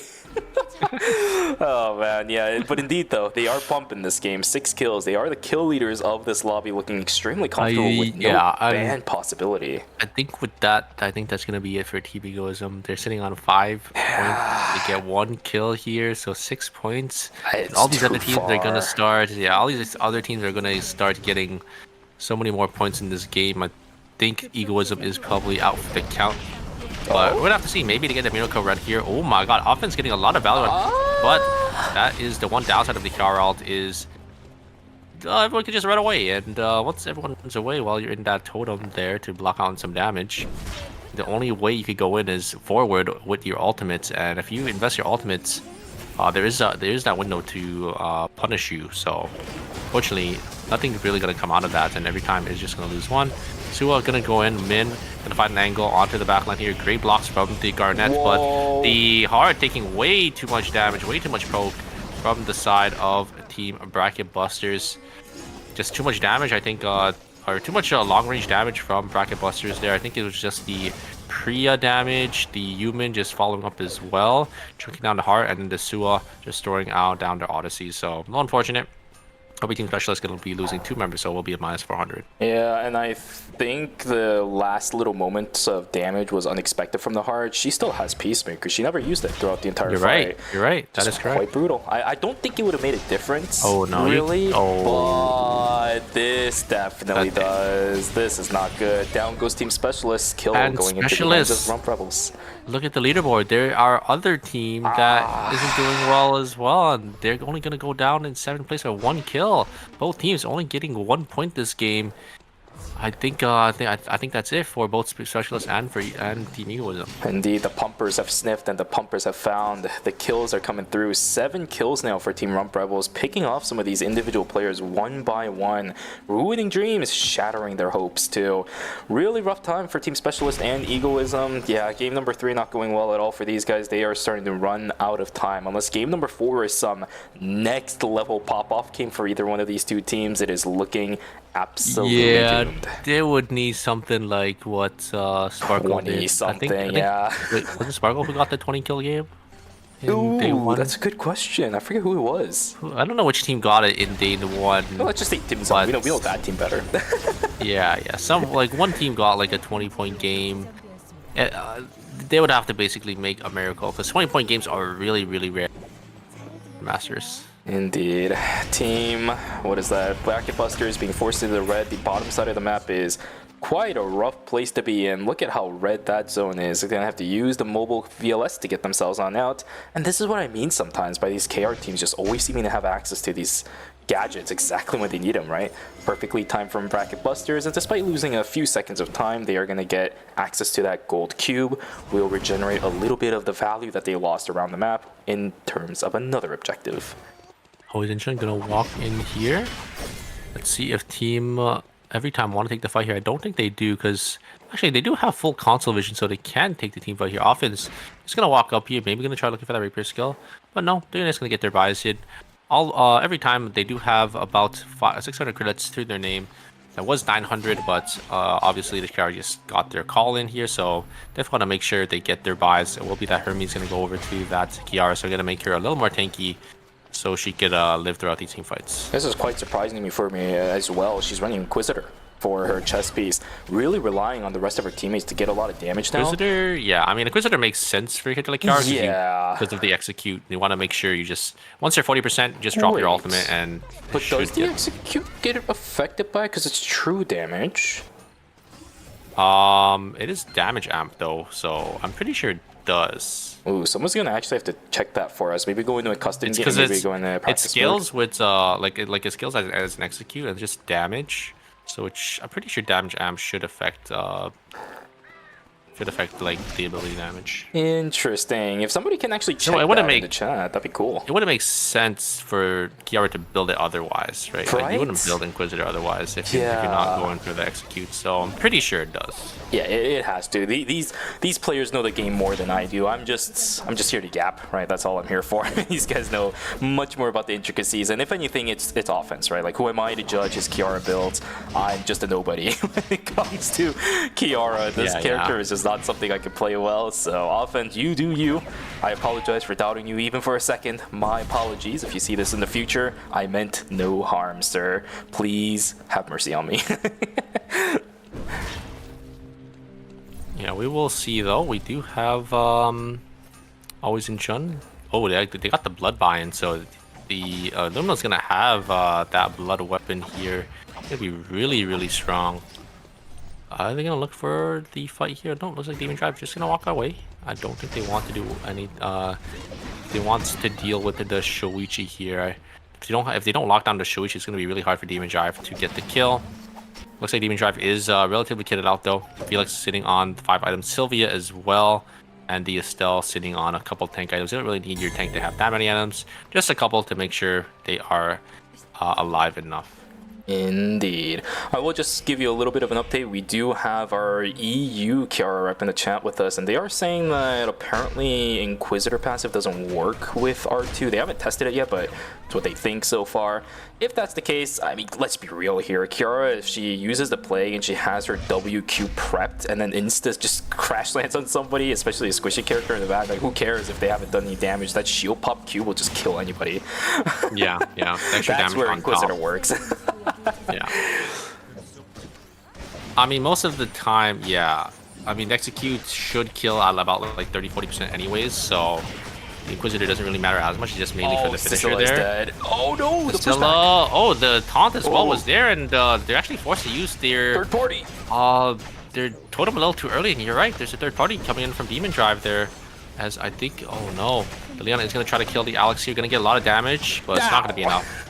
Every time is going to lose 2 members, and Demon Drive gonna be the ones to reap all the rewards in this week. They still are alive. That's the good thing about Team Every Time. I thought the Kiara was just gonna die, realistically speaking, because he went into Totem with next to no HP.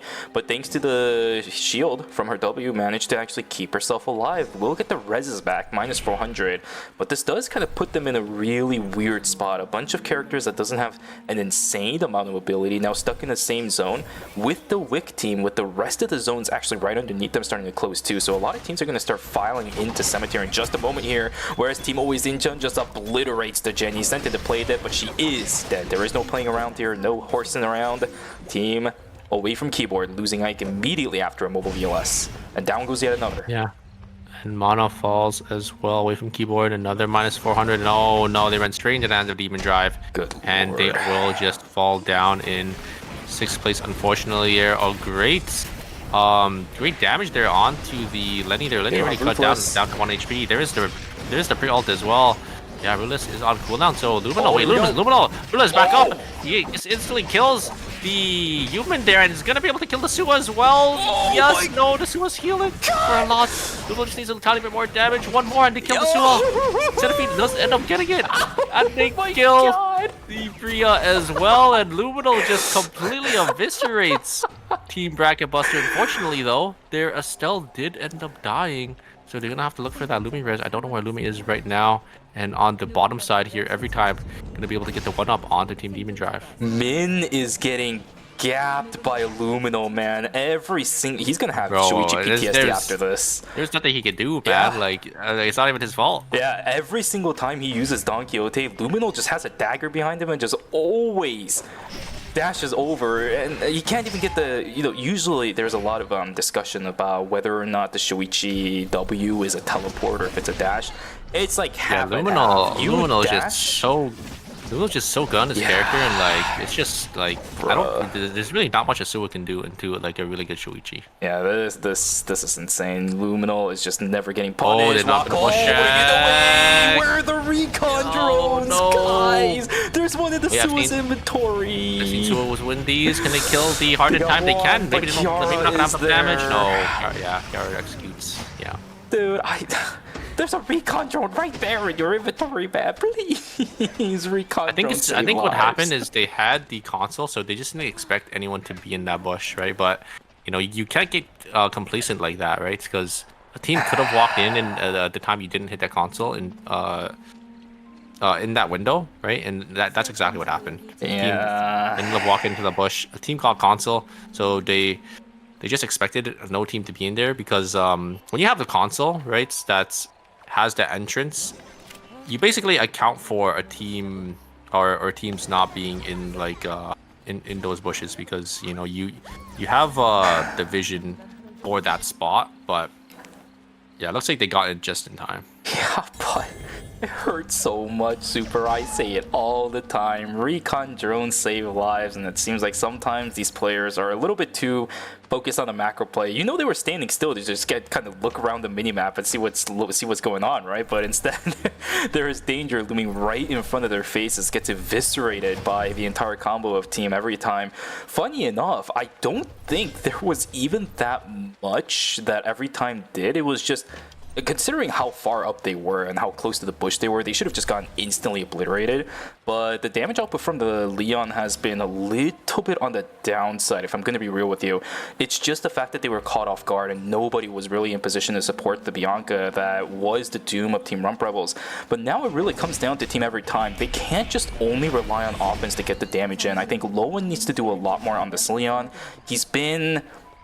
Again, I'm always saying this because I really hate to say it in this way, but his Leon has been slightly subpar. His damage output is just a little bit on the weaker side for some reason. I don't know why. Yeah, and he's not able to find these engages for his team, but we're gonna look here at offense. Gonna try to walk up. Gonna try to zone them off here. Getting a lot of trades with his Qs. Gonna use the shield for some extra HP as well. Looks like they will be able to take zone control over from Demon Drive here. Sylvia gonna try looking for some poke with their finish line and their Qs. Gonna get a little bit of damage off with the radar guns, and there's Engage. They get a lot of damage onto offense. They are gonna focus their attentions, but there is the totem, man. Oh, there it is. Bintum is just already dead. There's just way too much spell damage for the Felix to really block there, and they will just go over to the side of Team Every Time here. Wait a second, can they get the heart there? No, there is the Peacemaker, gonna be able to keep them alive, and that is going to be a Team Every Time going to be able to win this one out for it. A nice clean 3-0 into Team Demon Drive. Yep, and that's the play I want to see from Lowen, right? The Sylvia was a little bit too hellbent on trying to help 2ㅅ that he wasn't keeping track of where the waterways were. He actually was sitting on it for like 3 seconds straight, and I could imagine what Lowen was thinking in the back of their minds. Like, do I want to go for the Sylvia? She's just kind of sitting there. Is she baiting me or something? But eventually, Lowen takes it full combo straight into the biker, and from there, the entire fight just completely unravels. Team Every Time, though, they have to walk into this. This is... you know what time it is? It's Luminal Dive. Yep. It is Luminal Dive. And it's Pawn Final Zone too, except for the little center area. And even if it's the center area, Luminal's just going to get shows. And you know what? This is where he made that one big clip, right? He can make another one if he just plays this fight out right. But the problem is, Aroi's Incheon actually have a camera here, so they will see Team Every Time coming from the top side here. I mean, they are going to have to play into Always Incheon, but at least Always Incheon isn't playing like a long-range comp to poke them down before they enter the zone. So it's actually not too bad. Always Incheon does end up getting zone control over them. See, immediately Always Incheon going to give up control back over to the side of Team Every Time here. Always Incheon, or it's just going to be up to Luminal to make something happen here. Yep. He's got to kill the Leon and the Kiara, maybe force a Kiara ult here. There's the ult. Ult is going to be invested with the totem, but the damage is way too much. There's so much AoE damage from Luminal. Unable to get the executes they do after the Peacemaker goes down, and that's going to be Always Incheon coming out on top. Oh my god. He dashed through 3 people. 3 daggers in a row. What the hell was that? It's just a Luminal show today, isn't it? What the hell just happened to the health bars? Oh, yeah, they were all full HP, and the Peacemaker was instantly placed down the second they just all went down to 1 HP, and yeah, they're just able to win it out because they just have the HP, like instant HP healing once the Peacemaker procs with the Lenny and the Estelle, and they're just able to get those executes right after and right outside of Peacemaker. Like once the Peacemaker procs, it's just in favor of Team Always Incheon because they're just able to keep them all alive and get those kills down. So very nicely played by Team Always Incheon. I was gonna say Team Always Incheon actually lost to that team earlier.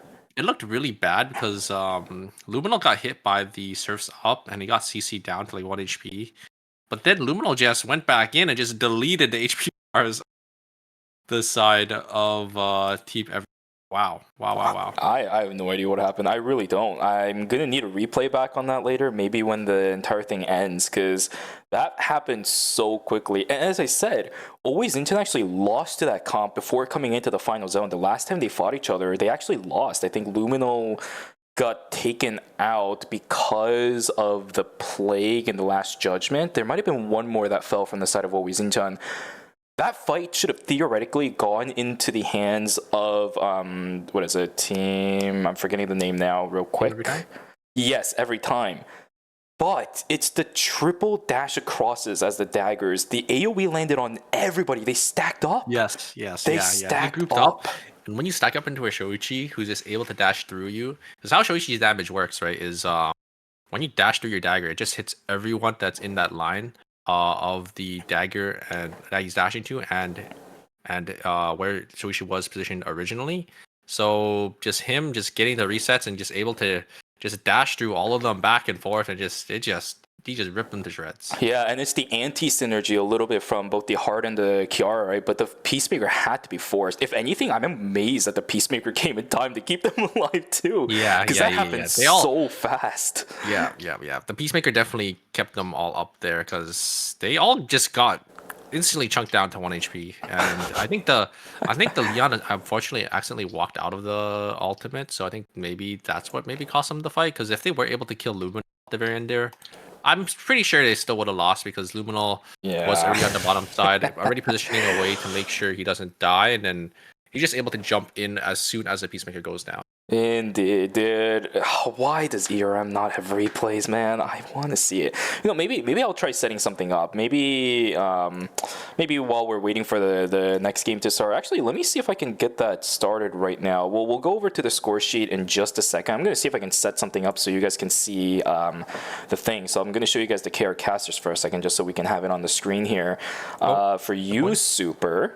Can you go over the score while I try to bring the replay back up?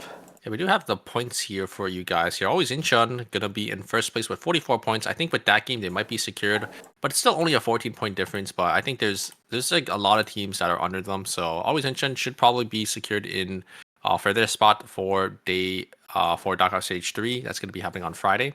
Every time with 37, Bracket Busters with 35, Demon Tribe with 31, and 15th and 6th place. Only a 4-point difference between 4th and 6th. Rump Rebels with 30 and Away from Cuba with 27. So it's still anyone's game here to qualify. Unfortunately, I think our bottom two teams are a little too far away. Specialists with only 8, so it's 23 points. 23 is a little too much to make up for, and Egoism only with 6 points. But I think from 1st to 6th, I really think anyone can still make it in here. I think Always Incheon is the only team secured, basically, that has their spot secured in for the finals. But Rump Rebels and Away from Keyboard can definitely still break in for the top 4. Indeed, what a great game. Team Always Incheon definitely on the confidence side. Again, as you said, it's still anyone's game. But let's take a look at what actually happened in that previous fight. I actually do have it up on my screen right now, so let me bring it over. Such a good fight, taking from everything up until they grouped up. Yeah, it looks good. It looks really good. They got the surfs up onto Luminal. Luminal got down to 1 HP, but he just hit the 3-man. Yeah, ruthless. He just kept dashing through them, and he literally just Bermuda triangled the entirety of every time, man. That's what happened. Sent them to the Shadow Realm. Goodness gracious. Yeah, quite frankly, that's exactly what happened. They set up the Bermuda Triangle, and the entirety of every time just got sent to the Shadow Realm. That's just plain done and simple. That's exactly what happened. What a play. It's just a Luminal show today. I don't know. Like this guy's just popping off. Like, it's crazy. Indeed. Well. Okay, so with that, now we have to go into game number 4. It's the final game of the night, the final game of Knockout Stage number 2, and the final game, unfortunately, for the weekend. We have to wait until next weekend to see the next set of games, Super. Why does this have to happen to us, my friend? Yeah. But we do get a break, because we definitely won't be casting during the weekdays, because we're probably going to be busy during those days, so yeah. But I think we're just gonna jump straight into game number 4 here. No bans. I'm gonna be on the table here. It's gonna be our 502nd game. So I guess our 500 game was pretty good. From the looks of it, it seems pretty good. And also, somebody in the chat is asking, can't you just rewind on YouTube? Yeah, but professional quality stream, man. I try to provide the cleanest of things. Here, you guys want me to show you? Look. Do you want to see this? Is this what you want to see on the street? Look. Is that what you want? No, I don't want it either. It looks clean. I wanted to do it my way, and that works. You guys got to watch the replay, so yay. Looks like every team is going to be sticking with what they know. It is going to be Egoism going to be swapping it around to the Arda and the Dean, but the Alonso is going to stick, so it's still the same team comp type with the Mage and the ADC, but every other team going to be on the exact same team comp like we had in the previous game. Just real quick, I love you guys, chat. Thank you so much. I appreciate you entertaining my little rant there for a moment. You could call it a ranter moment, just a momentary one. But yeah, you're right. A slight change up on the side of Team Egoism. They're a little bit in trouble though, right? A little bit too much they're gonna have to do in order to pull back. Yeah, I'm pretty sure Egoism and every time, or not every time, Egoism. Probably not in this universe. That was Specialist, I think. Yeah. Yeah, I think they're both out. Maybe in another universe, but this one's not it.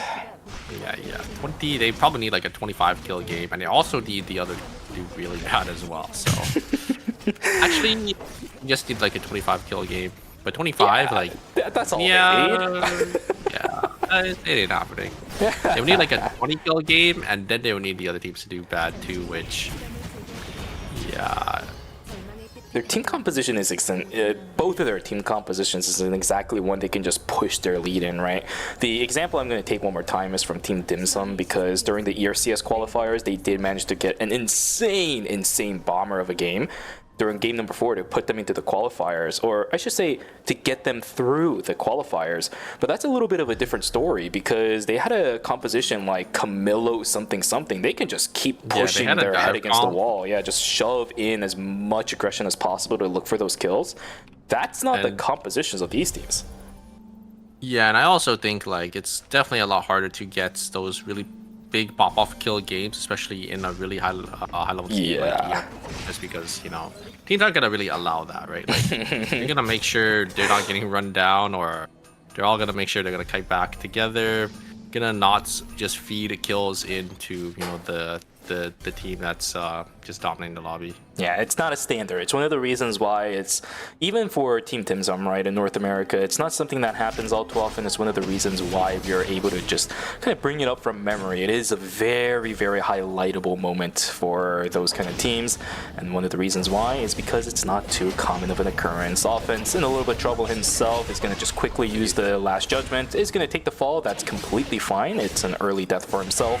Rump Rebels picking this one up should be a little bit nice. Now they are tied with Demon Driver and Demon Drive in terms of their points, looking for that possible 4th place advancement. Ike is going to be saved. Never mind, we'll burn to a crisp instead. Yeah, looks like Specialists will be able to get those 2 kills. I think they're just probably just gonna try full sending it, try to get as many kills as possible, but yeah, it ain't looking too good for them. Always in shot, able to get a kill from team, I think it was Team Egoism there, and actually they're still just gonna full send it there. Luminal gonna be able to dodge out on that Don Quixote there, and there's the exclusive, or there's a Ruthless. The Ruthless. It's a hard one. I unfortunately myself too. Unfortunately, didn't really do anything there, as looks like the Laura just jumped on out of there. Not gonna be able to get any extra damage, and it looks like it will just trade back. Yeah, too early in the game for the Hex to actually kill. Unfortunately, Honmono will keep themselves alive, but at the same time, Human stays alive, right? Actually turning things around. Specialist in a little bit of trouble, as the Garnet will resurrect in just a moment, but this Adriana is not having it. Yo, he sees the opportunity. He wants to go for it. Carpet diem, my friends, but Nimrod's Gate early game, it's only like 5 meters. It's nothing. Yeah, looks like I think Team Specialist is just gonna get some split farming here. They probably want to get as many credits as possible, scale to the late game. Maybe go out with a bang, get this win before you leave. Even because I don't think there's like no way that you can be realistic here. We always think about possibilities, but you know. Yeah, it's a little too many points they need here. Yeah, looks like they're just full split farming here. Adrian is gonna try grabbing the spare. Do have egoism. Are they gonna be able to get the spare in time? It's gonna go over today. And they're gonna use the White Lily to get out, but actually gonna be denied with the NATO there, and looks like Arda is gonna use their Nimrod's Gate to try to chase here, but I don't think they're gonna be able to find anything.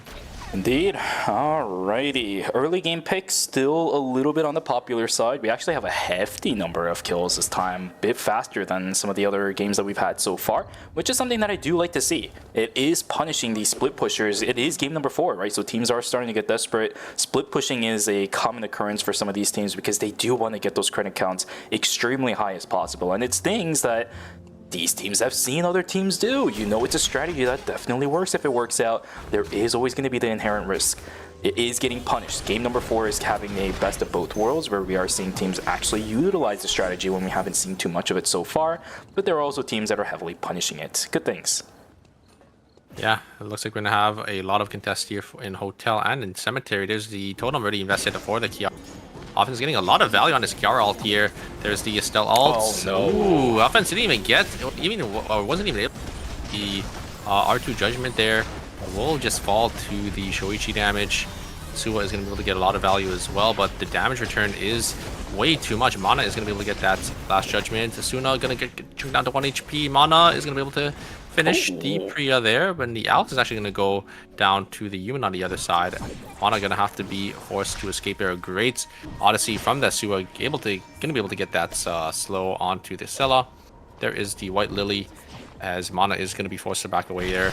Don't think Scylla can get away from Asua, so Scylla will probably just fall very shortly here. Going to try jumping over the wall, but just going to make enough time for their teammates to get back up. I will say, good call from away from keyboard, right? I think they gave the call out to Mana. The human was on the way from the top side down, so the White Lily was actually invested further into beach, more so than using it towards like that forest entrance on the right side. Really good call, really good call. Just small things, but you do really appreciate those kind of things when you look at it from the spectator's standpoint.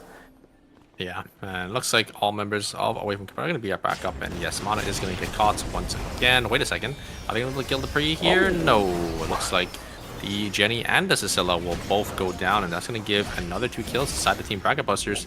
And Bracket Busters, they are pretty close. Actually, they're actually pretty far up. They're in the 3rd place spot. They're sitting on 5 kills already, so basically securing themselves their ticket into the finals here, or into Knockout Stage 3. And for Away from Keyboard, seeing the light fade away from the tunnel, right? They're also pretty close, but they're bottom of all the teams that are extremely close, fighting for that 3rd and 4th place spot. So for Team Away from Keyboard, losing members like this in the earlier stages, when we saw earlier the game that they won, they need a lot of things to go right for their team composition to work. They need these teams to just not push in on them. The mid-range cover has to happen for Away from Keyboard.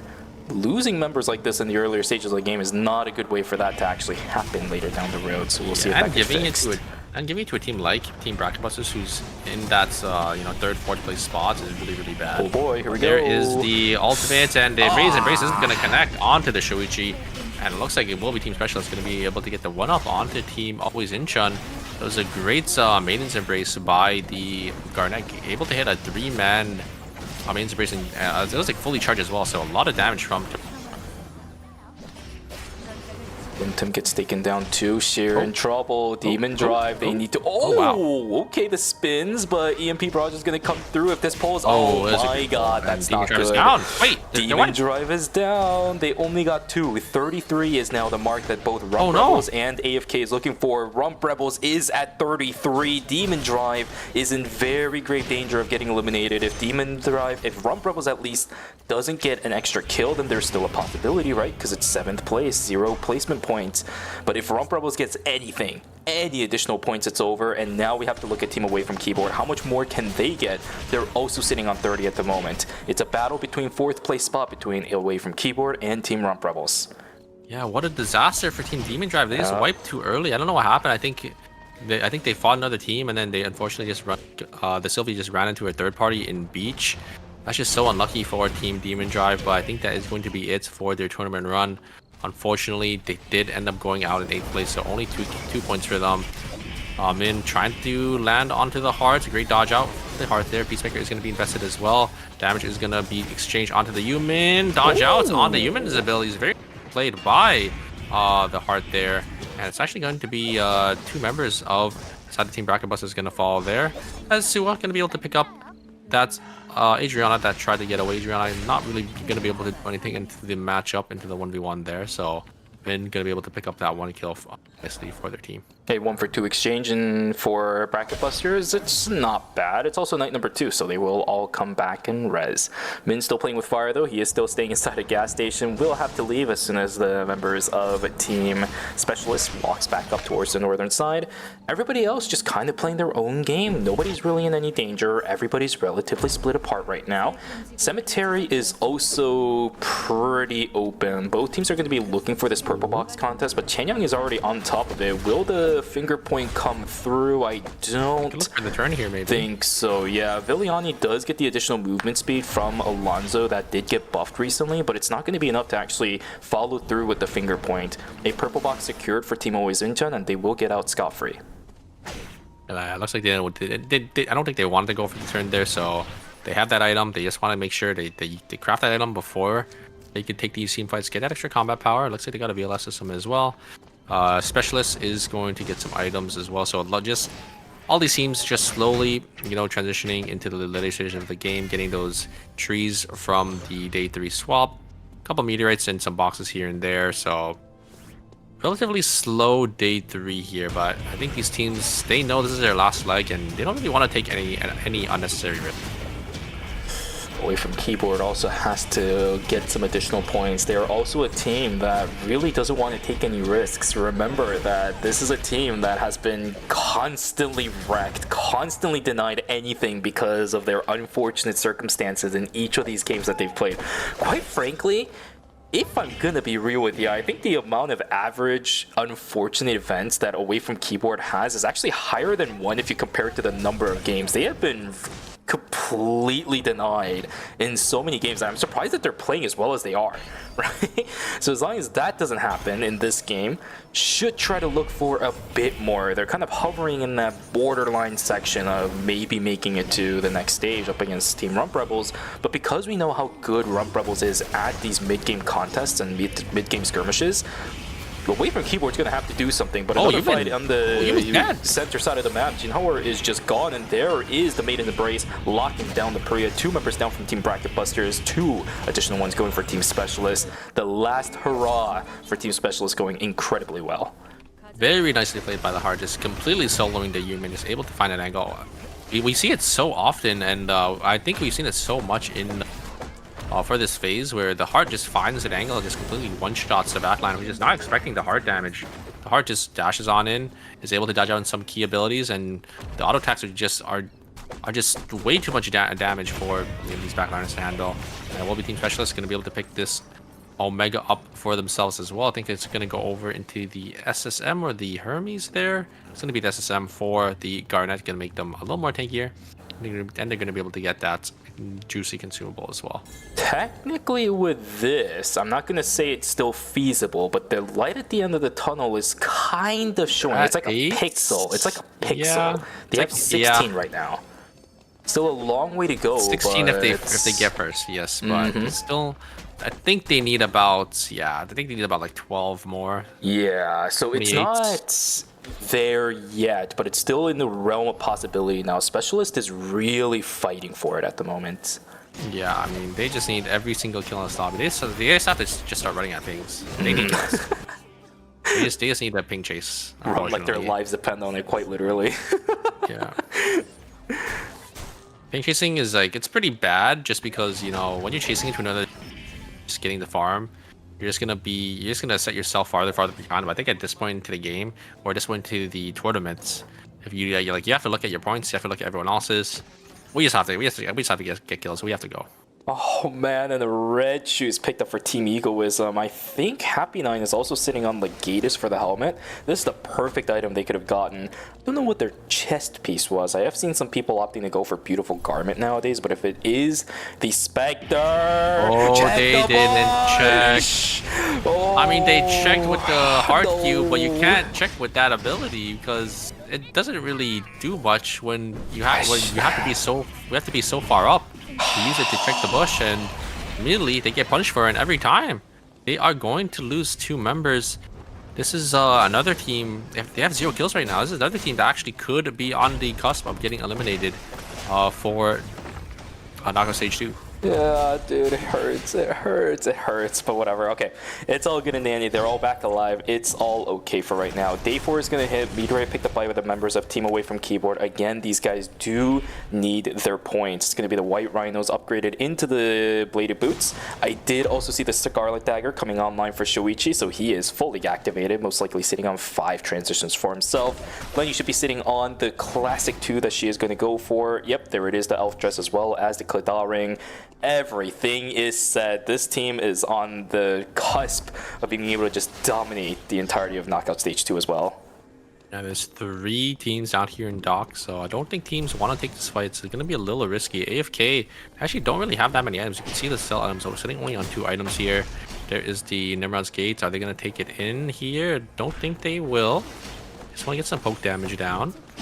Oh no, gonna get cut out. You're going to be forced to use their bubble, but it looks like nothing's really going to come out of it, and the bubble is already down, but away from Mana. And a third party, every time I think they see they got the heads up, they have the green light from the Cicella ult, so they know there's another team, and a great double Sir Sub coming out from the Leon, going to be able to get that kill, but the kills are actually not going over to the side of team every time, and they're just going to focus Egoism down as Egoism overextends for those kills. What happened to and Sword? Wait a second, Sword! You're right, Sword went down, as now it's all up to offense to try to get some damage here. He does get to execute. He is going to use the totem. Is it going to be enough? There is a great crossbow skill. But wait a second, the shield! The shield! Is that enough? No! It's not enough, and Egoism is going to be able to take down every time. I think that's going to be it. Every time, only with 2 kills, so they're only going to be sitting on 39 points. It's all up to the lobby here now to make sure they get in. The shield pop cooldown was still there. I'm pretty sure it was maybe 0.1, 0.2 seconds. That's the reason why, actually, the last Judgment came out early, because she was trying to buy time for that to come back up, but it just was not the case. Away from Keyboard, so split apart from one another. Still sitting on 3 kills. Luminal is on the chase. He smells blood. Chanyoung's on the chase. They smell blood. Down goes the Jenny. No play dead. It wouldn't have mattered anyways, but minus 200 into the hands of Team Away from Keyboard, whereas Wickeline on the western side of the map will start making their way down to the south. Every time on 39, Bracket Busters definitely going to be above them. So our first 2, always in charge of Bracket Busters for sure. Now it's just all up to these other teams to outscore team every time, and team it's going to be the 4th place spot. So it's actually wide open. The door is wide open after every time has gone out so fast there. What the heck is happening? This Alonso is in no man's land right now. There is no play dead available for Ike. EMP Barrage going to be used. Blink out from Happy 9 will actually be able to snipe that down. Team Egoism, what? Yeah, the Arda was already chucked down to 1 HP, and the Alonso took the gate in, but there's really no follow-up there. So yeah, that was a little weird. I think just a miscommunication there. Egoism also just sitting on about 900 credits respectively for their team, so they definitely want to look for a buy-in. It's day 5 now, unfortunately, not going to be able to get the res. Gonna have for the Lumi res there. Team Specialist, they want to push, they want to get these kills. Great dodge out from the Heart, gonna dodge out on that Don Quixote from the Suwa. But now the Garnet is a little too far forward, dodging out on some Odysseys as well. Unfortunately gets hit by that Don Quixote. They do actually kill Asuna there. All up the Heart, trying to do enough damage to kill the Suwa. I don't think they're gonna have enough damage now. Never. The Heart is down for the count, and yeah, it's Adriana and the Garnet. Definitely not enough damage here. Third party though is here. It's gonna be AFK, gonna be able to get that to Garnet. This is good. Yeah, AFK need these kills. It looks like Team Bracket Busters, they did end up getting all their members back up. I think Bracket Busters is already secured, so it's gonna be up to these other teams. Drunk Rebels, they find the Heart or the Adriana. I think that's going to be it. Specialist's run is going to be over very shortly here. going down in 6th place with 9 kills. It was a good try. Yeah. But I mean, yeah, I don't think they were gonna make it in anyways. But it was a good attempt. They went down swinging, and my God, no, and it's another again! push. It's another push. Dude, come on. You would Goodness. think they've learned their lesson. And as Rump Rebels, was it Rump Rebels last time? Yes, it was. Remember, because it was Wako that walked into a bush inside a factory. Yeah, it was actually. You are correct. And My goodness. Rump Rebels needs this. Like they are in 5th place, and they just make that mistake, just not checking a bush, and they immediately pay the price for it. And it's now we have Team irrecoverable. Bracket Busters. They're gonna guard the Lumi. Lumi is gonna go away. They're not gonna get that res anymore. Okay, my heart shatters for Team Rump Rebels. Their score is so on the cusp of being able to maybe make it out of knockout stage 2, but it's once again what are you saving the recon drone for, right? LCQ or what? Like, No, they didn't have any. I don't know if they had recons, but they didn't check with the Sanguine Javelin or the Sua. Like they have a lot of abilities to they get have the a bushes, lot. and a lot of like ranged abilities with the Sua, Sua Odyssey, the Sanguine Javelin. But they just walked a little too far up. Like they just didn't check the bush again, you said, and Laura immediately just instant dies there. So Really a little hurts. unfortunate for Team Rump Rebels, but They'll have to have learned their lesson, at least if they go to Yeah. LCQ with this, right? I think yeah. they have some circuit points Circuit going points, into yeah. the season finals, but it's not much because they couldn't go all the way to the finals of phase number 1. We'll see how this fight goes though. That's the Nimrod's Gate out, and that's already a lot of damage sent over to the Nadine. That isolates the Alonzo, and he just gets ripped to pieces. No support from the backside. The Arda trying his best, but the healing drone's still available on the side of always Inchun. Team Egoism on the backside, whereas Team Bracket Busters trying to duke it out up against Away from Keyboard. They need this win. They need this fight in order for Away from Keyboard to get something done on the score sheet, but I don't think it's going to happen. Third party popping in from Bear. Ike is just split. GTL will get wiped out too. Rump Rebels down by 2 members will still be able to pick up at least something. Yeah, they get 2 kills here. I don't know if they want to TP into Forest. Oh, I think they are just going to send it to Forest. And it's going to be always Chun. Going to be able to claim these 2 kills. Just going to have to rat it out. Try to get as much place points as possible. Maybe it's still doable if they can get the 3 placement points. Or even 4 placement points for being 4th or 3rd. I think they should be able to tie. Oh, actually, yeah, because they're on 30. Oh my god! I think if they get to 3rd, it might be doable here. And 4th, they're definitely gonna be able to tie with Team Every Time, so they could still make it in here, because it will be Team Rump Rebels or Bracket Busters actually gonna be able to kill them all here. I think that's gonna mean, yeah, Rump Rebels is gonna be able to get into that 3rd place spot. Beautiful. We'll see if they're going to be able to do something here. That is a beautiful set of Odysseys, but the Spring Trap is there to carry some people out. Although Centipede's already dead. This is Luminal. This is Luminal, but the Ruthless is already gone, right? Luminal getting locked down by the Bianca. She will take the fall. Res comes back. This is a little bit problematic. Centipede still keeping themselves alive, and Bear will take the fall. But Rump Rebels, I think that might have secured themselves their spot in. They got an extra kill, and they got 3rd place placement, so that's about 11 points because of Every Time's fall so early into the game. Sorry, not Every Time's fall so early into the game, they fell down in 7th place with only 2 kills. They only got 2 points, so Every Time I think might be the ones that actually got knocked out. We'll see. For sure, Demon Drive is gone. I know there are some people typing numbers in the chat right now. I'm not going to look at it because I don't want to be spoiled, but it's going to be close. If Team Every Time does get knocked out just because of this, it is going to be the worst night of their, at least for the foreseeable future, life. We'll see how this final fight goes. It's just an ego check between these 2 teams, all for the marbles. Team Bracket Busters versus Team Always Inchun. This actually could be a fight for 1st place, I think. So it's going to be a Luminal show once again. Yeah, this is a bit of a weird zone to do that, though, with. Get a lot of damage off. God, you just have to kill a sewer here. There's the engage. There is the Echoes of the Earth. It's going to be used to cancel and actually lock down Luminal. But the ultimate company still is just too much. The shielding is able to keep Luminal alive, and he just has way too much sustain, way too much life steal. The Vampiric plus the Courtier is just going to be able to keep him up. And that is going to be it. It is a Luminal show once again. Luminal almost actually lost his team in the fight there, but that Stealth coming in clutch is able to keep him alive there. Bracket Busters, they had the angle. He was CC locked down for about 2 to 3 seconds because he did end up stepping into the activator twice, and then the damage just barely wasn't enough. Indeed. And plus, Helitack stat also shields more, if I remember correctly, for lower HP. I might need a fact check on that, but I think that's how it happens, right? Yes, indeed. Yeah, it does, yeah. So that shield value getting almost the maximum amount, right? Was literally when Lumino was about to die. Somebody just needed to just do a little whew, just breathe on them a little whew, on them and he would have died. But Yeah, I'm so glad. I mean we do have Wokes in like NA, but like I'm so glad we don't have someone like this. A Lumino, you know, like a Lumino. Listen, we have a little bit of a man named Aria Hale that also runs around playing that Shoichi. It's the same person, but yeah, if we had some Shoichi player like this right now, especially with ECU also not playing that much nowadays at all, right? I haven't seen him around for quite a bit. The Shoichis in Korea are just they're just built different. They're just built different. Like, it's crazy. Gap. Yeah.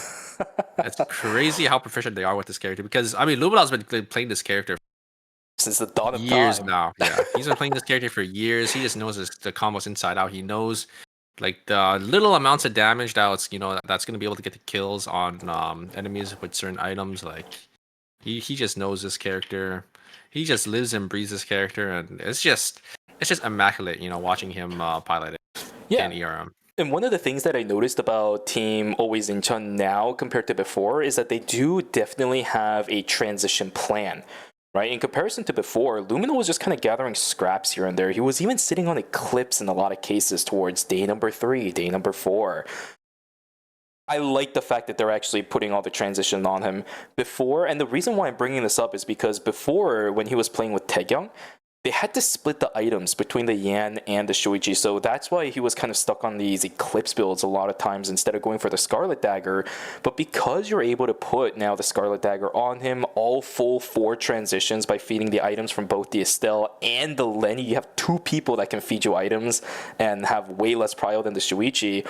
He is just pumping damage out. It almost reminds me, if I'm going to be real with you, Super, OUOB from a long time ago. Remember how they had such a structured transition route back in like season 4 when they were running the My Heart Eva?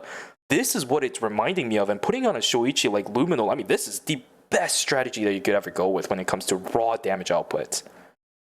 Yeah, I mean, 4-score items are just so strong on on like these amp characters, Courtier plus Persona, just together, it's just way too much.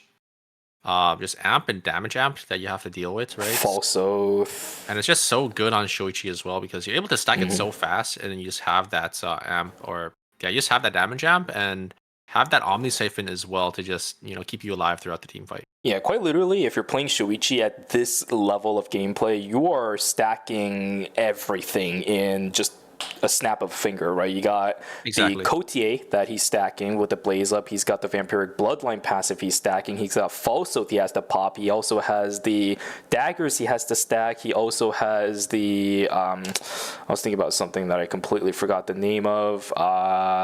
Either way, he's stacking a bunch of stuff, and if you're able to do it in a snap of a finger, False Oath plus everything, you just die no matter who you are. Yeah, I'm looking at the game again, by the way, like the final fight, and I'm looking at the Shoichi consumables, and he actually had all 3 of them. He had the Holy Water, he had the Zen, and he had God.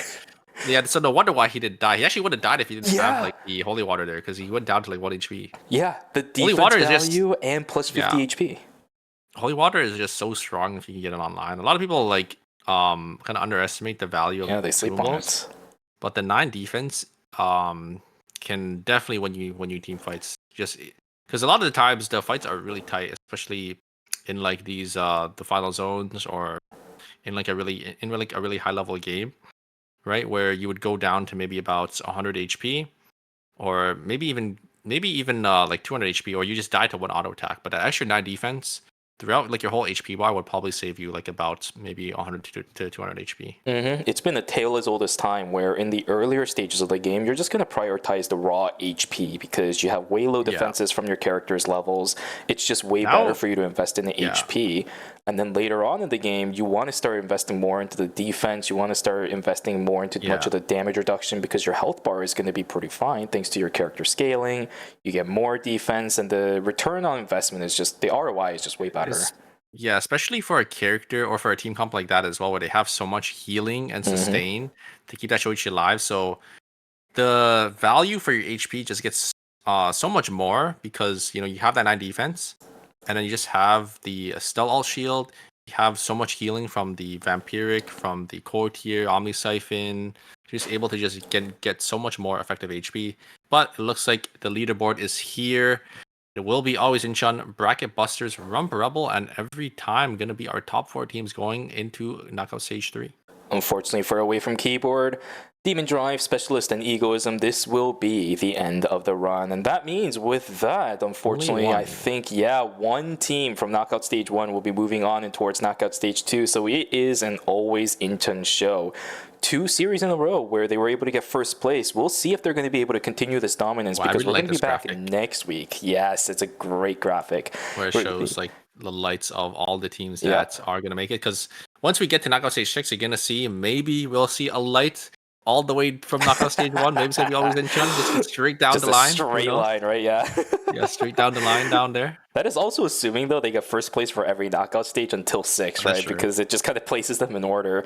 Always in Chun, they have a lot of weight on their shoulders, and I'm pretty sure with the first 2 series that they were able to watch with the knockout stages, there's going to be expectations for that team.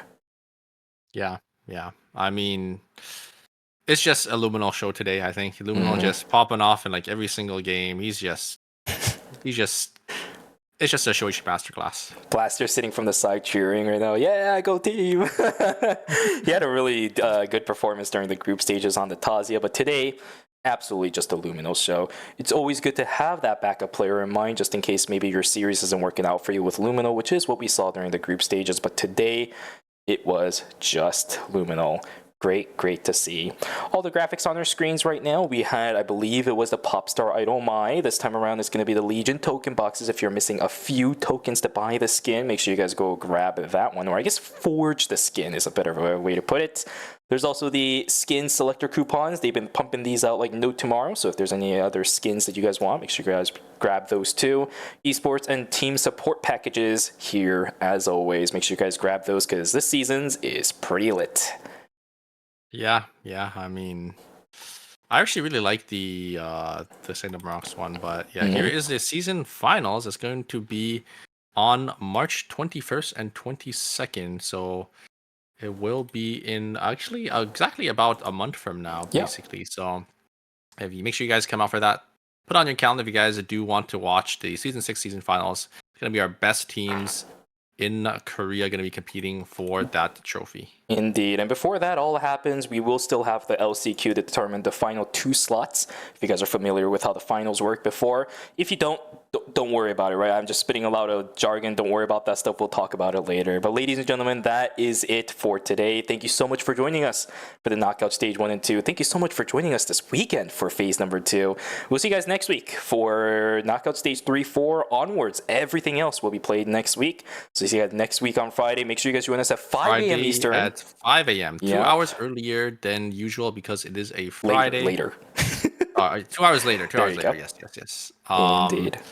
Yeah, because it is going to be on a Friday, so make sure you guys come out for that. If you guys wanted to watch them more until the return, it is going to be Knockout Stage 3 and 4. But yeah, I think with that is going to be it for us today, Shubi. Indeed, super. Thank you so much for joining us, ladies and gentlemen. We'll see you guys next time. Have yourselves a great rest of your Sunday. Bye-bye. Good night. Good night. Oh, good morning. Good morning. Yeah.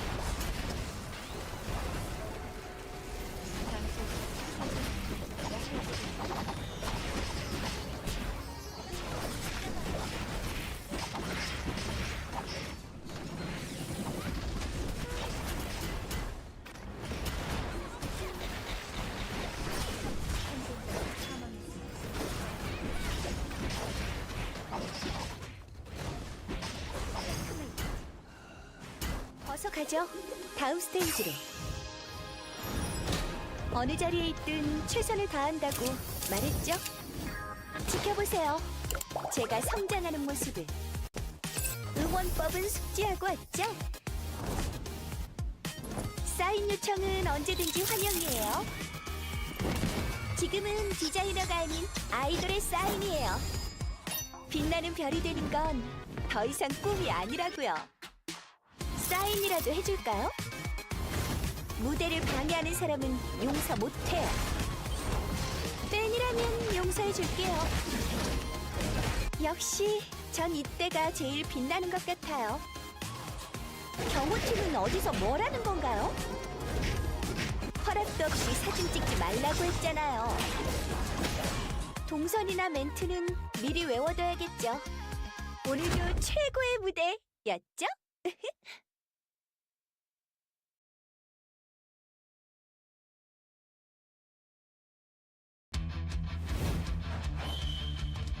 정의의 히어로 유스티나 등장! 어?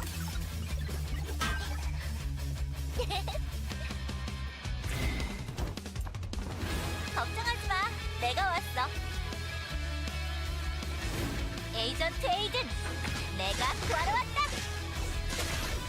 정의의 이름으로 각오하라고.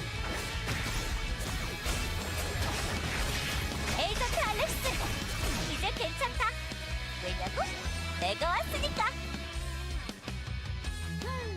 역시 악당들의 냄새가 나는데. 집중 소격! 발사! 나를 누구라고 생각해?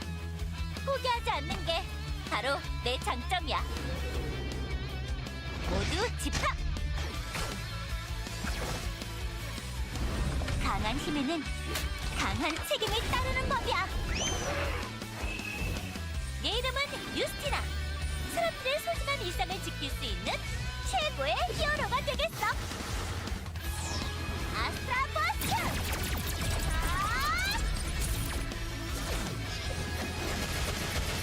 전력을 다해서! 언젠가 누가 말했었지. 평범한 일상으로 돌아가 평범한 생활을 하고 싶다고. 그럼 난 그 평범한 일상을 지킬 수 있는